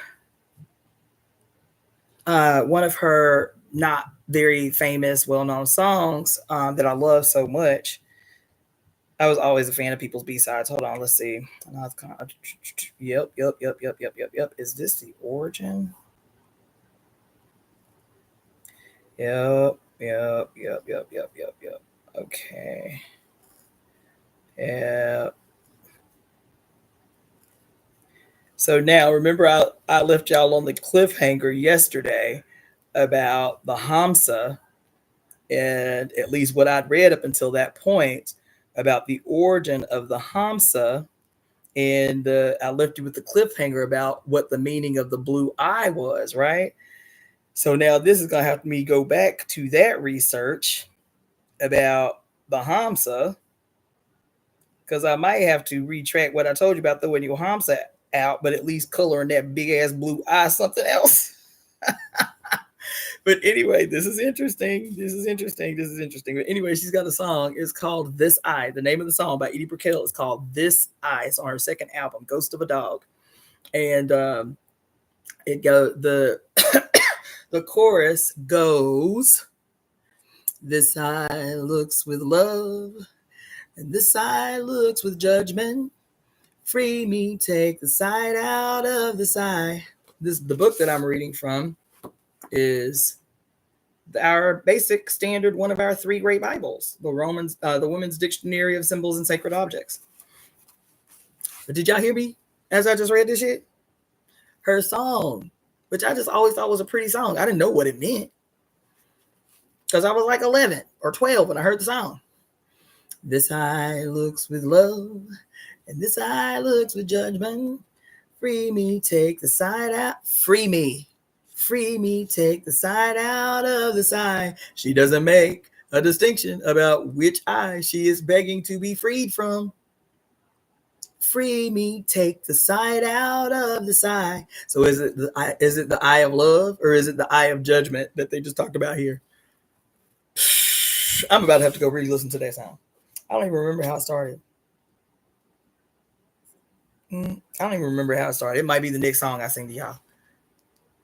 Yes, Bayoni. I know. That's why I just had that moment when I read that first sentence when it says, because the eye of the goddess was often the eye of judgment.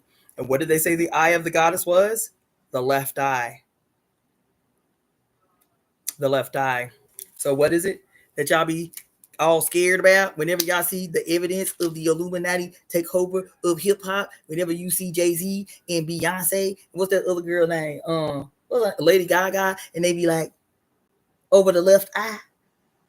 They be like, or they be taking pictures with covering the right eye. You feel me?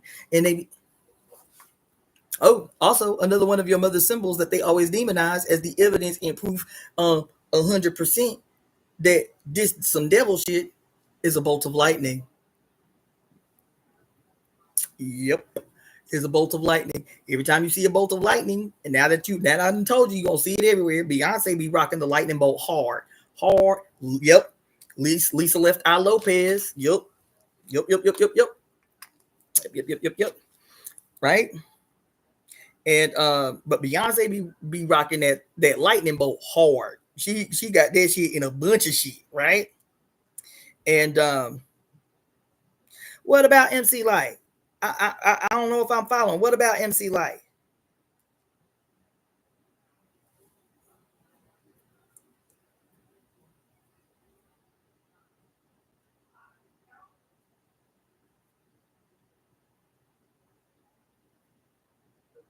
What I miss? Okay. Anyway, and so the very first sentence that I read after they determine, okay, they say because the eye of the goddess was often the eye of judgment, patriarchal societies feared it and tended to describe it as evil or the evil eye. A knot and a knot. And as a matter of fact, I'm telling you, you could run down just a list of movies right now off the top of your head. We're now just hearing this. You'll be like, oh shit. Because you remember the movie Sleepy Hollow with Johnny Depp? Sleepy Hollow with Johnny Depp? It's everywhere. It's that symbol. It's not just in the obvious places, because the girl that ends up falling in love with him, she is a witch. And so she uses what is called the evil eye to protect Johnny Depp as he is trying to uncover who is controlling the headless horseman.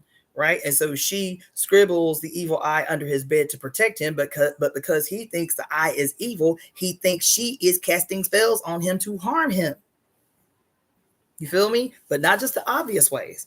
There are other very subtle scenes that I am recalling in real time in my head from that movie about the symbolism of the eye. It's like now it's just standing. I haven't even seen that movie in years, but I'm like, oh shit, he did that, right? So, so anyway, you'll see it everywhere now, right? But it says because the eye of the goddess was, and they had to reduce it to evil, and it wasn't just attributed to women in general. It was specifically to describe the power of the crone, specifically. And so also any movie that you have seen about, what's his name, Hercules or Perseus, and he has to go to what they call the Stygian wishes, right, to get a prophecy, even in the Hercules cartoon, right? They don't call them the Stygian witches, they call them the fates, when Hades goes to the underworld to meet the fates. And what is the telltale characteristic, no matter where they have shown up in history in the movies? They shared one eye. Thank you, Bronx Lyran. They shared one eye. They shared one eye. Mm-hmm. Yep. And they, not only that, they all shared one eye. They all were seen as old. They are all quote ugly. They often refer to them as cannibalistic, living in a cave by themselves. In the old movie, it was called Clash of the Titans, the original Clash of the Titans. He goes to see the Stygian witches, and there's a hand that pops out of their cauldron, and they push it back in. The condemnation of the crone, which in every society leading up to the rise of patriarchy was considered crones were considered power personified because they no longer bled. At the moment that a woman stopped menstruating, the world believed that her menstrual blood was now retained in her body, and that is what empowered her. That's what empowered her magic. So this is when you start to see all the emergence of all these terrible fairy tales that depict, some alone witch in the woods, plotting and scheming every day on how to attract kids so she can cook them in their oven, and she will build a gingerbread house and stuff them full so that she could eat them. I just rewatched Tales from the Crypt 2 weeks ago. I was like, oh shit, I ain't seen, because Tales from the Crypt came out in like the early 90s.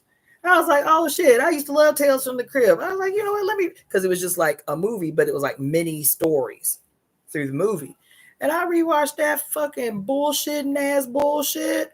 Ooh, I was up in here fuming. And I watched this shit as a young teen. The one that I saw was, it starts out where this pretty, stereotypical, seemingly innocent housewife mom with blonde hair and blue eyes and a little apron. She looked like a trad wife with a little apron on, preparing the kitchen for a meal she is about to cook. And she's talking, but you can't see at the time who she's talking to. She's like, oh, I got so much time before I can put, my food in the oven, and I got to make some calls to make sure everybody arrives on time. She just looks like a quintessential middle-class white woman with blonde hair, blue eyes, well-dressed, and she got her little apron on and is preparing her kitchen. And she talking while she's doing that, and then pan the screen around, and there's like a little wall in her kitchen with a hole in it, and there's bars in the hole where she got a little boy. He looked like he about 8 or 9 years old. She got a little boy trapped in the hole in her wall because the big old pan that she done took out is to figure out how to cut his ass down enough that she can put him on the roasting pan like a turkey and shit.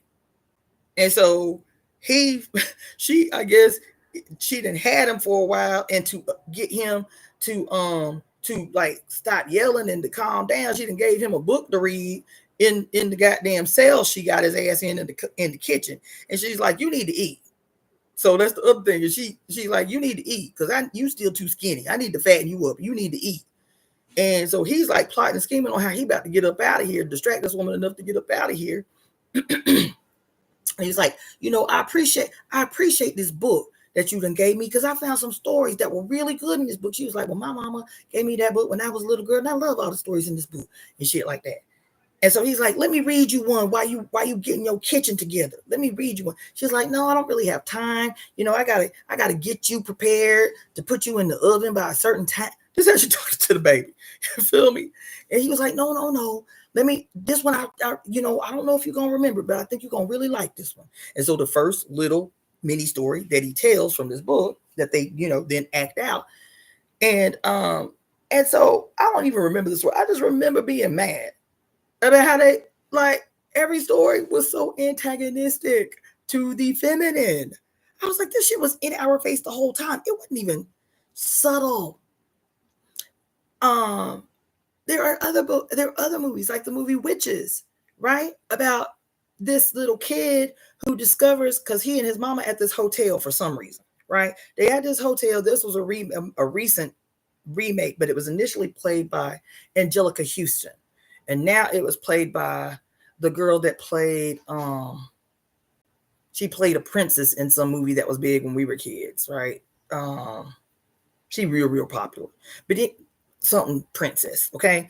But anyway, so he and his mama got to go to the hotel for some reason. They got to stay for a little bit of time. Something happened at the house. I don't even remember. But when they get to the hotel, the people say, well, you have to keep it quiet because there's a convention here this week. There's a lot of people that are here for the convention, whatever, whatever. The boy starts exploring around or something. I don't remember the whole plot. But I remember when he gets to the hotel, he starts exploring like little kids do. And he discovers that the convention that's being held is a witches convention, right? Anne Hathaway, thank you so much. So she's in the remake, but the original version was the one that I saw as a kid. And it was Angelica Houston. And they had her playing a witch damn near every time you turn around. They had her playing a witch. Okay. So anyway, just a side note. Just side note. Because I'm always discovering shit new that's be disappointing but not surprising. Angelica Houston, did you know that Angelica Houston was like, they weren't married, but she was basically like the what you call it? Common law married partner of Jack Nicholson for years, for like almost 2 decades, and he would not marry her.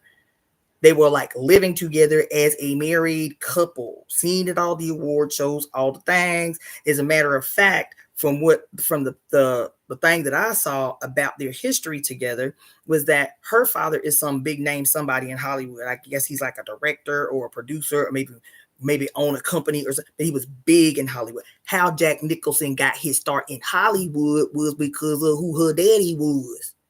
Who her daddy was put his ass on. Meanwhile, they in this common law marriage because he refuses to marry her, but he showboat her around to all the shows and everything. He is incessantly, monstrously cheating on her. And that was all she had ever said. Well, apparently, not too terribly long ago, she wrote a tell-all book about how he was physically abusing her from the first day of their relationship to the last, to the day, quote, she got the courage to leave. Jack Nicholson, y'all. I see. When I tell y'all, I don't know if any of y'all remember, I don't see none of y'all using it. But remember that whole long thing I told y'all about how we have to popularize a new hashtag and it has to always come back to me. But the hashtag is assume all men. And when you do the hashtag, make sure the all is capitalized. Assume all men. Assume all men. Assume all men. That assumption don't mean all men are guilty, because that's what they'll say. Not all men, not all men. So we didn't say all men. We said assume all men. If you want to be safe, if you want to be sane, if you want to secure your life, assume he ain't got to look like an abuser. 99.9% of the motherfuckers doing terrible shit don't look like abusers. What about the woman, the woman Giselle Pellecroix in France? Her husband of 45, almost 50 years, the goddamn mailman, one of her doctors, a goddamn next door neighbor who done took advantage of her while she unconscious 3 different times and is HIV positive. The goddamn, they don't have to, quote, look like an abuser. That's why I say, hashtag assume all men. Assume all men. Let me tell you what else. Child, let me just tell you what else. Because I know I'm off topic a little bit, but we have to talk about this. The other day, assume all motherfucking men. Remember last night when we was up on this goddamn long ass live we did last night, and I told y'all, what did I say? I said any skills, any genius, just what I said about Santos Bonacci earlier. Any skills, any gifts, any intellect, any intelligence that a man has, and he is not tied to, bound to, in alignment with, working under the leadership of the mother, he does not have a deep and profound relationship with the mother. Any skill that he has, any intellect, any intelligence, any gift, anything that he has is now a weapon against you. Anything that he has is a weapon against you. I said, and that's why I tell women, that's the explanation, even if you haven't heard it, about why women be saying you can't never date no musician. You can't never date no musician. You can, because that slick talking ass tongue of theirs get you swooning and shit about who you think they are based on the lyrics they wrote, as opposed to an investigation about who they are outside their lyrics. Who they are outside their lyrics. We get caught up because, oh, bitch must be progressive and shit, if he can write such beautiful lyrics, if he can write such beautiful poetry, he must mean that because that's coming from his heart. No. Because I heard something last night after I got up off of here with y'all, and I was like, God, just when I think I could not be surprised, because this motherfucker I'm about to tell y'all about, I really recently just talked about him in favorable way. So did. In favorable way. I just talked about him not 2 months ago. And then I see this goddamn done by a man, as a matter of fact. I see this whole deep dive on this motherfucker that I saw by a man. And he was like, well, I hate to bust your bubble about your beloved John Lennon. about Mr. Give Peace a Chance himself. About Mr. I am a progressive, outside coloring outside the line, anti the state, anti the police motherfucker. And this white boy did this expose on John Lennon last night that I was like, you know what? That's it. That's it. That's enough. I don't need no more exposes on no other motherfucker. What I said stands. Assume all men. Assume all men. assume all of them. The story he told about John Lennon, I was up in here. I keep saying there ain't no story that a motherfucker can tell these days that'll have me in disbelief. And I said right here in the living room in goddamn disbelief about the story this white boy told about John Lennon.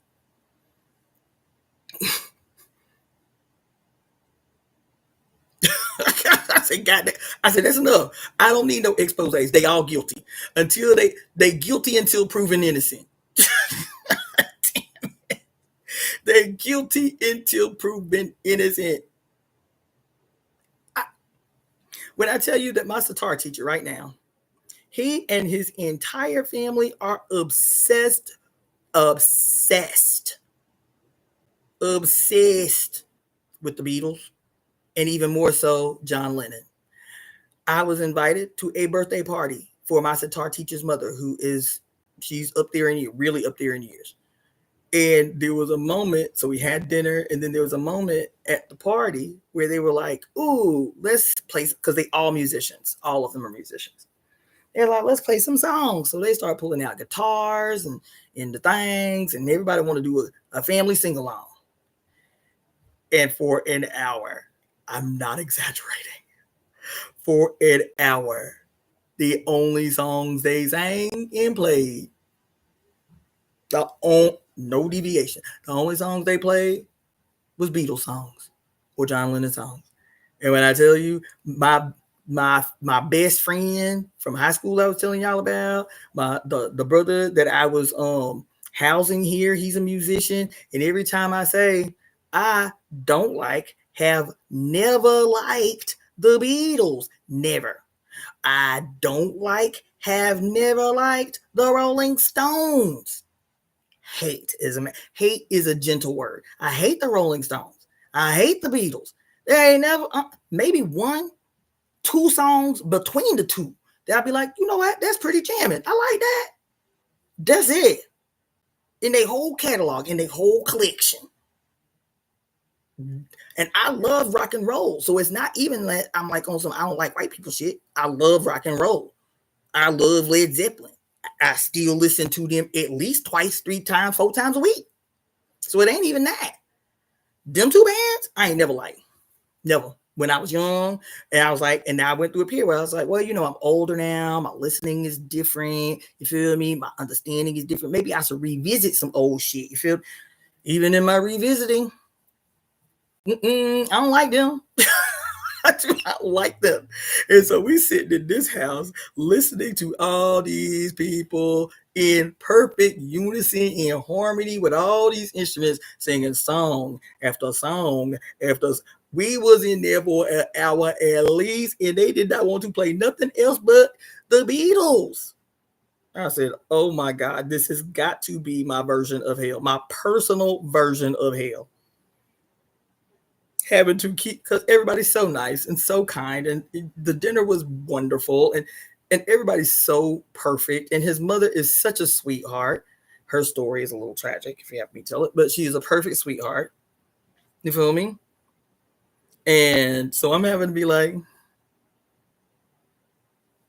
I don't know none of the songs because I hate the band. So I'm sitting here bobbing back and forth, like, oh, that's nice. Yeah, y'all did that. That's nice. Okay, yay. Yeah, okay, yeah. Okay. When I say my personal version of hell on earth, and that's as close as I want to get to it ever again. I can't even imagine anything being worse. That shit was. Y'all think I'm being extra? I'm telling you, that was the longest hour of my life. Okay, and so I'm telling my friend Kevin the same thing. I'm like, yeah, because he knows my sitar teacher, and I was like, yeah, about this party. He's like, you don't like the Beatles? I was like, oh, another one. Now this is why he's being housed here, right?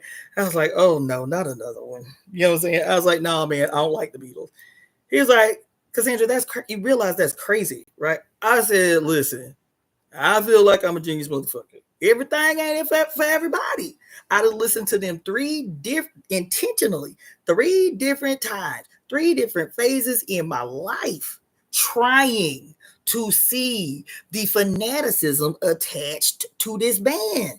And I don't see it in any stage of my life. He's like, when's the last time you listened to a Beatles song? I was like, when I was in hell for an hour at my friend's house, listening to them got their Beatles songs on motherfucking repeat for an hour. He was like, you can't tell me you don't like the Beatles. You just haven't heard all the Beatles. I was like, why would I go into a deep dive with a group that for the first album, I couldn't find a single song on it that I like? Why would I listen to any other albums? That's enough for me. That's enough for me to make an informed decision about whether I fuck with this group or not. He's like, no. He's like, you older now. You almost 50. He's like, let me play you a few. So he want to play DJ in the house to convince me of why I'm crazy that I don't like the Beatles. Ain't that something? Ain't that something? I was like, you know what? Because this dude is a bad dude. I told you, the dude that was housing, he is a bad dude. He's a great musician. And I do not say great lightly. He is great. He is great. So I was like, you know what? Since I trust you and you've been my homie for 20 years, I'm going to let you subject me to this bullshit, even though I already know what the outcome will be. Okay? I already know what the outcome will be, but you got it. You know what I'm saying? Your ass is a self-taught musician. This dude has mastered like 8 instruments. He has produced like 13 genius level albums. So I was like, you know what? You got it. You got 20 minutes to win me away from a position I have stood firm on since I was 12 years old. You got 20 minutes to change my mind. And let him DJ in my house, song after song. And there was one song I was like, oh, I ain't never heard that song. That's pretty hard. I like that riff in there, that bass line hard. I like that. Okay. Will I be listening to the Beatles because I like one song? Heck, child, you got me fucked up in the game. And then fast forward all this time. After I talked on the phone for y'all, or the internet for y'all, with y'all for forever, totally unrelated, I flip on my TV, look at my YouTube, and the first thing up in the shit for you, and it has this terrible picture of John Lennon, and the dude who's doing the breakdown, and says, and the title was something like, John Lennon wasn't as peaceful as you thought. I said, oh shit, here we go. I already knew what was coming. John Lennon wasn't as peaceful as you know. And then he started breaking down all the things. He was monstrous. Mr. Give Peace a Chance. Mr. I'm under attack by the media. My character is being attacked. He was monstrous. He was fucking monstrous.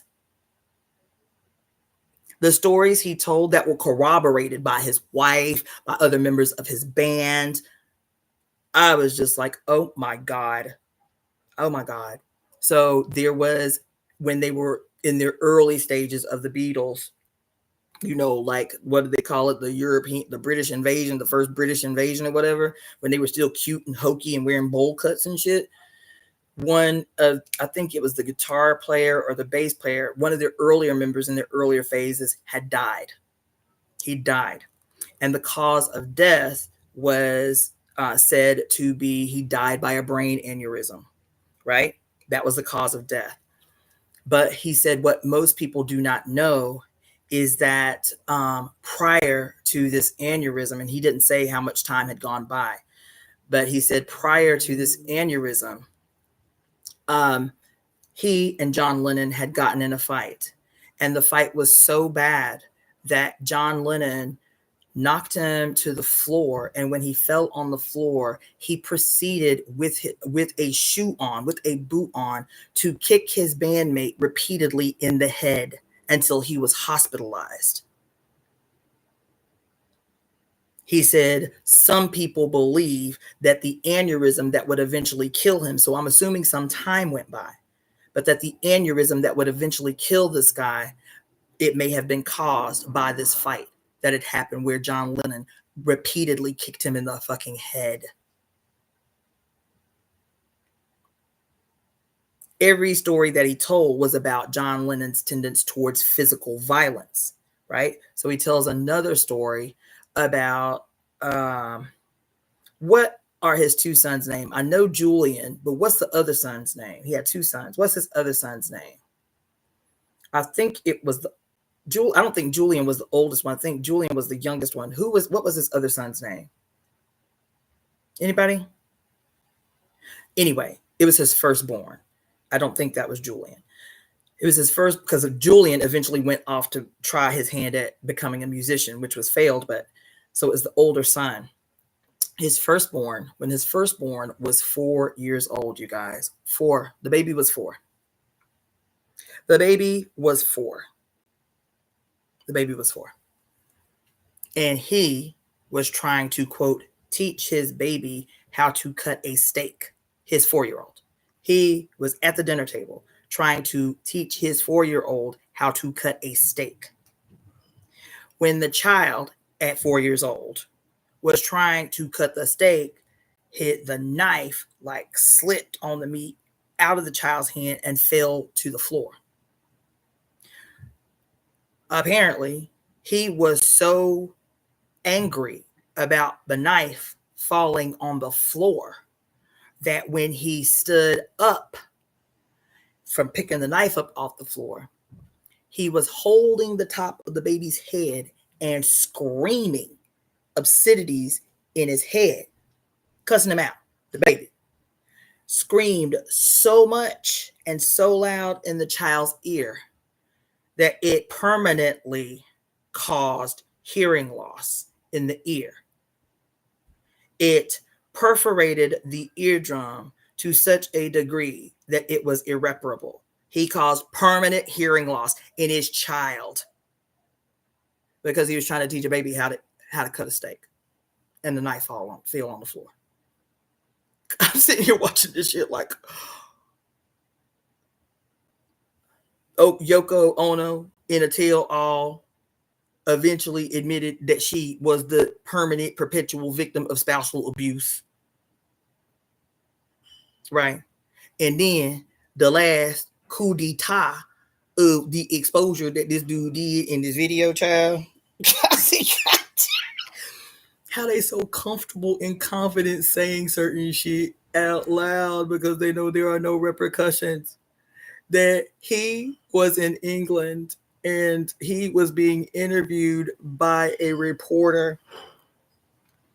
And he was like, even the guy who's talking about it, he's like, I don't know how nobody even responded to this or even paid this any attention as to what would eventually be his character. He said this was in his early years, that he was in an interview with a reporter in England and told the reporter, this was a TV interview, and told the reporter how, what did he say? Oh, I don't want to misquote. How, I do not want to misquote. What did he say? how his I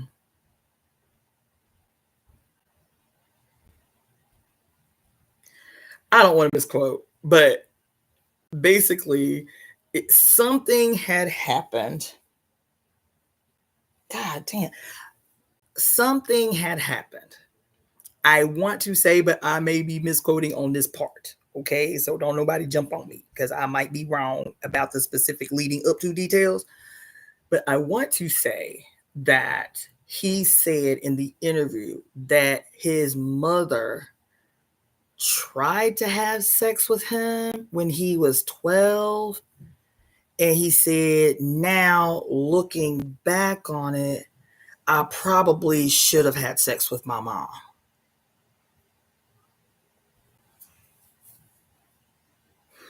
He says to the reporter, I think it's something I'll always regret that I did.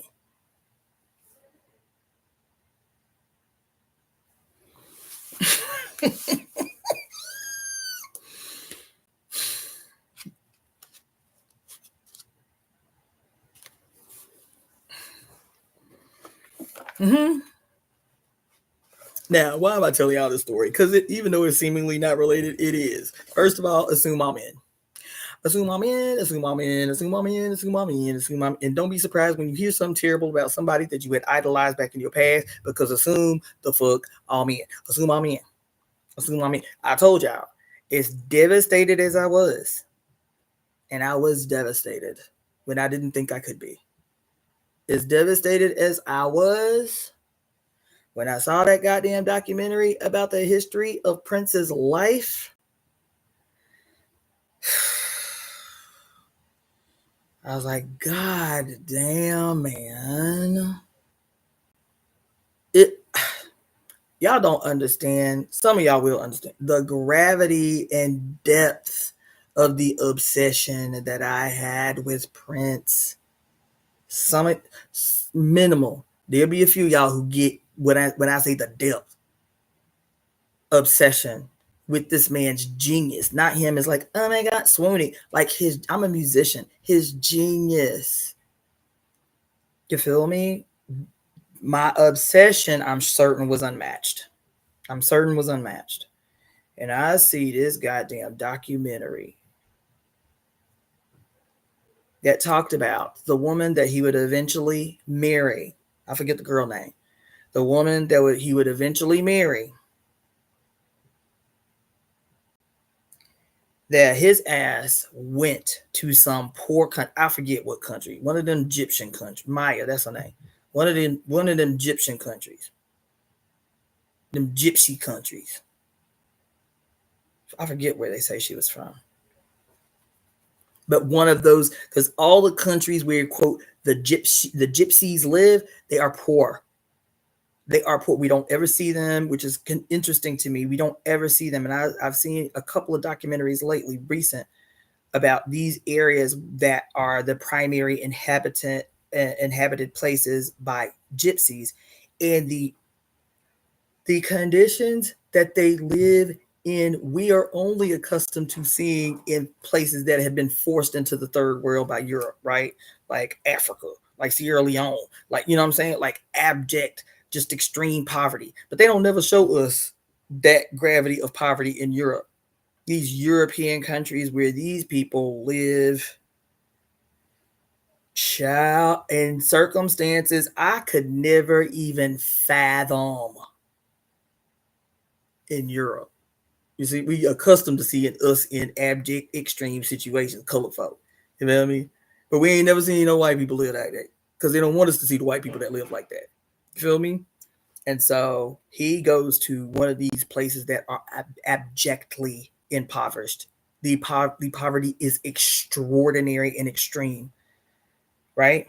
And a lot of those places, lo and behold, a lot of girls are not in Europe are not permitted to go to school past the 3rd or the 5th grade, depending upon where you are. They are not permitted to go to school past the 5th grade. We only get that shit pushed in our face as the evidence of the barbarism of Arab nations or African nations or Indian places. That see, this how they treat their women. This how they treat their women. We progressive Europeans, we progressive white people. See, we don't do that. You can't find no place where we live where we do white people like that. We don't do our girls like that. We don't do that. See, that slide of hands and city of shit. You feel me, honey? I've been seeing documentary after documentary about these women, these white ass ended women in Europe, child, living like it's the motherfucking Stone Age. Can't go to school past some places past the 3rd grade, some places past the 5th grade, but that's it. Can't no woman go to school past the 5th grade unless somehow she get the hell up out of where she at. And so this man, Prince, go to this place knowing the impoverished conditions, the powerlessness of the people that have them so impoverished they don't have reasonable choices. They have to make unreasonable decisions on how to survive. And that's what these people of wealth take advantage of, is the extraordinary circumstances that force otherwise sane people to do shit they would never do unless they were pitted with not being able to survive. And Prince was one of them, and went to this girl's parents when she was 14 years old. She was 14 when he did all the paperwork, did all the things, got the visa and the airline tickets, gave her parents some motherfucking money, promised to send her parents money, and then became her legal guardian while she lived at 14 years old in his house. At 14, lived in his house. And even the documentary that I saw was trying to like minimize the severity of the shit, saying, well, you know, she did admit that he never touched her until she became of age, that he took her into his house with the sole purpose of holding her hostage until she became of age. So say it's true that he never touched her in a sexual way until she became 18. According to the documentary, on her 18th birthday, he took her to her primary care physician and got a prescription for birth on her 18th birthday. Got her a prescription for birth control, because now she was at the ripe and tender age for his initial ambitions when she was at the age of 14, and he saw her in the streets of wherever the fuck he was and went to her parents and said, let me buy your child. Let me buy your baby and take her back to a country she ain't never been to. Let me buy your child. That the day she turned 18, the first thing he thought for him to do was to go and take her to get birth control or some shit. Assumed them all. David Bowie. I cried when David Bowie died. I really idealized not just David Bowie, the musician, but honestly, I really idolized the relationship between he and Imani, right? The way that, you know, he said that when he married this African woman, and how, you know, they wasn't trying to pay attention to none of that bullshit they got, none of the ridicule and all of this and this and this. And this was like a power couple. Here she was, a global phenom, the most beautiful black-skinned black woman in the world of supermodels and this and this. She come from one of the poorest countries in Africa, and this is a great story and this and that. And then, child, I saw a damn documentary not about David Bowie specifically, but about the history of the malignant history of groupie culture. And specifically what the creator of the documentary was talking about was how in plain sight and in everybody's awareness, because a superstar was untouchable and instantly absolved, there was a whole 20, 30 years of severely underage. Not like, oh, she's 17 and she'll be 18 in 2 weeks. Severely underage girls come from families of neglect or abuse or whatever that would seek their fame because they ain't got no way else to do what they needed to do for themselves. And so they was like, damn, I'm cute. You know, I know these dudes is malignant parasites. This ain't what they thinking in their head, but they like, look, I'm cute, you feel me? I can dress a little older and look a little older, and they won't care. They won't look me in the face enough to know that I'm 12, enough to know that I'm 13. They won't care. And this was the primary age group from the 60s up through the 80s, until people started paying more attention to like the abuse of children and this, that most of the quote great video vixens, most of the great groupies that then after they done grown up and gone through therapy or writing tell-all books about being 12. One girl wrote a story, and she was one of the big ones. She was one of the big famous groupies. You can be famous in Hollywood as a groupie and get into every bar on the Sunset Strip at 12, 13, 14 years old, and nobody would say nothing. And one girl wrote her tell-all book. She was like 45 when she wrote the book, and years of therapy, and talk about how the person that she lost her virginity to at 12 years old was David Bowie at 12.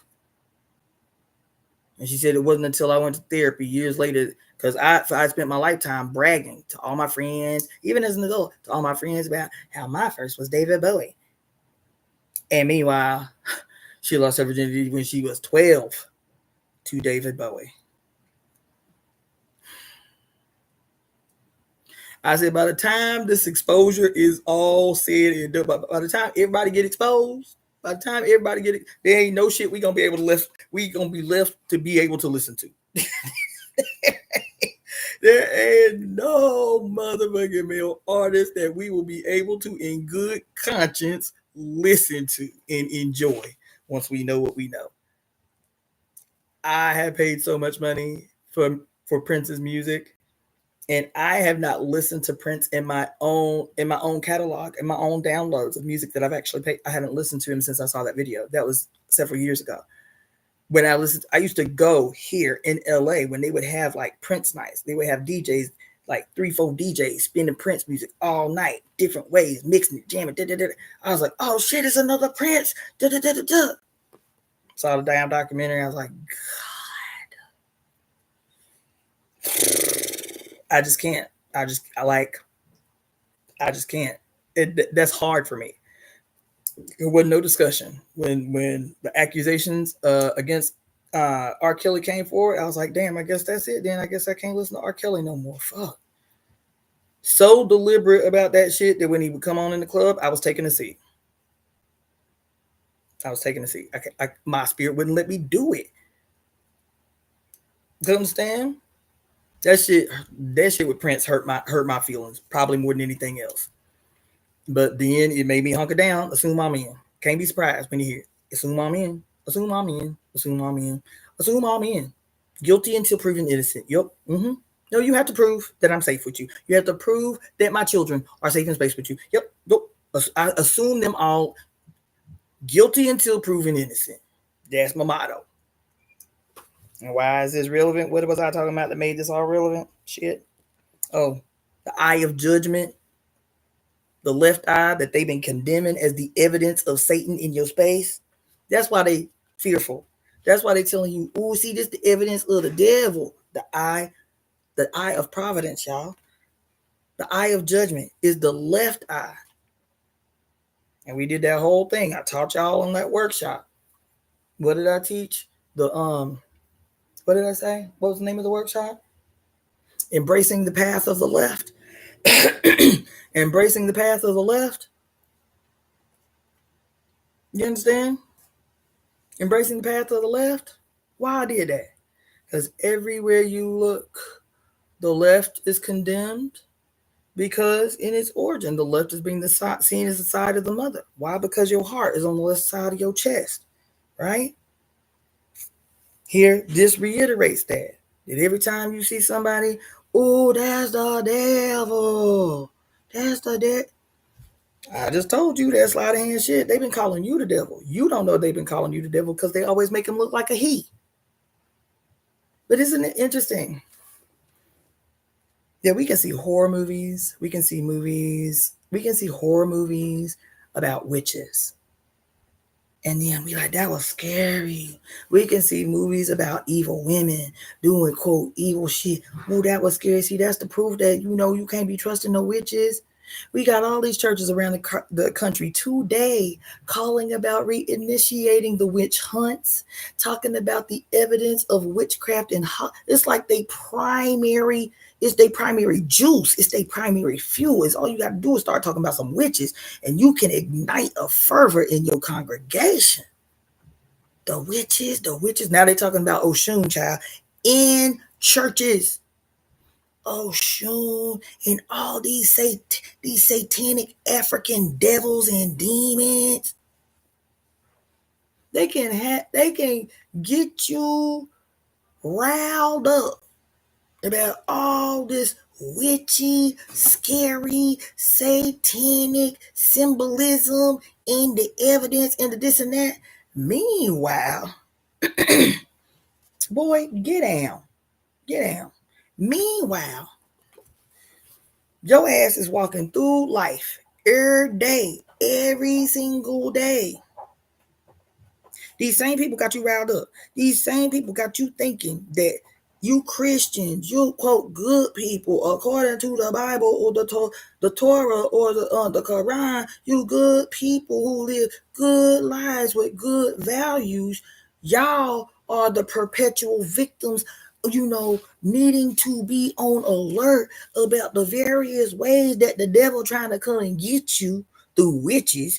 The devil trying to come and get you. See how the devil trying to come and get you through witches?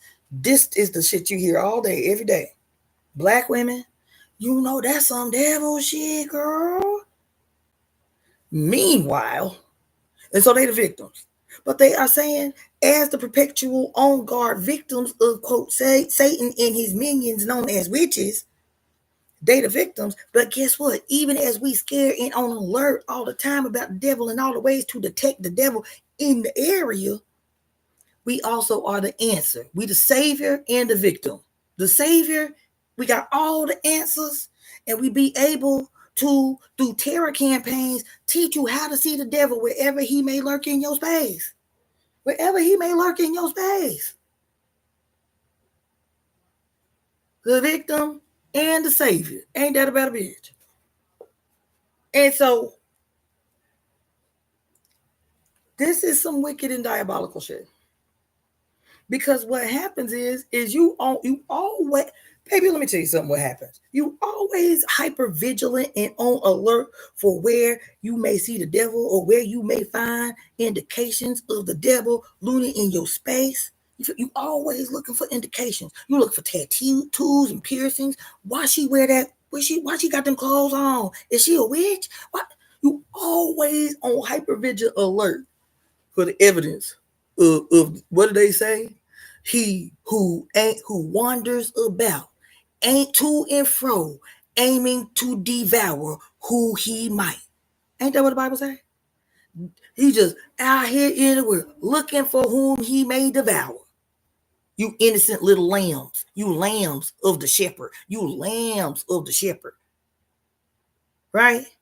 And so here he is looking to devour. And so you hypervigilant if you're a Christian. You're hypervigilant if you practice Judaism. You're hypervigilant if you practice Islam. You hypervigilant. Always on watch for the devil wherever he may appear.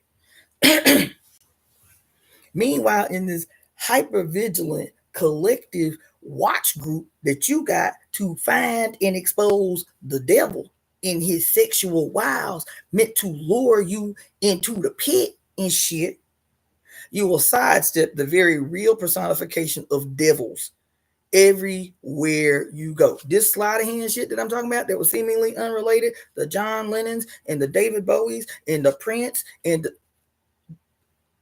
you have real-time, real-world evidence that there is one in your space at all times seeking to devour who they may. But it is not the people professing that shit. That's why even up inside them institutions, you have whole schools of psychological thought right now whose only focus is to address, what do they call it? Rapture anxiety. What else they call it? The culture of abuse of underage children inside these same institutions. Every last one of them, all three. Hold departments and schools of thought centered around religious sexual abuse or religious spiritual abuse or psychological abuse. But meanwhile, y'all still out here looking for devils and witches and symbols and shit. The victim, it gives a whole new definition to the concept and the story of the wolf in sheep's clothing. It gives a whole new take on it because that is an accurate assessment. Because y'all the sheep, right? Y'all the sheep of the Father. You know what I'm saying? Y'all the sheep of the Father, and Jesus is the great shepherd. Ain't that what y'all saying? He the great shepherd, and y'all is the sheep. You feel me?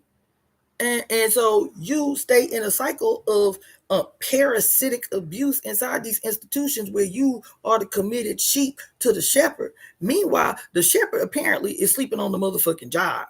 The shepherd is sleeping on the job because now you got somebody who is a well-disguised wolf walking among the clique,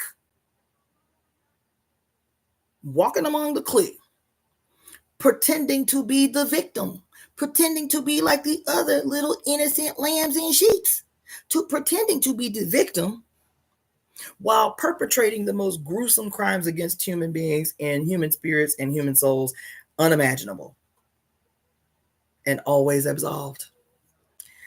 Unimaginable and always absolved.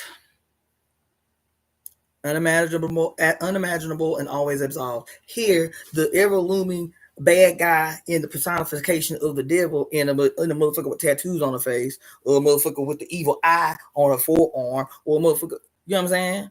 Who say motherfucker way too much, you feel me, or whatever. I am the personification of the end. I am the personification of what is indicative according to the revelation, you feel me, of what we need to be looking for in the great deceivers that will emerge in the end of days to lead the many astray and make way for the rise of the Antichrist. Ain't that about a motherfucking bitch? Ain't that about a bitch? That I become the perfect personification of evil. Isn't that really convenient? Isn't that convenient? Isn't that convenient for you, Mr. White Preacher Man, Mr. White Pope, Mr. White Colonizer, Mr. White Oligarch or Plutarch, Mr. White President? Isn't that convenient for you, Donald Trump, that you can sit in the White House, a billionaire, up on high, waving your little magic wand of deception to convince a whole bunch of poor, working class, starving ass, barely able to make it white people who believe in whiteness so much that they will trust he who is disguised in garbs like they, but is the personification of he who is seeking to devour those who he may consume. And because of these little sheep's proximity to him and compliance unquestioning to him, they will become the ravenous sheep that will lash out against all others. This is the greatest sleight of hands. Is for the victim, is for the adversary. It's for the adversary to make the greatest and loudest proclamation of perpetual victimhood. Isn't that what I told y'all the Hebrews have done? That everywhere you see a story in the Old Testament, what do you see? Under the leadership of some patriarch who he alone can hear the voice of God, say, God promised you that land over there. The only problem is somebody else lived the fuck up on it. And because they ain't really humans, because they ain't us, they ain't really people because they ain't chosen, they ain't really us because none among them hear God like Abraham do, or Jacob or Isaac or any of the rest. And so God promised us that land over there and said what we have to do is purge the land. Kill every man, woman, and child, every suckling, and every agent, every beast of the air that we can get our hands on, every beast of the land. The only ones that you can spare if you want to are the female children who have not yet been known, and take them as your wives as you go raising whole communities to the ground. because God done told you everywhere you step on the planet is yours. That's what they believe, is that Adam and any descendant of Adam, as they tell it, are the only ones worthy of inhabiting the planet. That's what they say in their Talmud. That everybody else can get it. Everybody else can get it. And we don't feel no kind of way about it. Because this is what our God told us we had the right to do. It ain't even seen as wrong. This is what our God told us it's our right to do. Is if we set our sights on some shit we want, purge the land, kill everybody, kill everything, even burn the trees down if you need to, and replant new trees, because even the trees can hold evil spirits. Purge the land and post up on their shit. You feel me? And so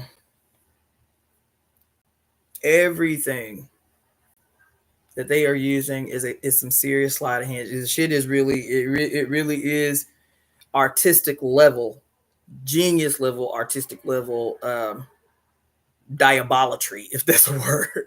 Diabolatry. So every time you see what you think, because I can guarantee you, seeing the lightning bolt over Beyonce's eye, seeing her do this over her eye, or seeing catching some slip image of some person doing this, I can guarantee you something else. That these may be blind adherents to a mythology, to a lie, right? Using the mother symbols to denote some allegiance to some dark entity.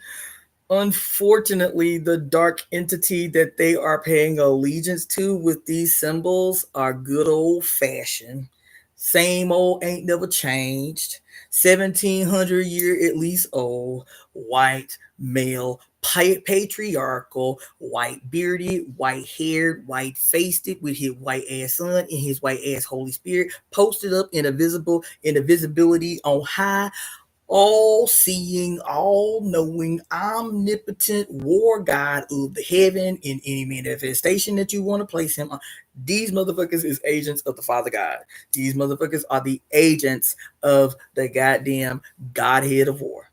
Beyonce, when she used them symbols, thinking she being all cryptic, thinking she being all what you like edgy and rebellious. I'm sorry, but your mother's symbols have been used and transformed into weapons to betray. You are not in league with the devil, boo. You are not, a part of some secret society. I'm sorry. I know that's going to disappoint a lot of y'all. But no, what you now are doing, because these are the perpetrators of these images. These are the people who are proliferating all areas of media with these symbols to demonize the mother, to distract you from seeing the essence of these symbols, to distract you or keep you away from a deep dive in the origin of these symbols. Because if you do a deep dive in the origin of the symbols themselves, not the Illuminati, not Freemasonry, not devil worship or Satanism, that ain't what I'm talking about. I'm talking about if you do a deep dive of the image itself to see where the origin of the image itself emanates from, everything that you see in plain sight will always take you back to the mother. So they got to give you a superficial stopping point that they own and control, which is all this Ooga Booga shit, the Illuminati, all this Ooga Booga shit, the Freemasons, the Ooga Booga shit, the all-seeing big brother and shit, all this Ooga Booga shit, and you don't ever go deeper. You feel me? You don't ever go past the Ooga Booga shit. You don't ever go back to the essence, and they make sure you get so sidetracked, so distracted off it just seems so big and so overwhelming. We ain't never gonna win because it's so deep and it's so old. And when we go back to the Knights of the Templar, honey, the mother wants you to simplify because the adversary is the only author of confusion. It's the only author of confusion. They need you to get stuck right where you at and see the Illuminati takeover of hip hop and the impact that it has had on the youth. Child.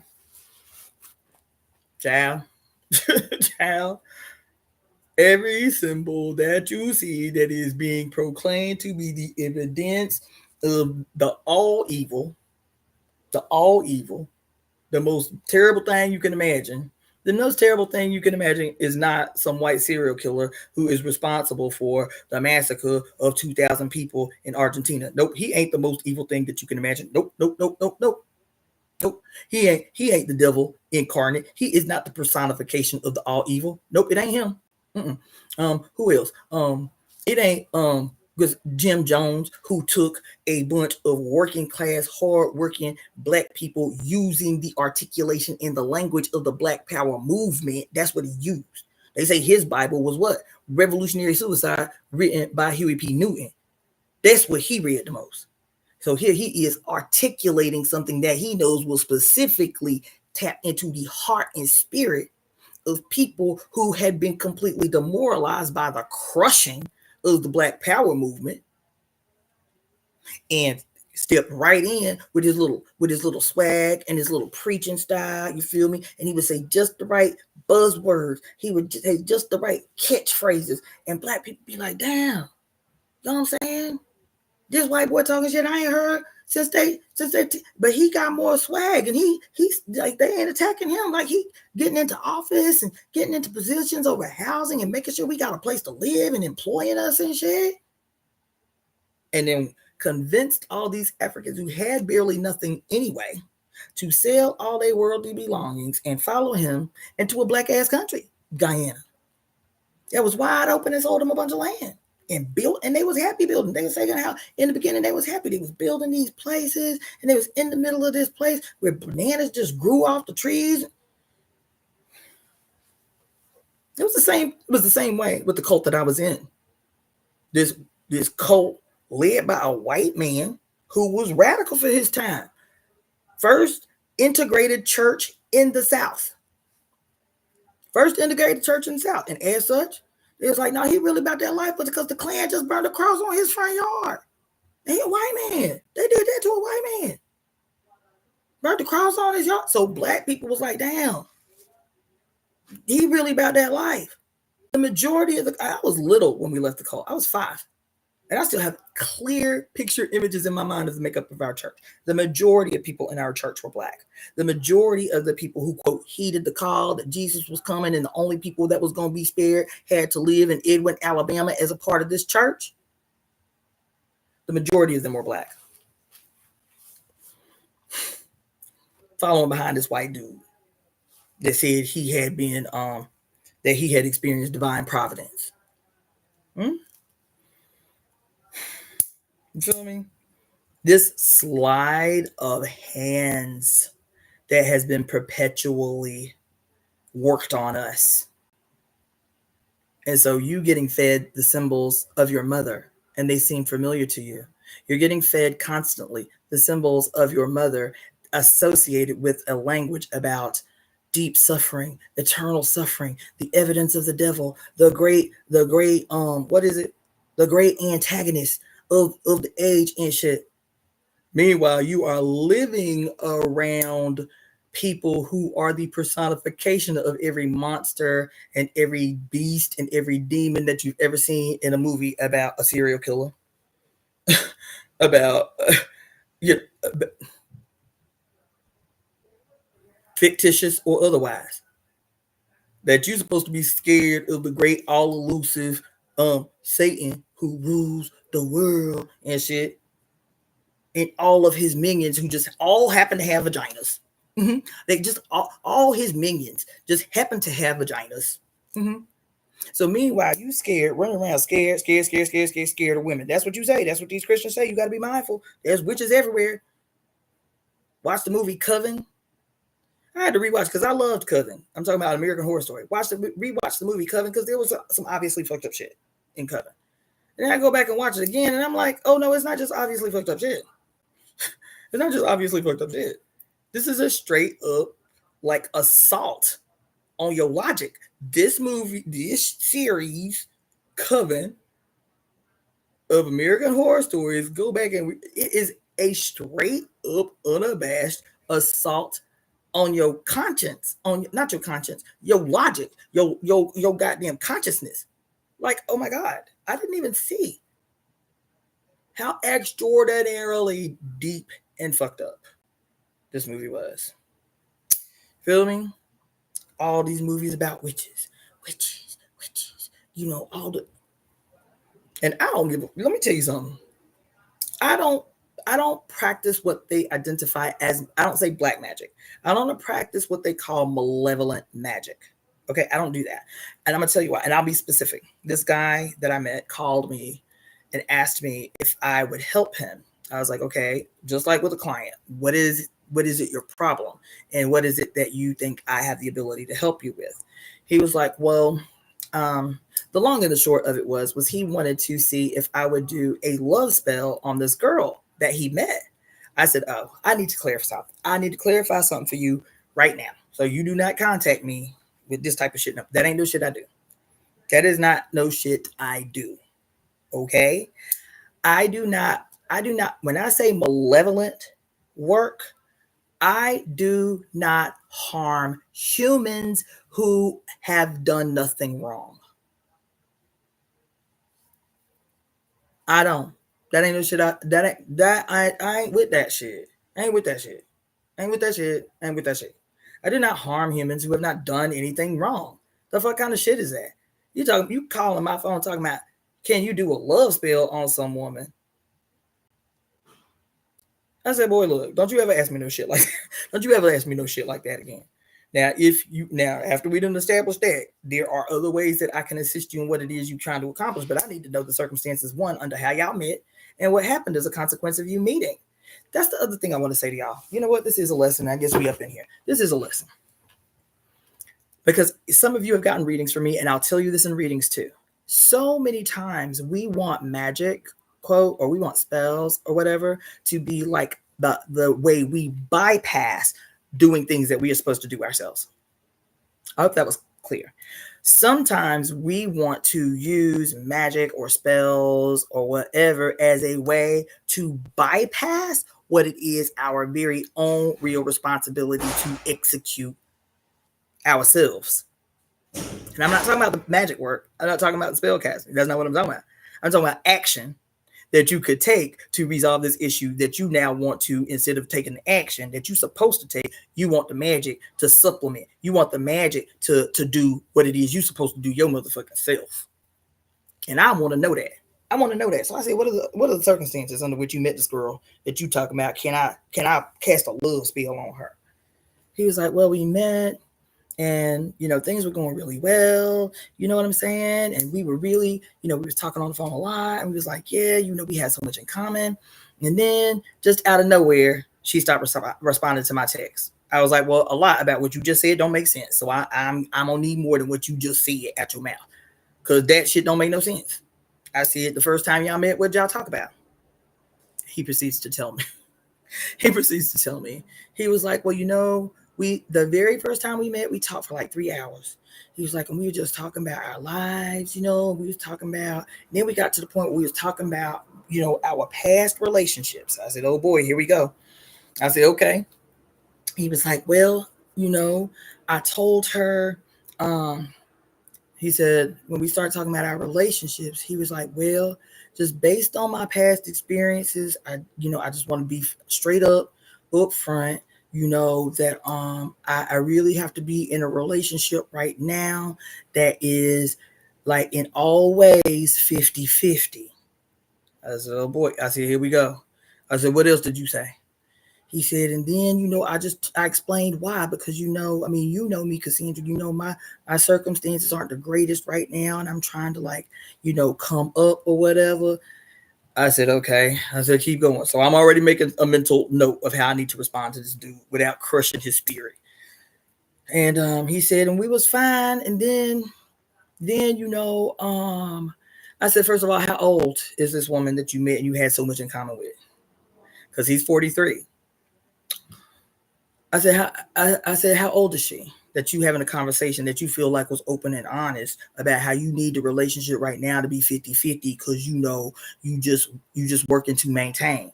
Okay. He was like, oh, she's 22. He's 43. I was like, okay. This is note number 2 that I'm keeping for when I respond. I said, okay, so what else happened? Now, these are some of the struggles of having to be objective when counseling people. You know what I'm saying? When people are paying me to help them. These are some of the darker aspects of having to maintain some kind of decorum where I am attempting to be objective. Okay. He was like, well, then um, on Tuesday, something I forget what specifically happened, but he had sent her a text and asked her a question and she didn't respond. I was like, okay. I said, so between the last response that you got from her and today, how many times did you text her?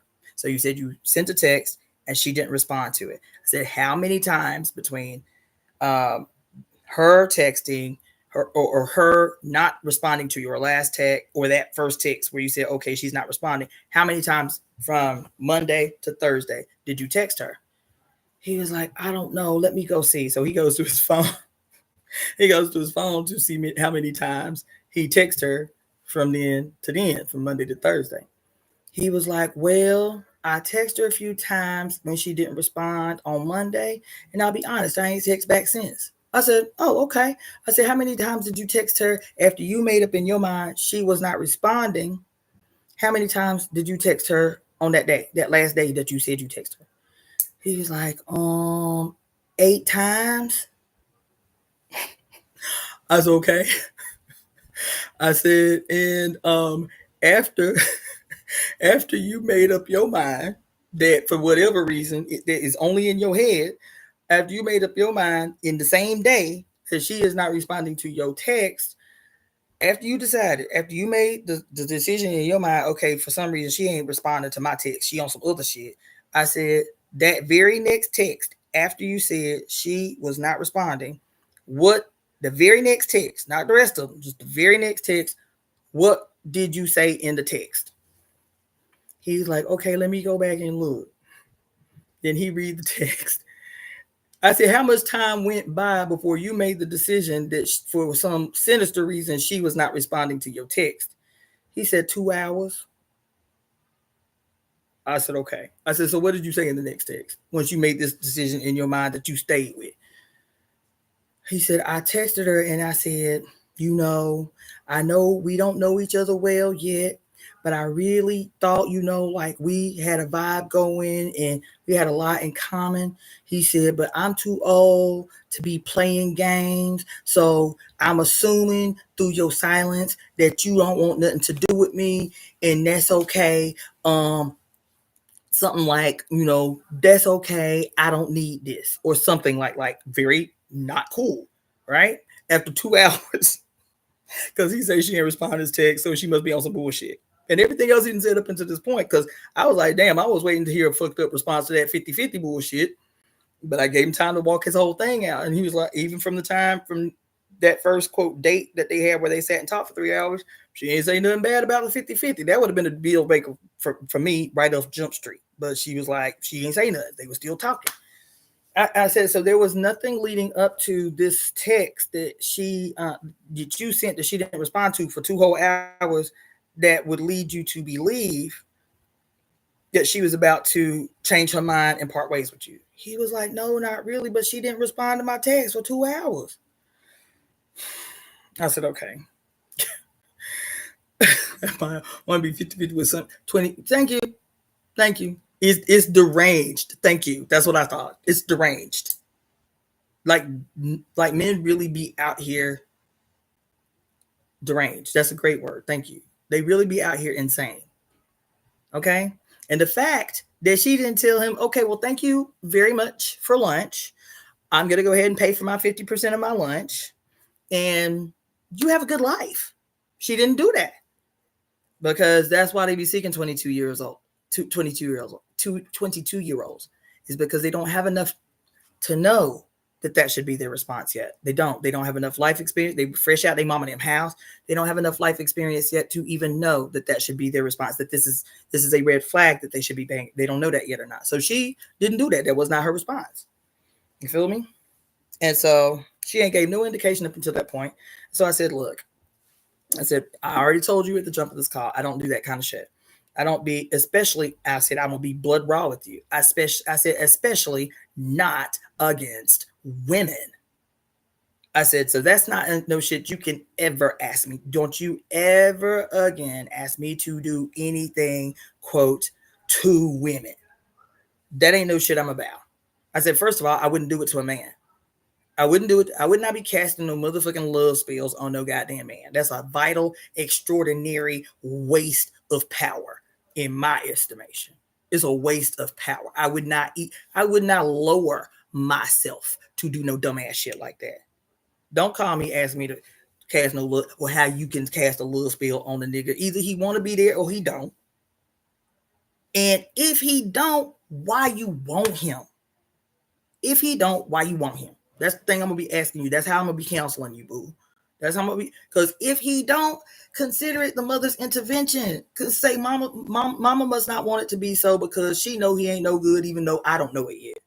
That she looking out for you when you can't look out for yourself. Or just assume that on default.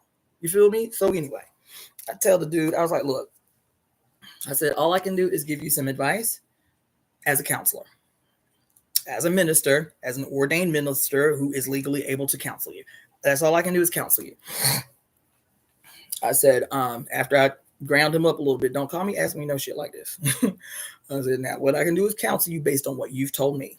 And I need you to be quiet until I am done. I said, and I told him this before because this was not the first time I had done work with him. I said, some things require your essence and your energy and your output to make happen. Some work is yours to do. Some work is yours to do. It's your understanding. It's your experience that is going to empower whatever it is I teach you or whatever it is I give you. Right. And so I told him, I said, look, I said, we've had this conversation before, but I'm going to clarify it and simplify it. I said, based on what you've just told me, there are some things I want to point out for you. And then there are some things that I expect you to do. And then I'm going to call you tomorrow and see if you did them. And so I said, the first thing is if I'm 22 and I meet a man that I'm actually attracted, which was not uncommon for me. I was always attracted to older men when I was younger. So that was not something that seemed out of character for me. I was at minimal. I said, as a matter of fact, it was a declaration. I was never going to date a man that was less than 10 years older than me. That was for a long time through my 20s. I was never going to date a man that was less than 10 years older than me. Right. And so that's not uncharacteristic for younger women to be attracted to older men. I said, but you leading with, this is your first date. And y'all are trying to, quote, get to know each other because they had only met a week prior to their first. So you calling me at 2 weeks. Talking about cast a love spell on a bitch that y'all still in the getting to know each other phase. And she ain't left you at the door on some 50-50 talk. So she must have really liked you. You feel me? I said, so I'm going to tell you this. I said, even if it's your situation, because I know how Hollywood is, I know how hard it is to make a living. I know how hard it is to earn a wage that affords you the living that you desire. So that's not my critique. My critique is even if that is your lived experience in your situation, that he lives in a trailer, he lives on the outskirts of town because he can't afford to live in the LA proper, you know what I'm saying? He works as a security guard, whatever. That can be your lived experience. And that is not anything to even be embarrassed about. It's not even anything to feel like self-critical about. It is a recognition of the world that we lived in and the difficulty it takes to secure one's life under these circumstances. I said, but you can control what you say out of your mouth. You can control that. And so even though this is your actual experience, to talk to someone that you have only met a week prior, who is obviously attracted to you and you to her, and you lead over lunch with I got to be honest, under the guise of being honest, I got to be honest, I can only be in a relationship that's 50-50 right now because, times is hard or whatever. I said, that shit's crazy. I said, I'm not going to say it any other way than that. I said, when men court women, at least the way they're supposed to, at least the way that they did not that long ago, so it ain't even something like foreign, that I'm communicating. When you're interested in anybody, don't you put your best foot forward? When you're going on your first date, don't you shave? You know what I'm saying? Don't you make sure your little armpits ain't funky? You want to put your best presentation forward when something is new and exciting to keep it going. Your conversation has to be the same way. She does not have to know. I said, and at the end of the day, even if y'all are going out on a date, you ain't talking about taking her to a 5-star fucking restaurant or no shit. You cannot leave where everything got to be 50-50. You cannot do that. You cannot do that. Not on some, the men supposed to do all the things. On some, this is how I demonstrate in real time that I am really, really interested in seeing how this thing unfolds. And my level of interest will determine the quality and the gravity of effort I will make to secure it. You're the one that approached her. She didn't ask you on the date. So why over the date conversation, quote, to get to know each other better, that's what you're going to lead with. Is I really need to be in a relationship that's 50-50 right now. You feel me? I said, that's not fair. And you can, not only that, your ass is 43. She's 22. So it's safe to assume at 22 years old, she has less than you. She makes less than you. She has less than you. She has less experience in the world as an adult than you. So for a grown ass man at 43 years old to be telling a 22-year-old that, well, you know, I really like you and everything, but you know, we got to keep it blood raw at the beginning. You know, I need everything to be 50-50 because it's hard out here for a pimp. You feel me? Now, fortunately for you and unfortunately for her, she don't know enough yet. Poor thing. She don't know enough yet to even understand why that conversation should not have gone any further. This is what I'm telling him on the phone. I said, unfortunately for her, unfortunately for you, she did not know enough to know that that should have been the end of the conversation. I said, you cannot do that. I said, from this day to the rest of your life, you cannot do that. I said, this bullshit and talk about 50-50 is coming from people who are actually trying to sabotage men too. They don't see it that way. They don't understand it that way. But when you have all these weirdos out here talking about 50-50, and if a woman ain't willing to go 50-50, they are trying to sabotage you. They are trying to drive the division between men and women further apart. I promise you. I said, you will never benefit from a discussion that involves some 50-50 bullshit. I'm sorry. I'm trying to tell you. It's to keep you lonely so that you become more vengeful and more angry, and the only person you're going to blame is women. That's what that talk is going to get you. And that's what it's designed to get you. I promise. Right. I said, so what you need to do is, first of all, thank the stars that you did not sabotage what it was you was trying to create. I said, the second thing that you told me is, I guarantee you, because first of all, you didn't wait long enough. I guarantee you that the reason that she did not eventually respond to your text is because you didn't give her no time and then hit her with a barrage of 8 texts in the same day, when the previous conversation you see it was fine. There was no indication. And so your response, because you in your imagination, you in your head and in your imagination, this ain't based on nothing real. This ain't based on nothing evidentiary. You gonna be like, you gonna take the attitude, well, you know, I'm gonna break up with her before she break up with me, because it's obvious she want to break up with me because she ain't returned my text in 2 hours. I said, baby, that's crazy. I said, the last text that you read me that she sent seemed fine. Seemed fine. And so for the next conclusion for you to come to is that if she don't text back in 2 hours, she don't want nothing to do with me, and so I'm gonna beat her to the punch. And then I'm gonna barrage her with 8 more texts just to make sure she understand. I was like, that's crazy. I said, and the reason that she hasn't responded from Monday until now is because you essentially told her not to. I said, so I'll be honest with you. I don't know if there is any way to redeem what seemed to be an actually blossoming whatever the fuck that was. I said, but casting no spell is not what's going to do it. I said, now, do you want me to tell you what you need to do? He's like, yeah, I hear you. I said, okay. I said, you need to pick up the phone. And if you are not confident enough to pick up the phone, you need to send a text. And you need to say in that text, and keep it short and keep it sweet. You need to say in that text, I want to apologize for my behavior on Monday. I want to take responsibility for the way I behaved on Monday, because looking back on our time and our conversation, it was probably something completely imagined happening in my head that made me respond the way that I did. And if there is any chance, I would love for you to text me back and tell me that it is okay for me to call you. He was like, that's it? I said, yes, sir, that's it. I said, that's because I said, what it's going to do for you is going to answer the question you presumed in the first place.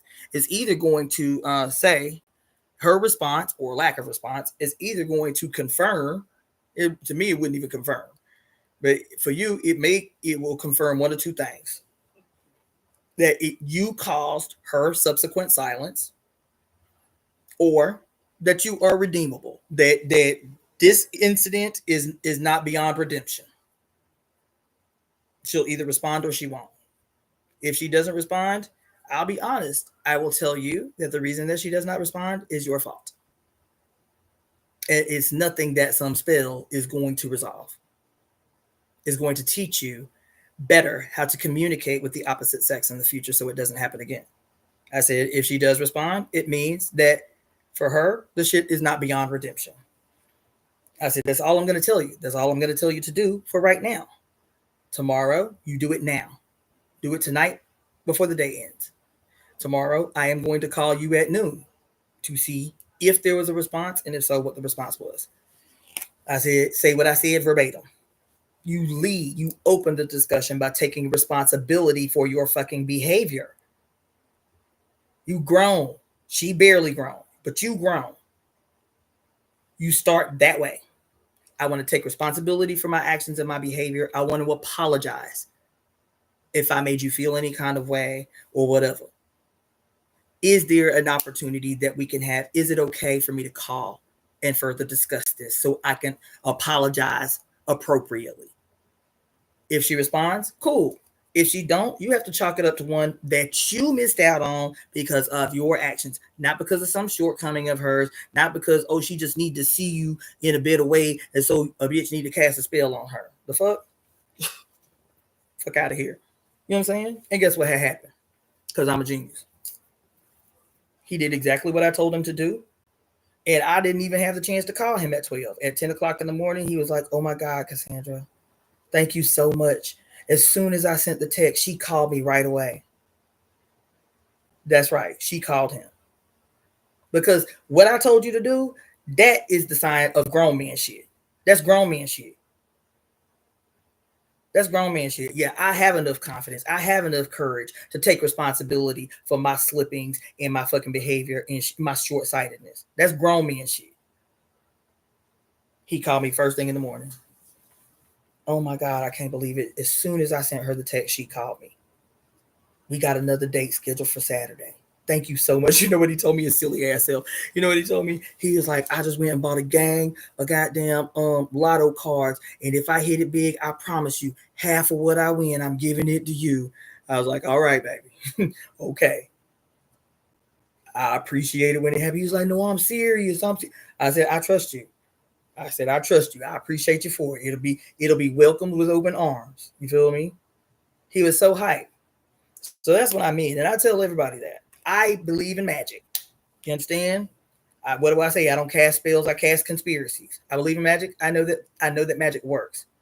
But sometimes magic is the crutch motherfucking lazy motherfuckers be attempting to abuse to bypass the courage that it takes to resolve your own shit. You want a spell so you ain't got to do the real work. You want some witch to perform a ceremony for you so you ain't got to get out here and do what your magical self has already primed you to execute. Because you sorry, you lazy, or you insecure, you know what I'm saying? Or whatever the reason is. Whatever the reason is, you don't go out, and we have grown accustomed to bypassing what it is that must be done at our hands with our energy and execution. There's a spell for it. Don't worry about it. Mm-mm. I hear you, Bayoni. That whole faith without works is dead, but they learned that shit from somewhere. Because Jesus told them, one does not, what is it? One does not enter heaven by faith alone, or by works alone.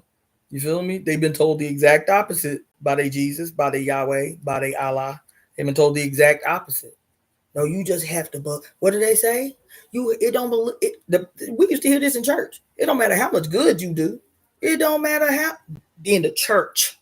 It don't matter how many good deeds you do. If you have not believed in your heart and spoken out your mouth that Jesus is your personal Lord and Savior, your ass gonna kick the doors of hell wide open. I don't give a fuck how many people you done fed. I don't give a fuck how many lives you done changed. Your ass is going to hell if you do not, quote, believe in your heart and say with your mouth that Jesus is my personal Lord and Savior. You understand?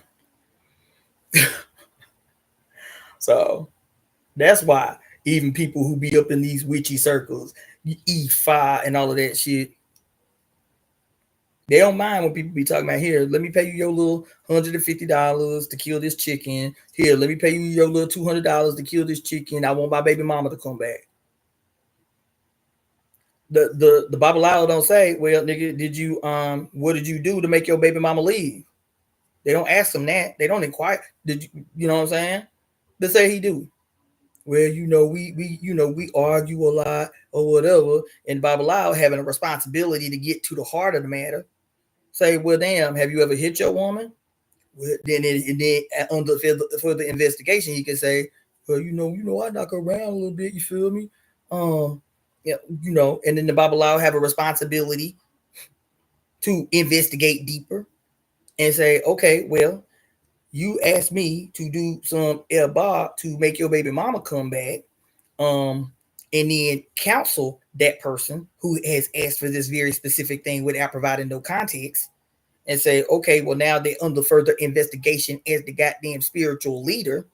I see that the reason your baby mama left wasn't off of some, oh, she left for another man, or she, whatever. No, she left because she don't feel safe in the space with you because you be fucking her up. Okay, well, let's I'm not gonna sacrifice no chicken or no goat or no rooster for you. What we gonna do first is see if you can go back to your baby mama and make an earnest profession of love that provides some evidence. Not only do, oh baby, I love you and I'll never do it again. Nope, not that. That you go to your baby mama and you say, look, I know what I did was fucked up. I was dead ass wrong. And there ain't nothing you could have said that should have caused me to do what I did. I want to take responsibility.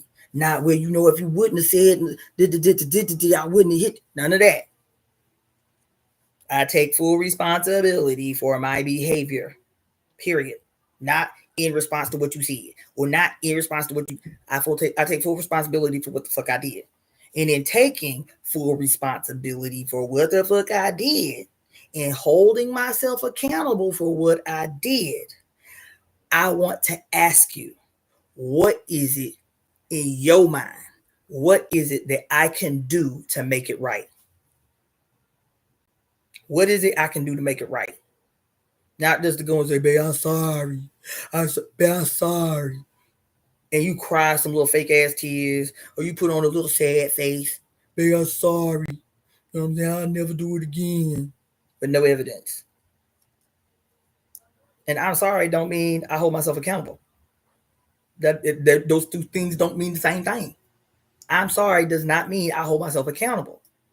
The accountable part is when I yield power to you and ask you, based on who you are and what you need from me, I'm yielding to you. What do I have to do with you to make this right? What do I have to do to make a space for you to, one, forgive me? Because your forgiveness does not mean I am entitled to you. I'm entitled to you coming back home with me. Because she can be with, come on. She can be well within her rights to say, I forgive you, but you still can't come back here.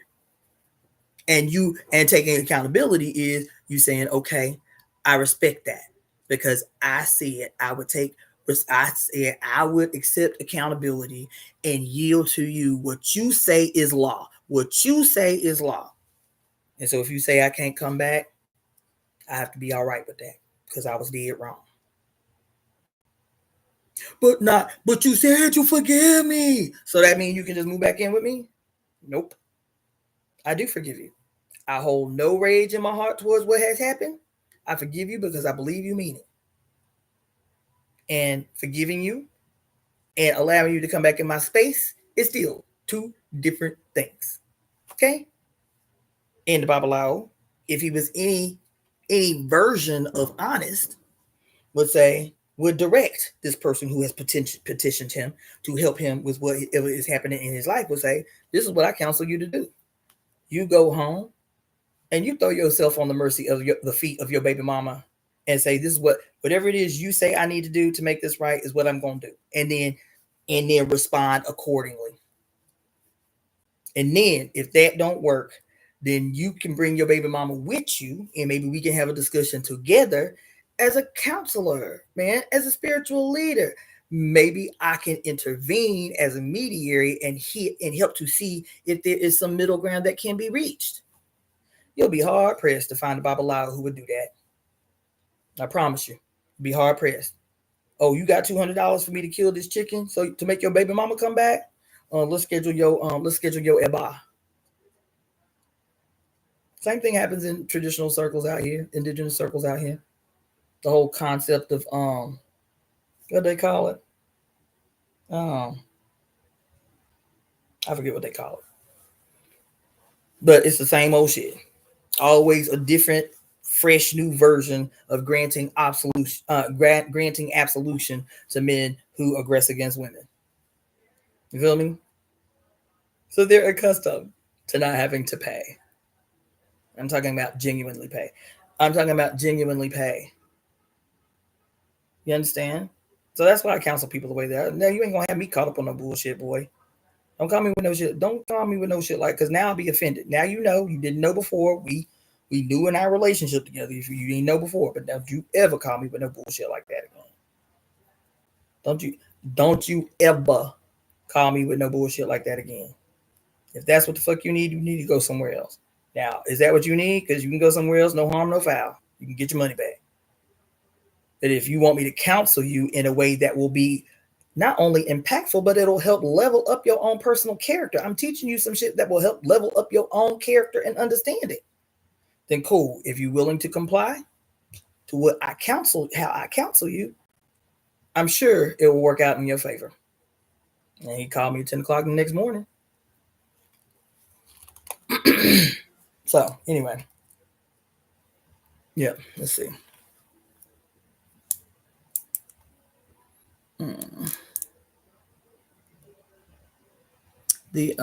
Yes, child, just believe. Right? The future is a mystery, the past is a story, and now is a gift, hence the present moment. Lord, that would mean vulnerability and rejection to them, and that's too human. No, they're not. I don't think they're what men are articulating. I'll be honest. I don't think because everything is a manipulation, baby. In the absence of a narrative that is just as mass, everything is. They can learn how to use the language. They can learn how to seem sincere. They can use psychobabble now against you. Remember that dude? I think his name is not Seth Rogen. It's the other kind of guy like him, and he was dating the surfer chick, the world-renowned surfer chick, and he was literally using psychobabble to like guilt her out of doing things that were required of her for her job. Like, well, now that we're dating, I just really feel like you're violating my boundaries by wearing bikinis to these meets, violating your boundaries. Your boundaries for being in a relationship with a woman who was in her own position of power before meeting you. And now when she dressed in a bikini to go surf at a surf competition, she violating your boundaries. Like literally using psychobabble against. So they'll learn the language to further manipulate. And so, what I am hearing a lot being expressed by men is not the signs or indications of vulnerability and fear of rejection. It's not that. It's not that. It's not that. If anything, it is cowardice And what you're calling fear of rejection is not fear of rejection. Partnered with that cowardice is that what we women internalize is the fear of rejection in men is not that. That's not it. That's not it. That's not it. Exactly, fire girl. When I say you literally snatch the words right at, like literally snatch the words right out my mouth. It is the insidious presentation of an ultimate entitlement. It is still patriarchy that you're seeing.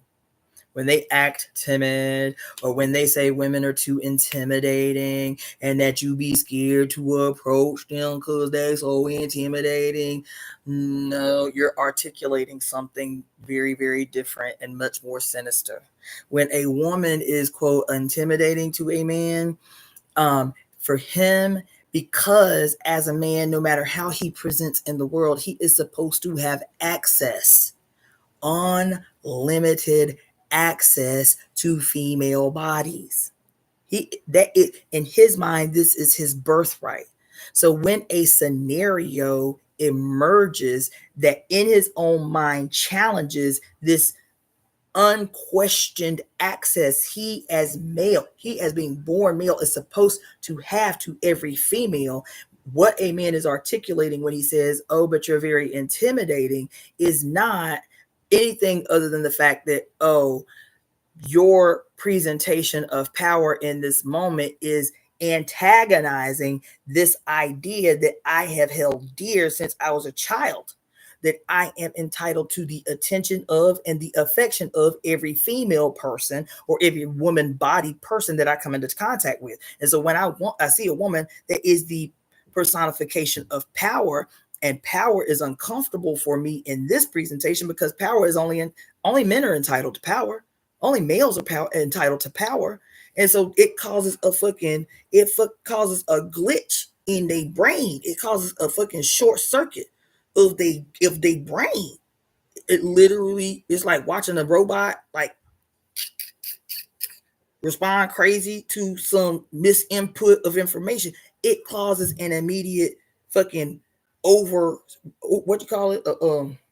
overstimulation of this idea that they have grown very comfortable with in their flesh as just the default, accepted by everybody, males and females. Everybody just accepts that power only belongs to men. Power is the exclusive possession of men as our birthright, being born with penises. And so when something in real time contradicts that, just in presentation, woman ain't even about to say shit, just in presentation, that contradicts this thing that is ingrained in their DNA, in their flesh, in their whole embodiment, the only thing they can say is you intimidating. What are they responding to when they say that a woman is intimidating? They are what is intimidating? What is intimidating? Right? What are men usually naturally intimidated by? Bigger men. Isn't that right? Usually the only thing that men are intimidated by are people that pose a threat. That's intimidating. And what poses a threat to men? Bigger men. What poses a threat to men generally? Wealthier men. What poses a threat to the power of males that no matter how poor they are, they feel like they are supposed to possess by virtue of being male? Men that are more powerful, men that are their bosses, men that can harm them, men that are police, men that, are bigger. That's what intimidates men, is other men. It is the recognition of power among and between men. That's what intimidates men.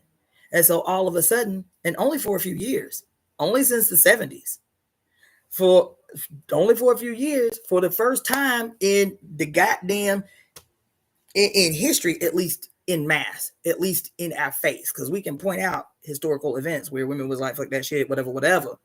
But in mass, in the open, this is the first time in mass, I will reiterate, in mass, that since the 70s, really, since the 60s and the 70s, where regular everyday men every day are being confronted with the presentation of power in a body that's not male. And that shit is collectively fucking them up. So that's why they be talking about, oh, you intimidate. I literally just watched this British guy interview, what's her name? Naomi Campbell last night. And it was supposed to be funny. This little charming British guy on this little charming British show.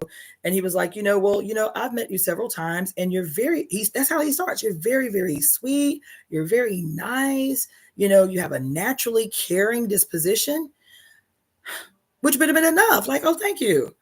He was like, but it's true. You are very intimidating.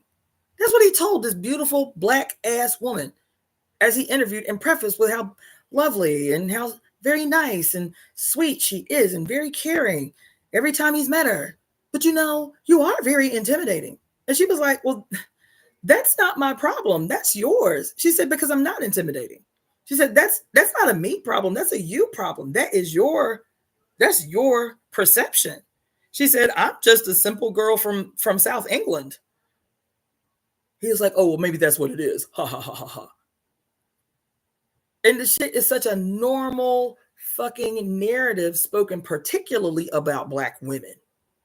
Spoken even more particularly about powerful and beautiful Black women.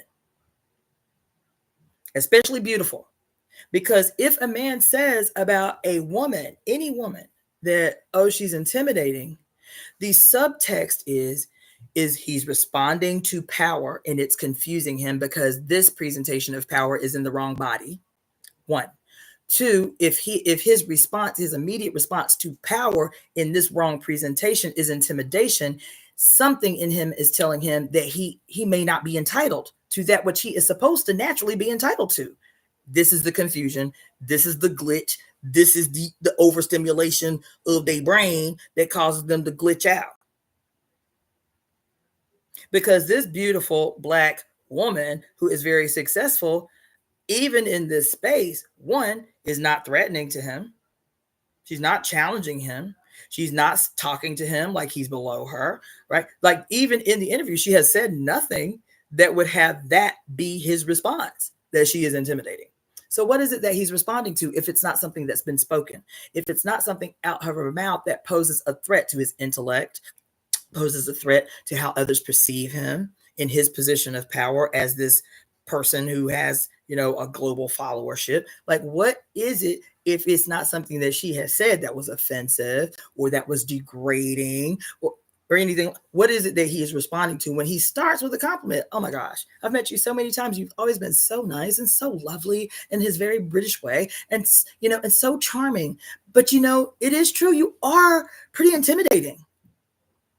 And instead of her, because that shit is offensive. And we know inherently it's offensive, but we don't know how to respond. Right. And instead of saying that's not a me problem, that's a you problem, that's your perspective. She could have said, well, I need you to explain yourself. What do you mean intimidating? What exactly do you mean by that? Where is that coming from? What is the basis of that articulation about who I am that is spoken in the affirmative, spoken as a truth, spoken as a fact? He didn't ask her, has anybody ever called you intimidating? Have you ever heard this before? He didn't do it. He said, but you are pretty intimidating. He presented that as a factual statement.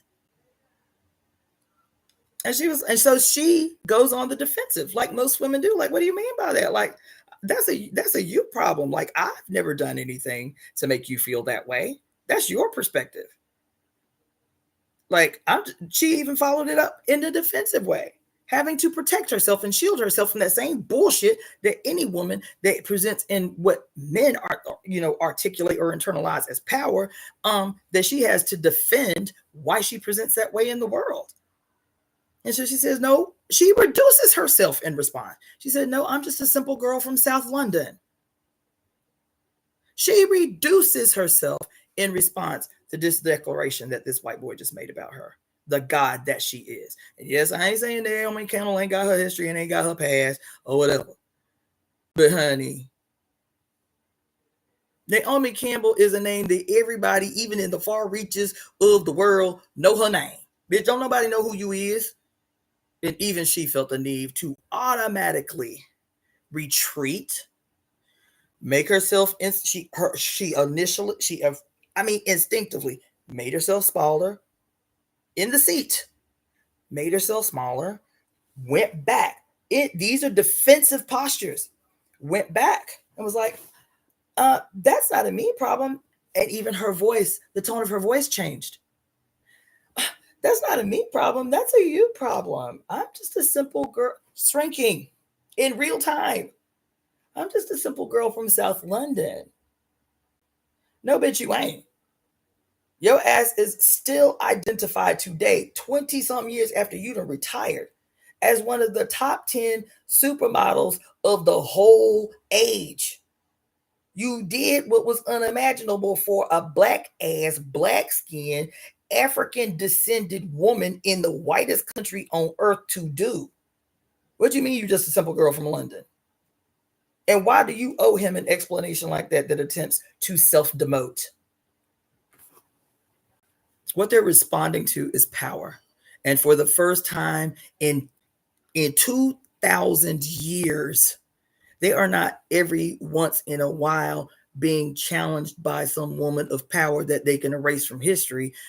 It is a part of their daily life experience to come into contact with and proximity with confident, fully realized, powerful women whose power is not malignant and harmful and hurtful, like the men they are intimidated by, where if it's your boss, you're intimidated because he can control your life. He can cut your pay or fire your ass. Where if it's a man, if he's bigger than you, you can't say nothing sideways. You got to watch the way you talk, because he could pummel you to death. You feel, or whatever the fuck.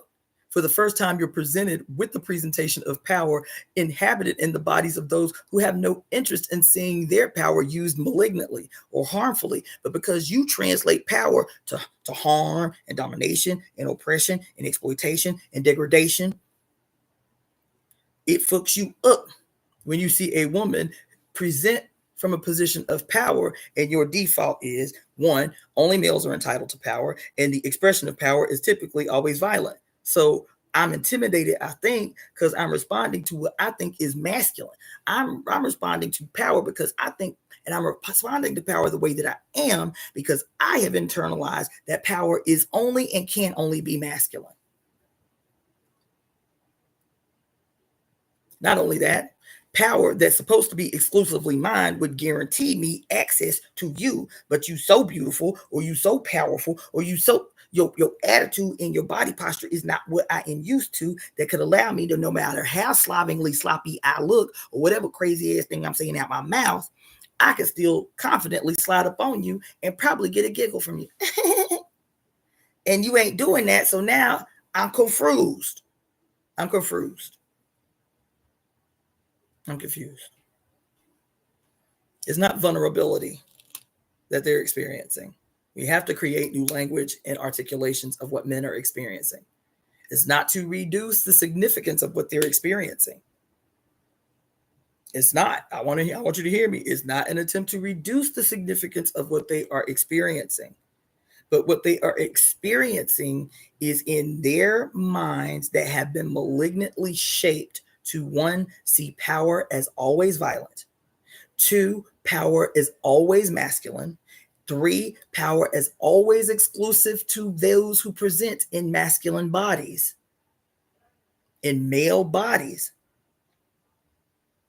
So the response that they're having, everything that they are experiencing in the world, and call it whatever the fuck they want, but what they are experiencing is a response that is attempting to chisel away that conditioning, to attempt to divorce them from that conditioning that tells them that power is always harmful, power is always dangerous, power is always masculine, power is always the exclusive possession of masculine people, specifically those born with penises.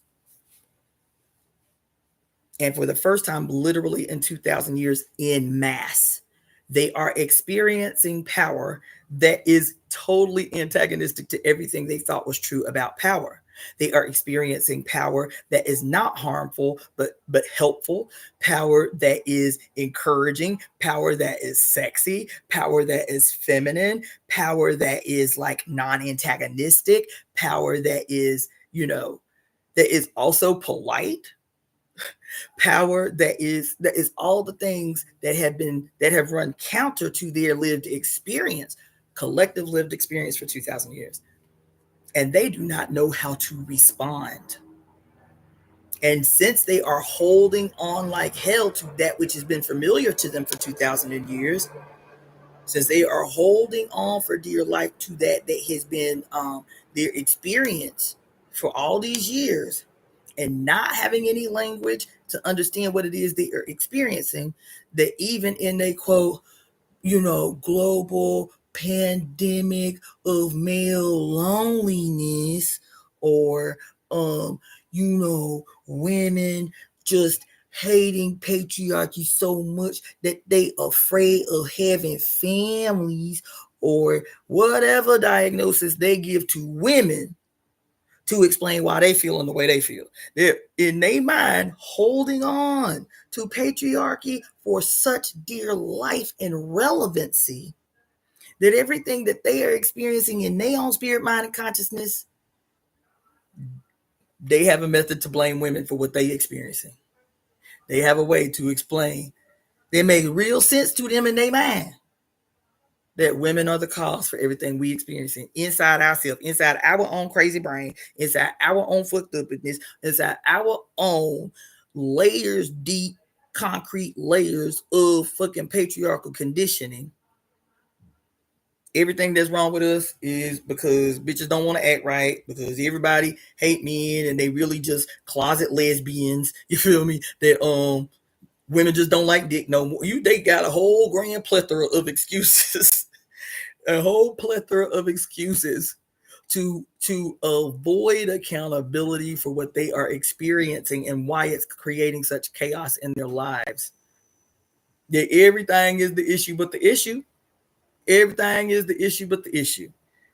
You understand that? What else they be talking about?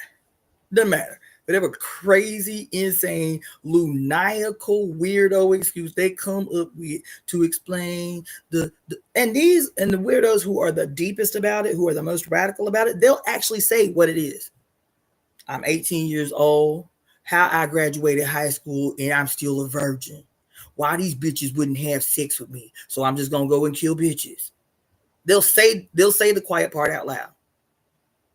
What my patriarchy has told me, what my Christianity has told me, what my Mormonism has told me, what my Islam has told me, what my Judaism has taught me as a child. He 18 years old, the little Asian boy that was out here killing all these women.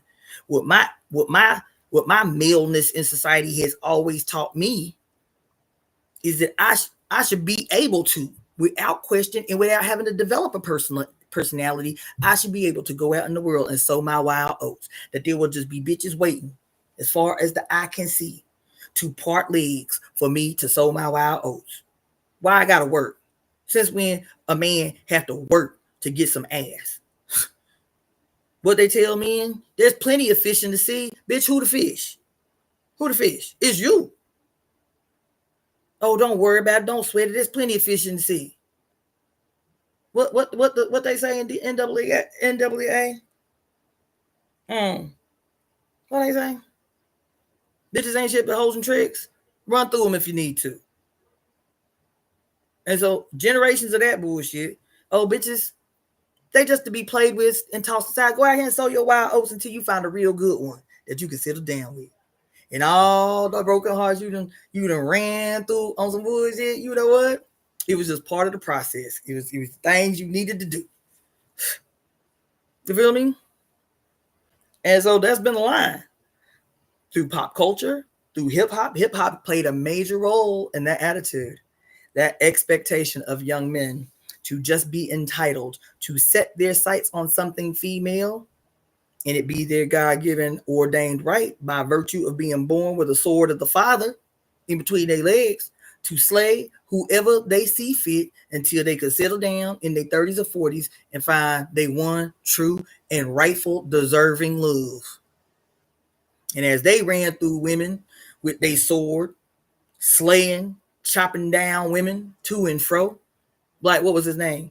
What was his name? The basketball player, Walt. What was the basketball player name? Shit, I forget it. He was a big one in the 80s, and during the height of the AIDS crisis, he made the declaration that he had slept in his lifetime with at least 2,000. Wilt Chamberlain, thank you. And people wasn't offended by the fact that he said I had sex with 2,000 women. They wasn't concerned about that. It wasn't the women that became the center of the issue in this declaration.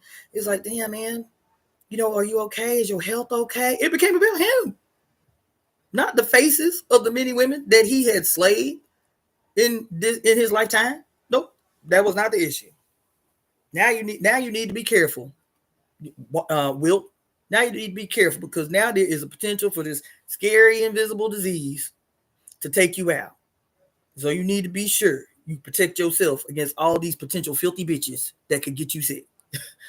Not the fact that he had made the declaration he slept with 2,000 motherfuckers. No, that wasn't the issue. That was not the center. You better take care of yourself, man.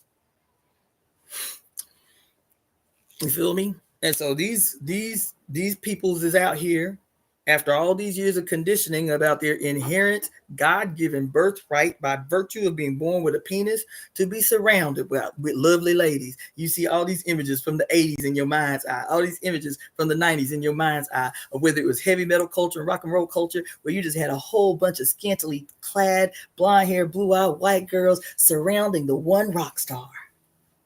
Or the 90s, where the height of hip-hop culture, hip-hop niggas took off big once they started allowing white girls into their goddamn videos. Did you notice that? What's that that song? It was my jam, but when I saw the commercial, it was like one of the first videos, as a matter of fact, in the burgeoning hip-hop era. This song was one of the first videos that featured predominantly white models in the song.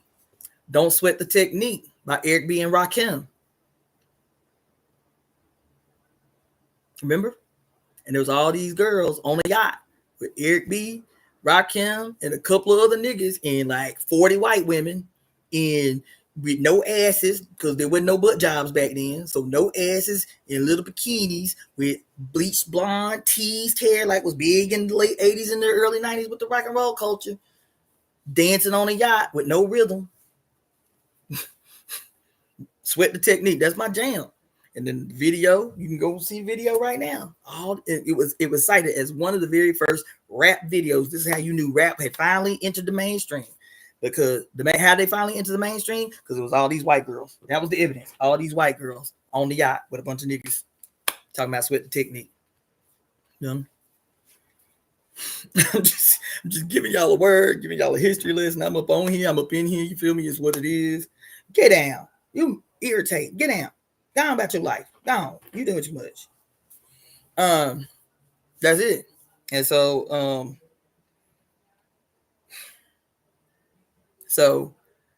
all these years out me, because I'm of that age group, I'm Gen X.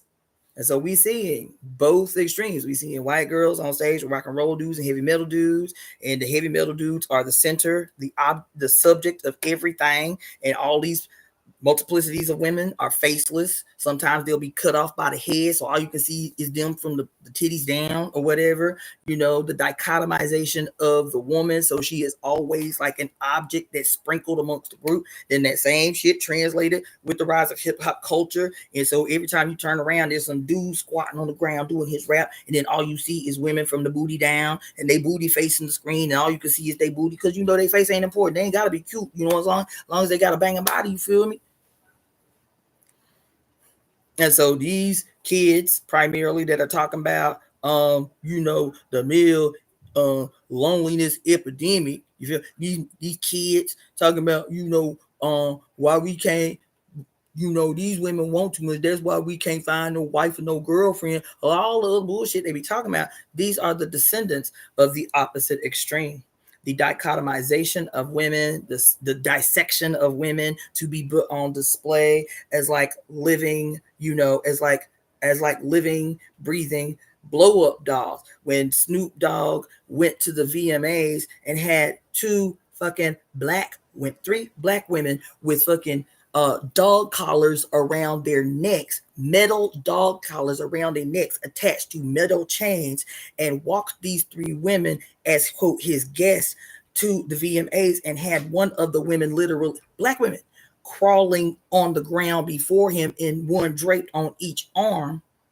This is the long-term impact. This is the outcome of this culture that has so efficiently and has so efficiently denigrated black women. And because this was a way for us to get some money, this was for us a way to get some coins to pay some bills, you feel me, to maybe break into an industry we wanted to be breaking into.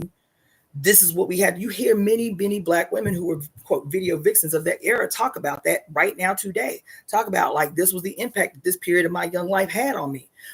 Fighting like hell, fighting other women to be in the next no-name nigga video because he got the potential to blow up. And if he blow up, maybe I blow up too. Type of shit. You feel me? Yes. You can probably still find the video on YouTube, truth be told, of Snoop Dogg and these three women at the video. Not gonna tell you again. Of these women. You feel me? And so now you seeing the backlash. Now you seeing the outcome of this period, this 20-year in particular period of, quote, we fighting against censorship because we should have the artistic right and freedom to say and do whatever we want, no matter how much it offend people. We should have the right to do that. And I was one of them without an understanding, because I'm not talking about censorship. I'm talking about creating a culture collectively that sets the terms for what we accept as art. So say what you want to say, do what you want to do. But I'm saying it is our response to your creation that will determine whether we accept this as a true expression of art or whether your ass is just going to die a poor starving artist because this shit is trash. And the breakout group who really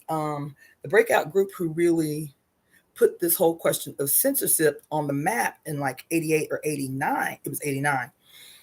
And 89 was Two Live Crew. Two Live Crew was the first artist that had been arrested under, let me be specific. They were the first band to be arrested after the passing of, it was like, they were trying to pass, what was they trying to pass? They were trying to, it was like some kind of decency act or something like that, because it was, the reason they started talking about it was because of the emergence of NWA. You know what I'm saying? NWA came out with these rowdy lyrics, but the lyrics that were the most offensive was when they started talking about, when they did the song, when they released the song Fuck the Police. When they released the song Fuck the Police, that's when it went all the way up into the White House. And Bill Clinton and Al Gore were running for the presidency. And Al Gore's wife, Tipper Gore, and a black woman, I can't remember the black woman's name, but they had started, releasing this massive campaign in opposition to, quote, indecency in popular culture, particularly music. They have focused their sights on hip hop and rap, especially hip hop. I mean, especially rap coming out of Compton. NWA was the first, because once they made that, because they was like, for a long time, they didn't say shit when they were just talking about bitches and tricks and all of that stuff. But then Maxine Waters, thank you so much. When they did that song, Fuck the Police, oh, they was like, oh, no, this ain't no shit we can let slide. So Clinton was in the height of a presidential campaign too. They was like, we can use this shit. And Tipper Gore went right to work. Maxine Waters went right to work on some "We Are the Faces of Decency," on some Christian shit or whatever. And that's why they couldn't win. These women could not win the position that they would have been able to win, is because they were using their great grand white daddy patriarch as the banner through which they was, quote, fighting for human decency. because they weren't feminists. They weren't trying to win a feminist position or a feminist conclusion. That wasn't their angle. They went out there on some Jesus Crusader shit.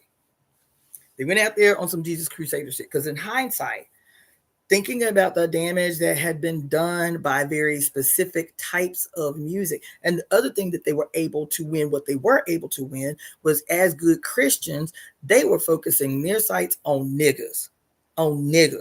Because the way that they hurt their campaign was a lot of Black people, even Black people who may not listen to that kind of music or, even entertain that kind of art.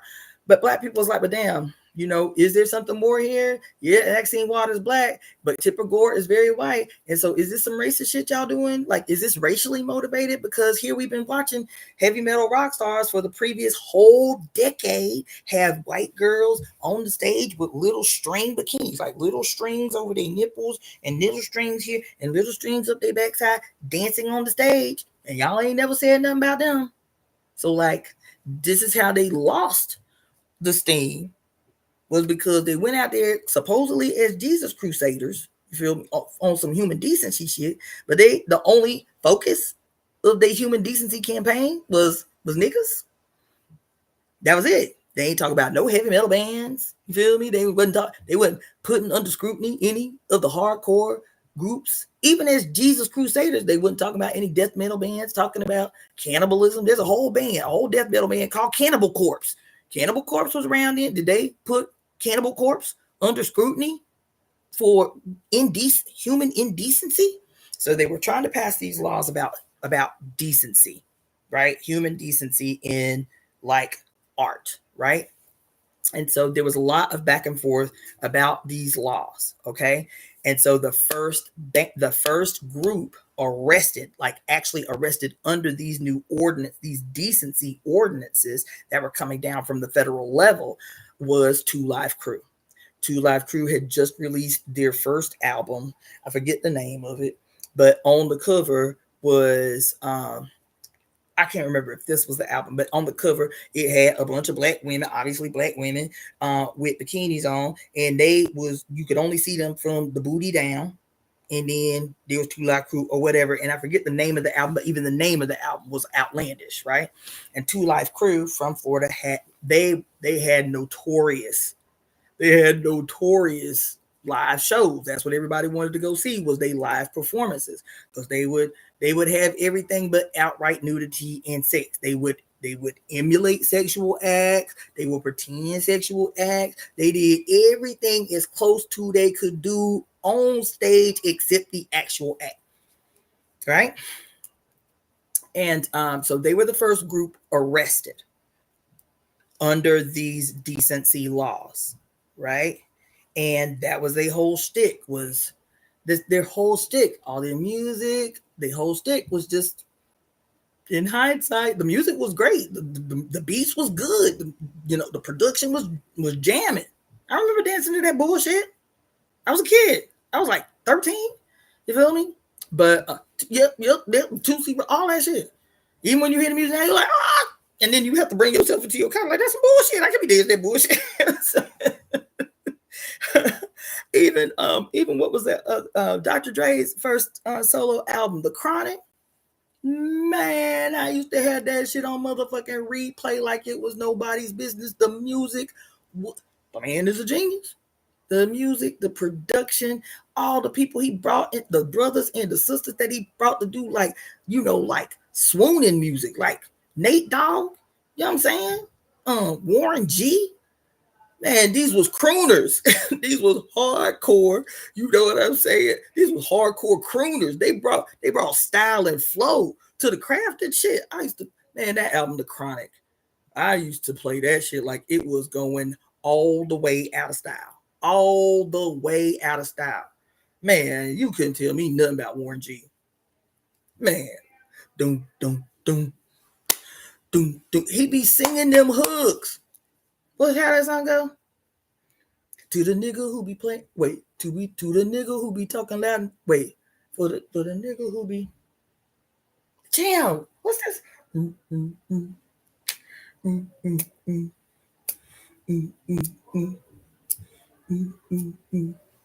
the nigga who be talking loud, To the nigga who be talking loud and holding his dick, talking shit, he better lay low. To the bitches who done says wait, to the bitches who be saying, oh, to the bitches who be saying, I done shot some shit, up out of my dick. Now she sick. She better lay low. To the niggas who be repping my hood and really ain't from my gang, better lay low. I hope you don't. Shoot. I hope you don't just think that I be talking and I won't do a thing. Really hope so. Man, they had they have not yet been replicated. Them damn sing song hooks that they was notorious for. Them sing song hooks. Oh my God, Warren G was the man. Warren G was the man. You feel me? Meanwhile, we grow up and go jump both feet first into a relationship with the goddess, and she was like, "See, this is how they use your craft against you, baby, because that shit that you be nostalgic and reminiscent about, that was some bullshit and ass bullshit. Guess it was. Yes, it was, and it's a part of the reason that all your male counterparts out here sick as hell." Crazy, dismayed, bewildered, led astray, run the fuck amok. It is because your craft has for a good 30 years been used against you, has been used against the mother, has been used against you and your male counterparts' interest. And the divide between you has never been greater. Yes, you can hold hip hop accountable. Yes, you can hold rock and roll accountable too. You can hold all these things accountable because what they have done in the hands of a guy head of war has widened the gap. This is statistically widened the gap between males and females wider than it has been in some time. That would widen the gap between aggressives and conservatives wider than it's been in what these polls are saying is 50 years since the Reagan administration. That's how your music was used against us. So you can love hip hop and still hate what the impact of the negative influence that governs and controls hip hop has done to you and yours. Get off my stuff, wow. Get out. Listen, you understand? Multiple things can be true at one time. So yes, Tipper Gore wasn't shit. Maxine Waters wasn't shit. You feel me? The way they injured their campaign was setting their targets, their crosshairs on exclusively black people, because it wasn't just male hip hop artists that was under one of the biggest campaigns that came out of that Tipper Gore era was get off of it. Get off of it. That was because one of the other people that they had the crosshairs on hard, as a matter of fact, you haven't heard from her since, was it was three others. It was NWA when they released that Fuck the Police. It was 2 Live Crew being the ones that actually suffered like injury to their career. They're the first arrested under these decency laws and dropped off they label and all of that shit. Who else? So NWA, 2 Live Crew, damn, what did I just say? 2 Live Crew, NWA,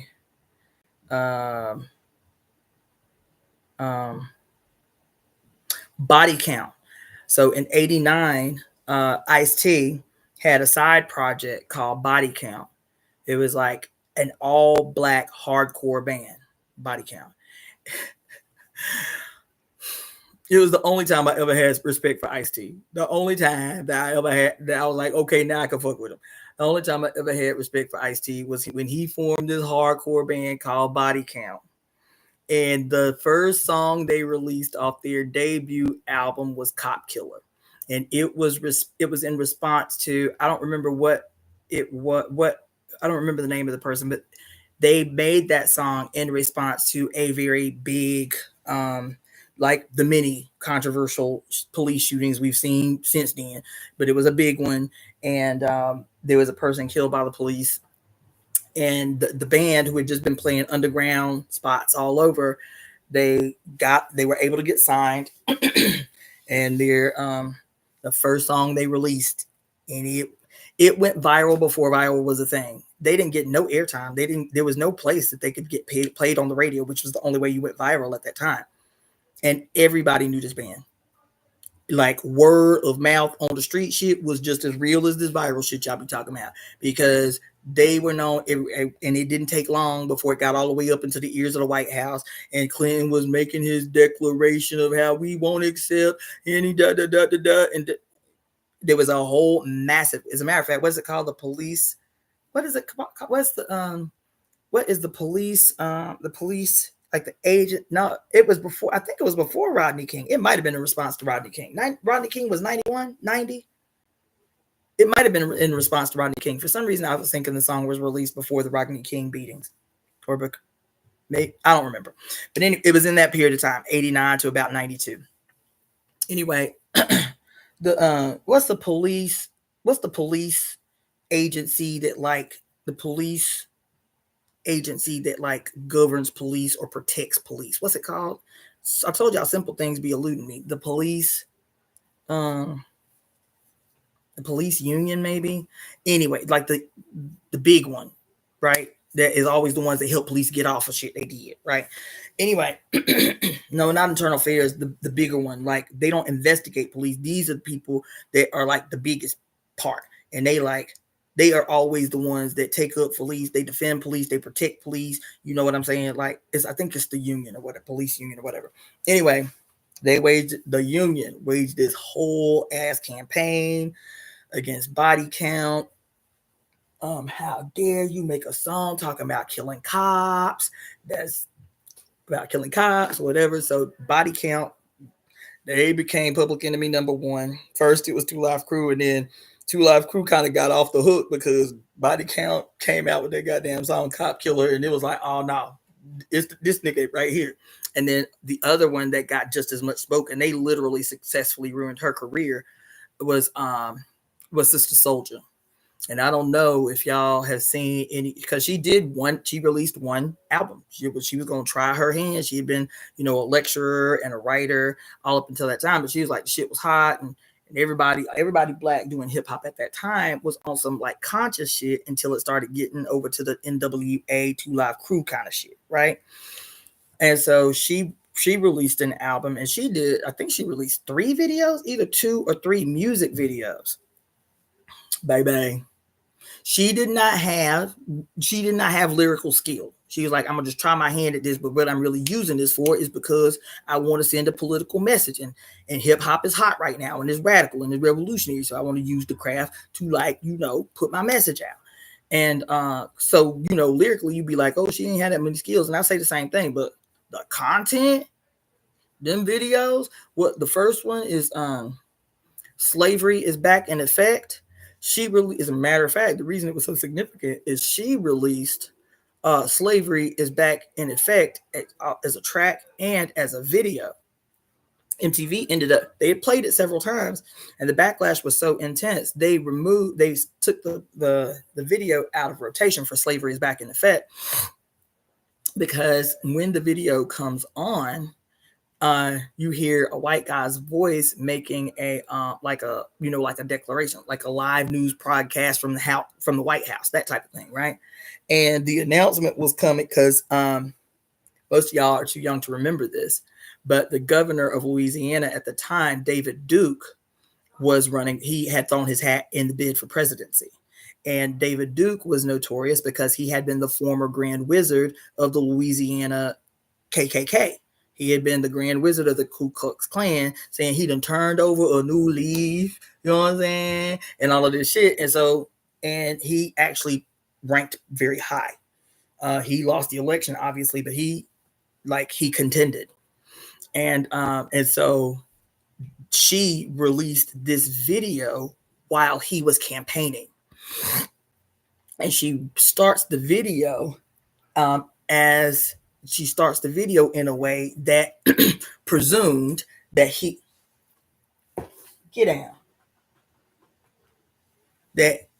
presumed that he had won the election.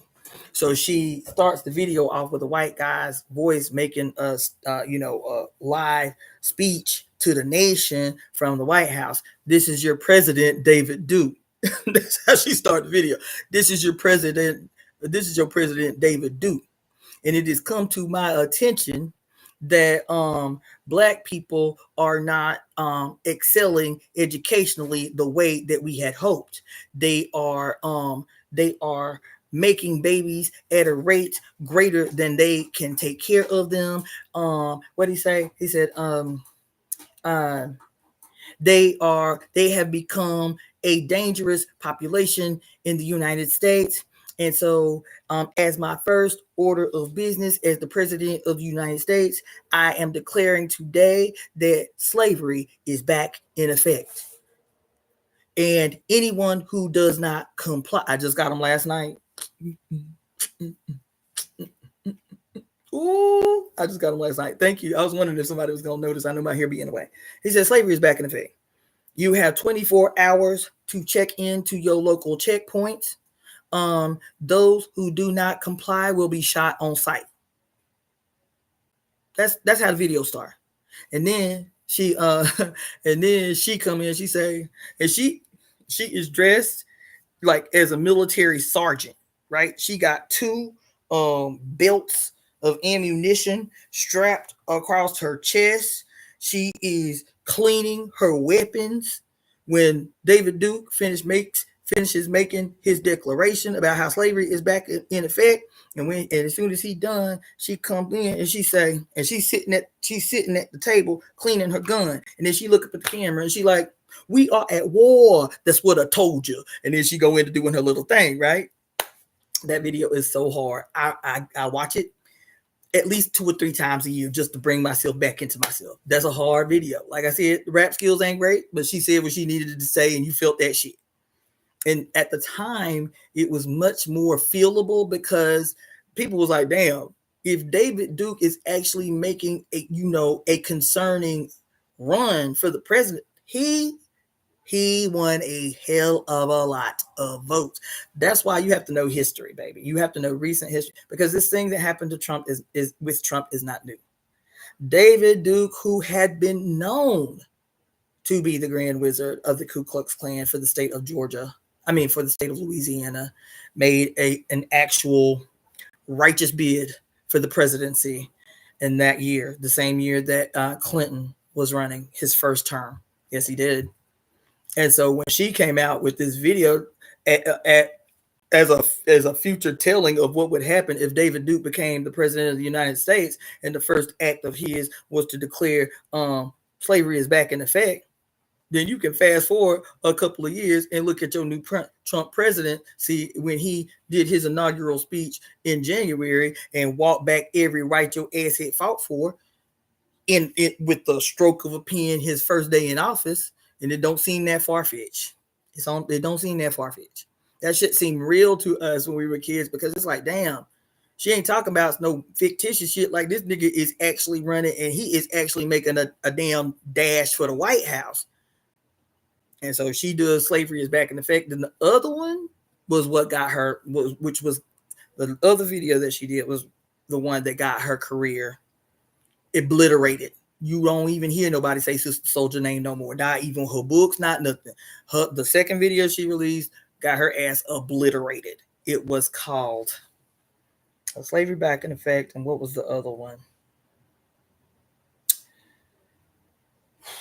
What was the other one? Damn. Ooh, now I'm gonna be annoyed because I used to be able to rattle that shit off my head. But the video starts off same way. It's like a bunch of people talking, because the video is going to be about what's happening in the beginning of the video. And so in the video, it's actually quite fucked up. I'm tempted to play this shit for you guys. The video starts with it's like an office, and there are like 6 men sitting on one side of the table, 6 men sitting on the other side of the table, and a man sitting at the head of the table. The man at the head of the table is supposed to be the mayor, a Negro mayor of some city, right? So I don't even remember the city but it's a Negro mayor of some city that is, up in there, right?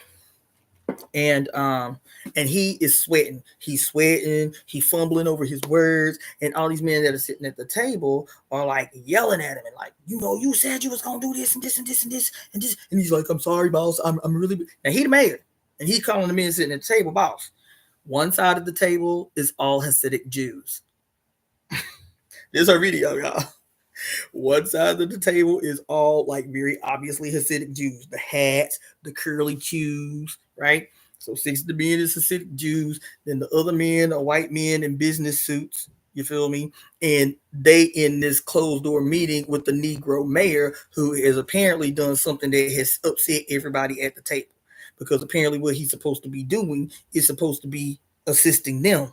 You feel me? And he just stumbling and the stereotypical like, I'm sorry, I'll get right on that. You know what I'm saying? And this and this and this and that. He's like, and all they're talking about is black people. You said you were gonna do something about these black wildling youths out here doing all this stuff, and you haven't done anything, right? But everybody at the table is talking about black people, black youth. Everybody's complaint at the table is about black youth and how we put you in this position of power, Negro, to be able to do what we need you to do about these black, quote, wildlings. That's what they called it in the video. These black wilding youths and shit. He's like, I'll make sure that the police department gets right on that, right? But what was the song, man? Oh, and honey, after that video was released, they wasn't talking about NWA no more. They wasn't talking about Two Line Crew no more. They wasn't even talking about goddamn Ice-T no more. She was the one. She was the one. She was the one. She was the one. Oh no. Now this is too much. Some black rapping female dressed with goddamn ammunition strapped over her chest, carrying a goddamn assault rifle, and at the table cleaning a gun as a general for a black army, talking about defending people if slavery go back into effect. Oh hell no! And then she in the very next video, she got Hasidic Jews sitting at the table, and she talking about them. That. Oh my God! The second song is the hate. Is the hate that hate produced. Oh, how could I forget the title of that song? The hate that hate produced, baby. God damn. Mm-mm. Listen to all of your concerns, and you know something? You're absolutely right. You're absolutely right. I'm calling the police and the National Guard first thing in the morning. Shut enough. Mm-mm.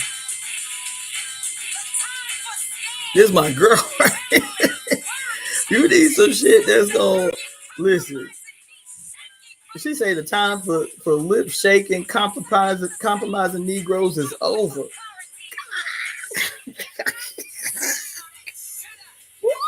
This is my girl.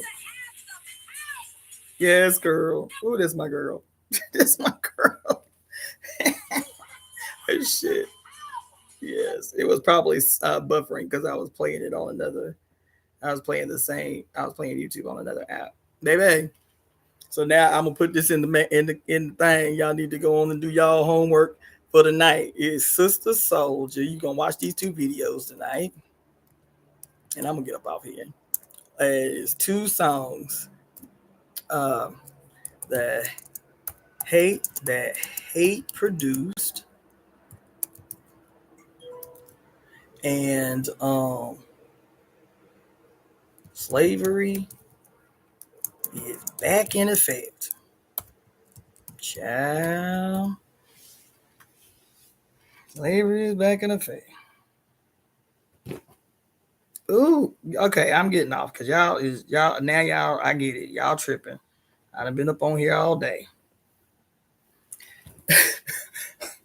They're like, damn, can we get some attention? Bitch, you've been up on here 7 hours again. Anyway, so there you go. I don't know how I got on that, but I'm glad I did because I'm about to watch it as soon as I get up off of here. Thank you. I had fun as I always do. I tell y'all, I ain't holding y'all hostage. If y'all gotta go, y'all gotta go. We still left my phone in the Uber and just got back. Oh my God. I am. I'm gonna take the day off tomorrow because of this. So I appreciate y'all. Because tomorrow is the Gemini rising. I mean the Gemini new moon. I'm still gonna come up in here and do a live at 11:11 Universal Time, which is 4:11 Pacific Standard Time. So I'll make the alert for that, and I promise all I'm gonna do is do that conspiracy with y'all, and then I'm gonna go about my life. Okay. Um, Maybe if I'm feeling generous, I will do this pull that I've been promising to do for 2 days. But I still gave y'all a lot. I gave y'all a lot of goods.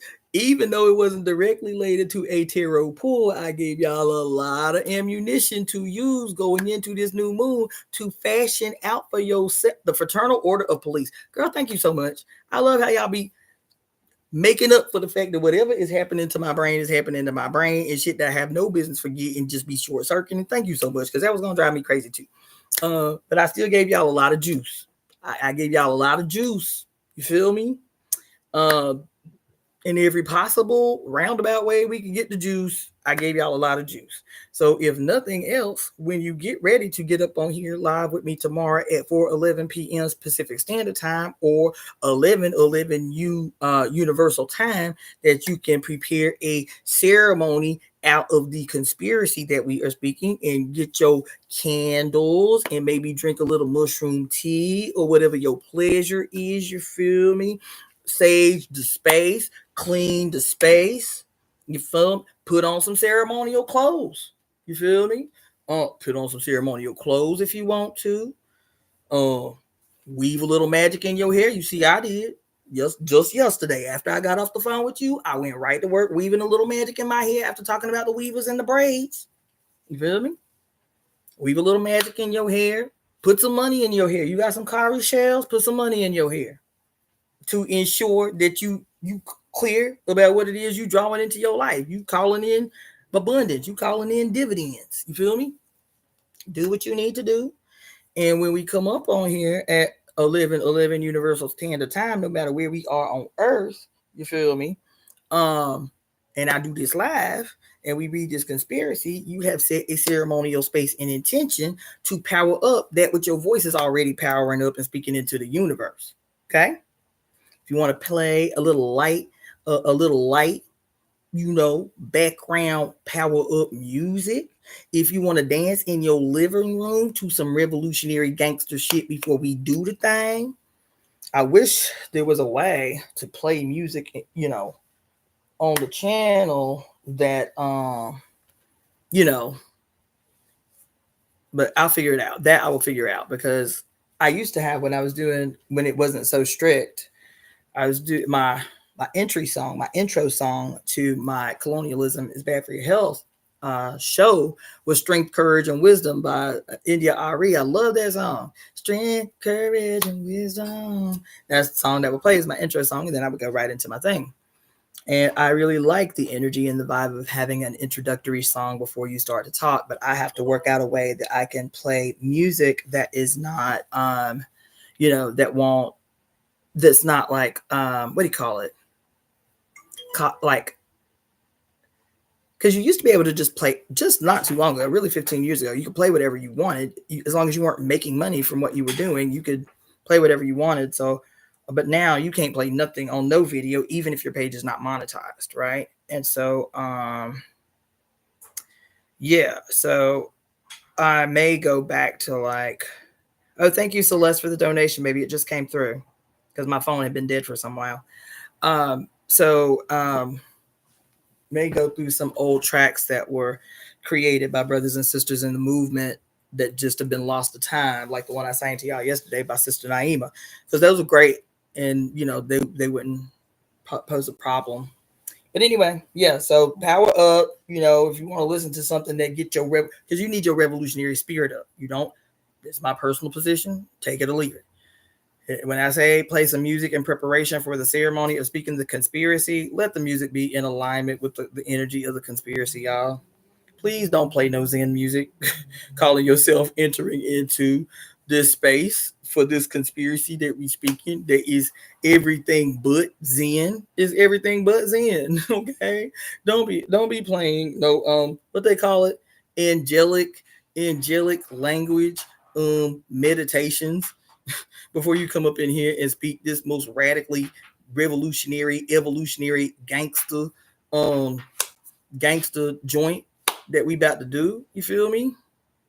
Like let like when you think of Oya and Shango, doing they dance of destruction and revolution, are you thinking about chanting Om? Is that what you thinking about? Like I doubt it. I doubt it. Mm-mm. You feel me? Has anybody taken it upon themselves to like YouTube or what y'all use? What you call it? Any of the music platform to Google anything that I was telling y'all about in terms of downloading war music or listening to war music from the Northern Cree. The sister Sapiko that faced off with the Pope that I was telling you about, she's from the tribe, the clan, the Northern Cree. Baby, their war music is invigorating. I'm not, even though you don't listen to Native American music, it's different than all other Native American music I've ever heard. Northern Cree.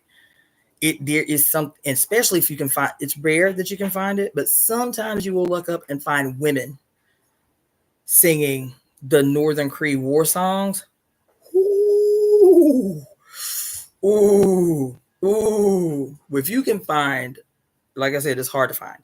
If you can find Northern Cree, Cree, if you can find Northern Cree war music sung by women, like only women, talk about your soul being set ablaze. Oh, oh, oh, oh, oh, oh. Okay. So I'll see y'all tomorrow at 11:11 Universal Time. I will send the email right now before my ass is unplanted from this couch that it has been planted on for several hours.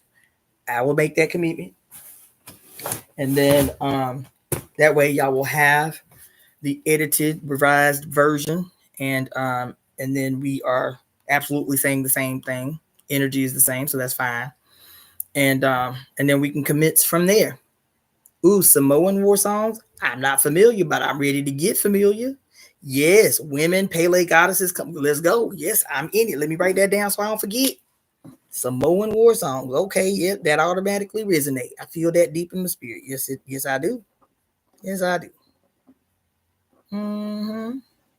Yes, I like that. Okay, all right. This was fun.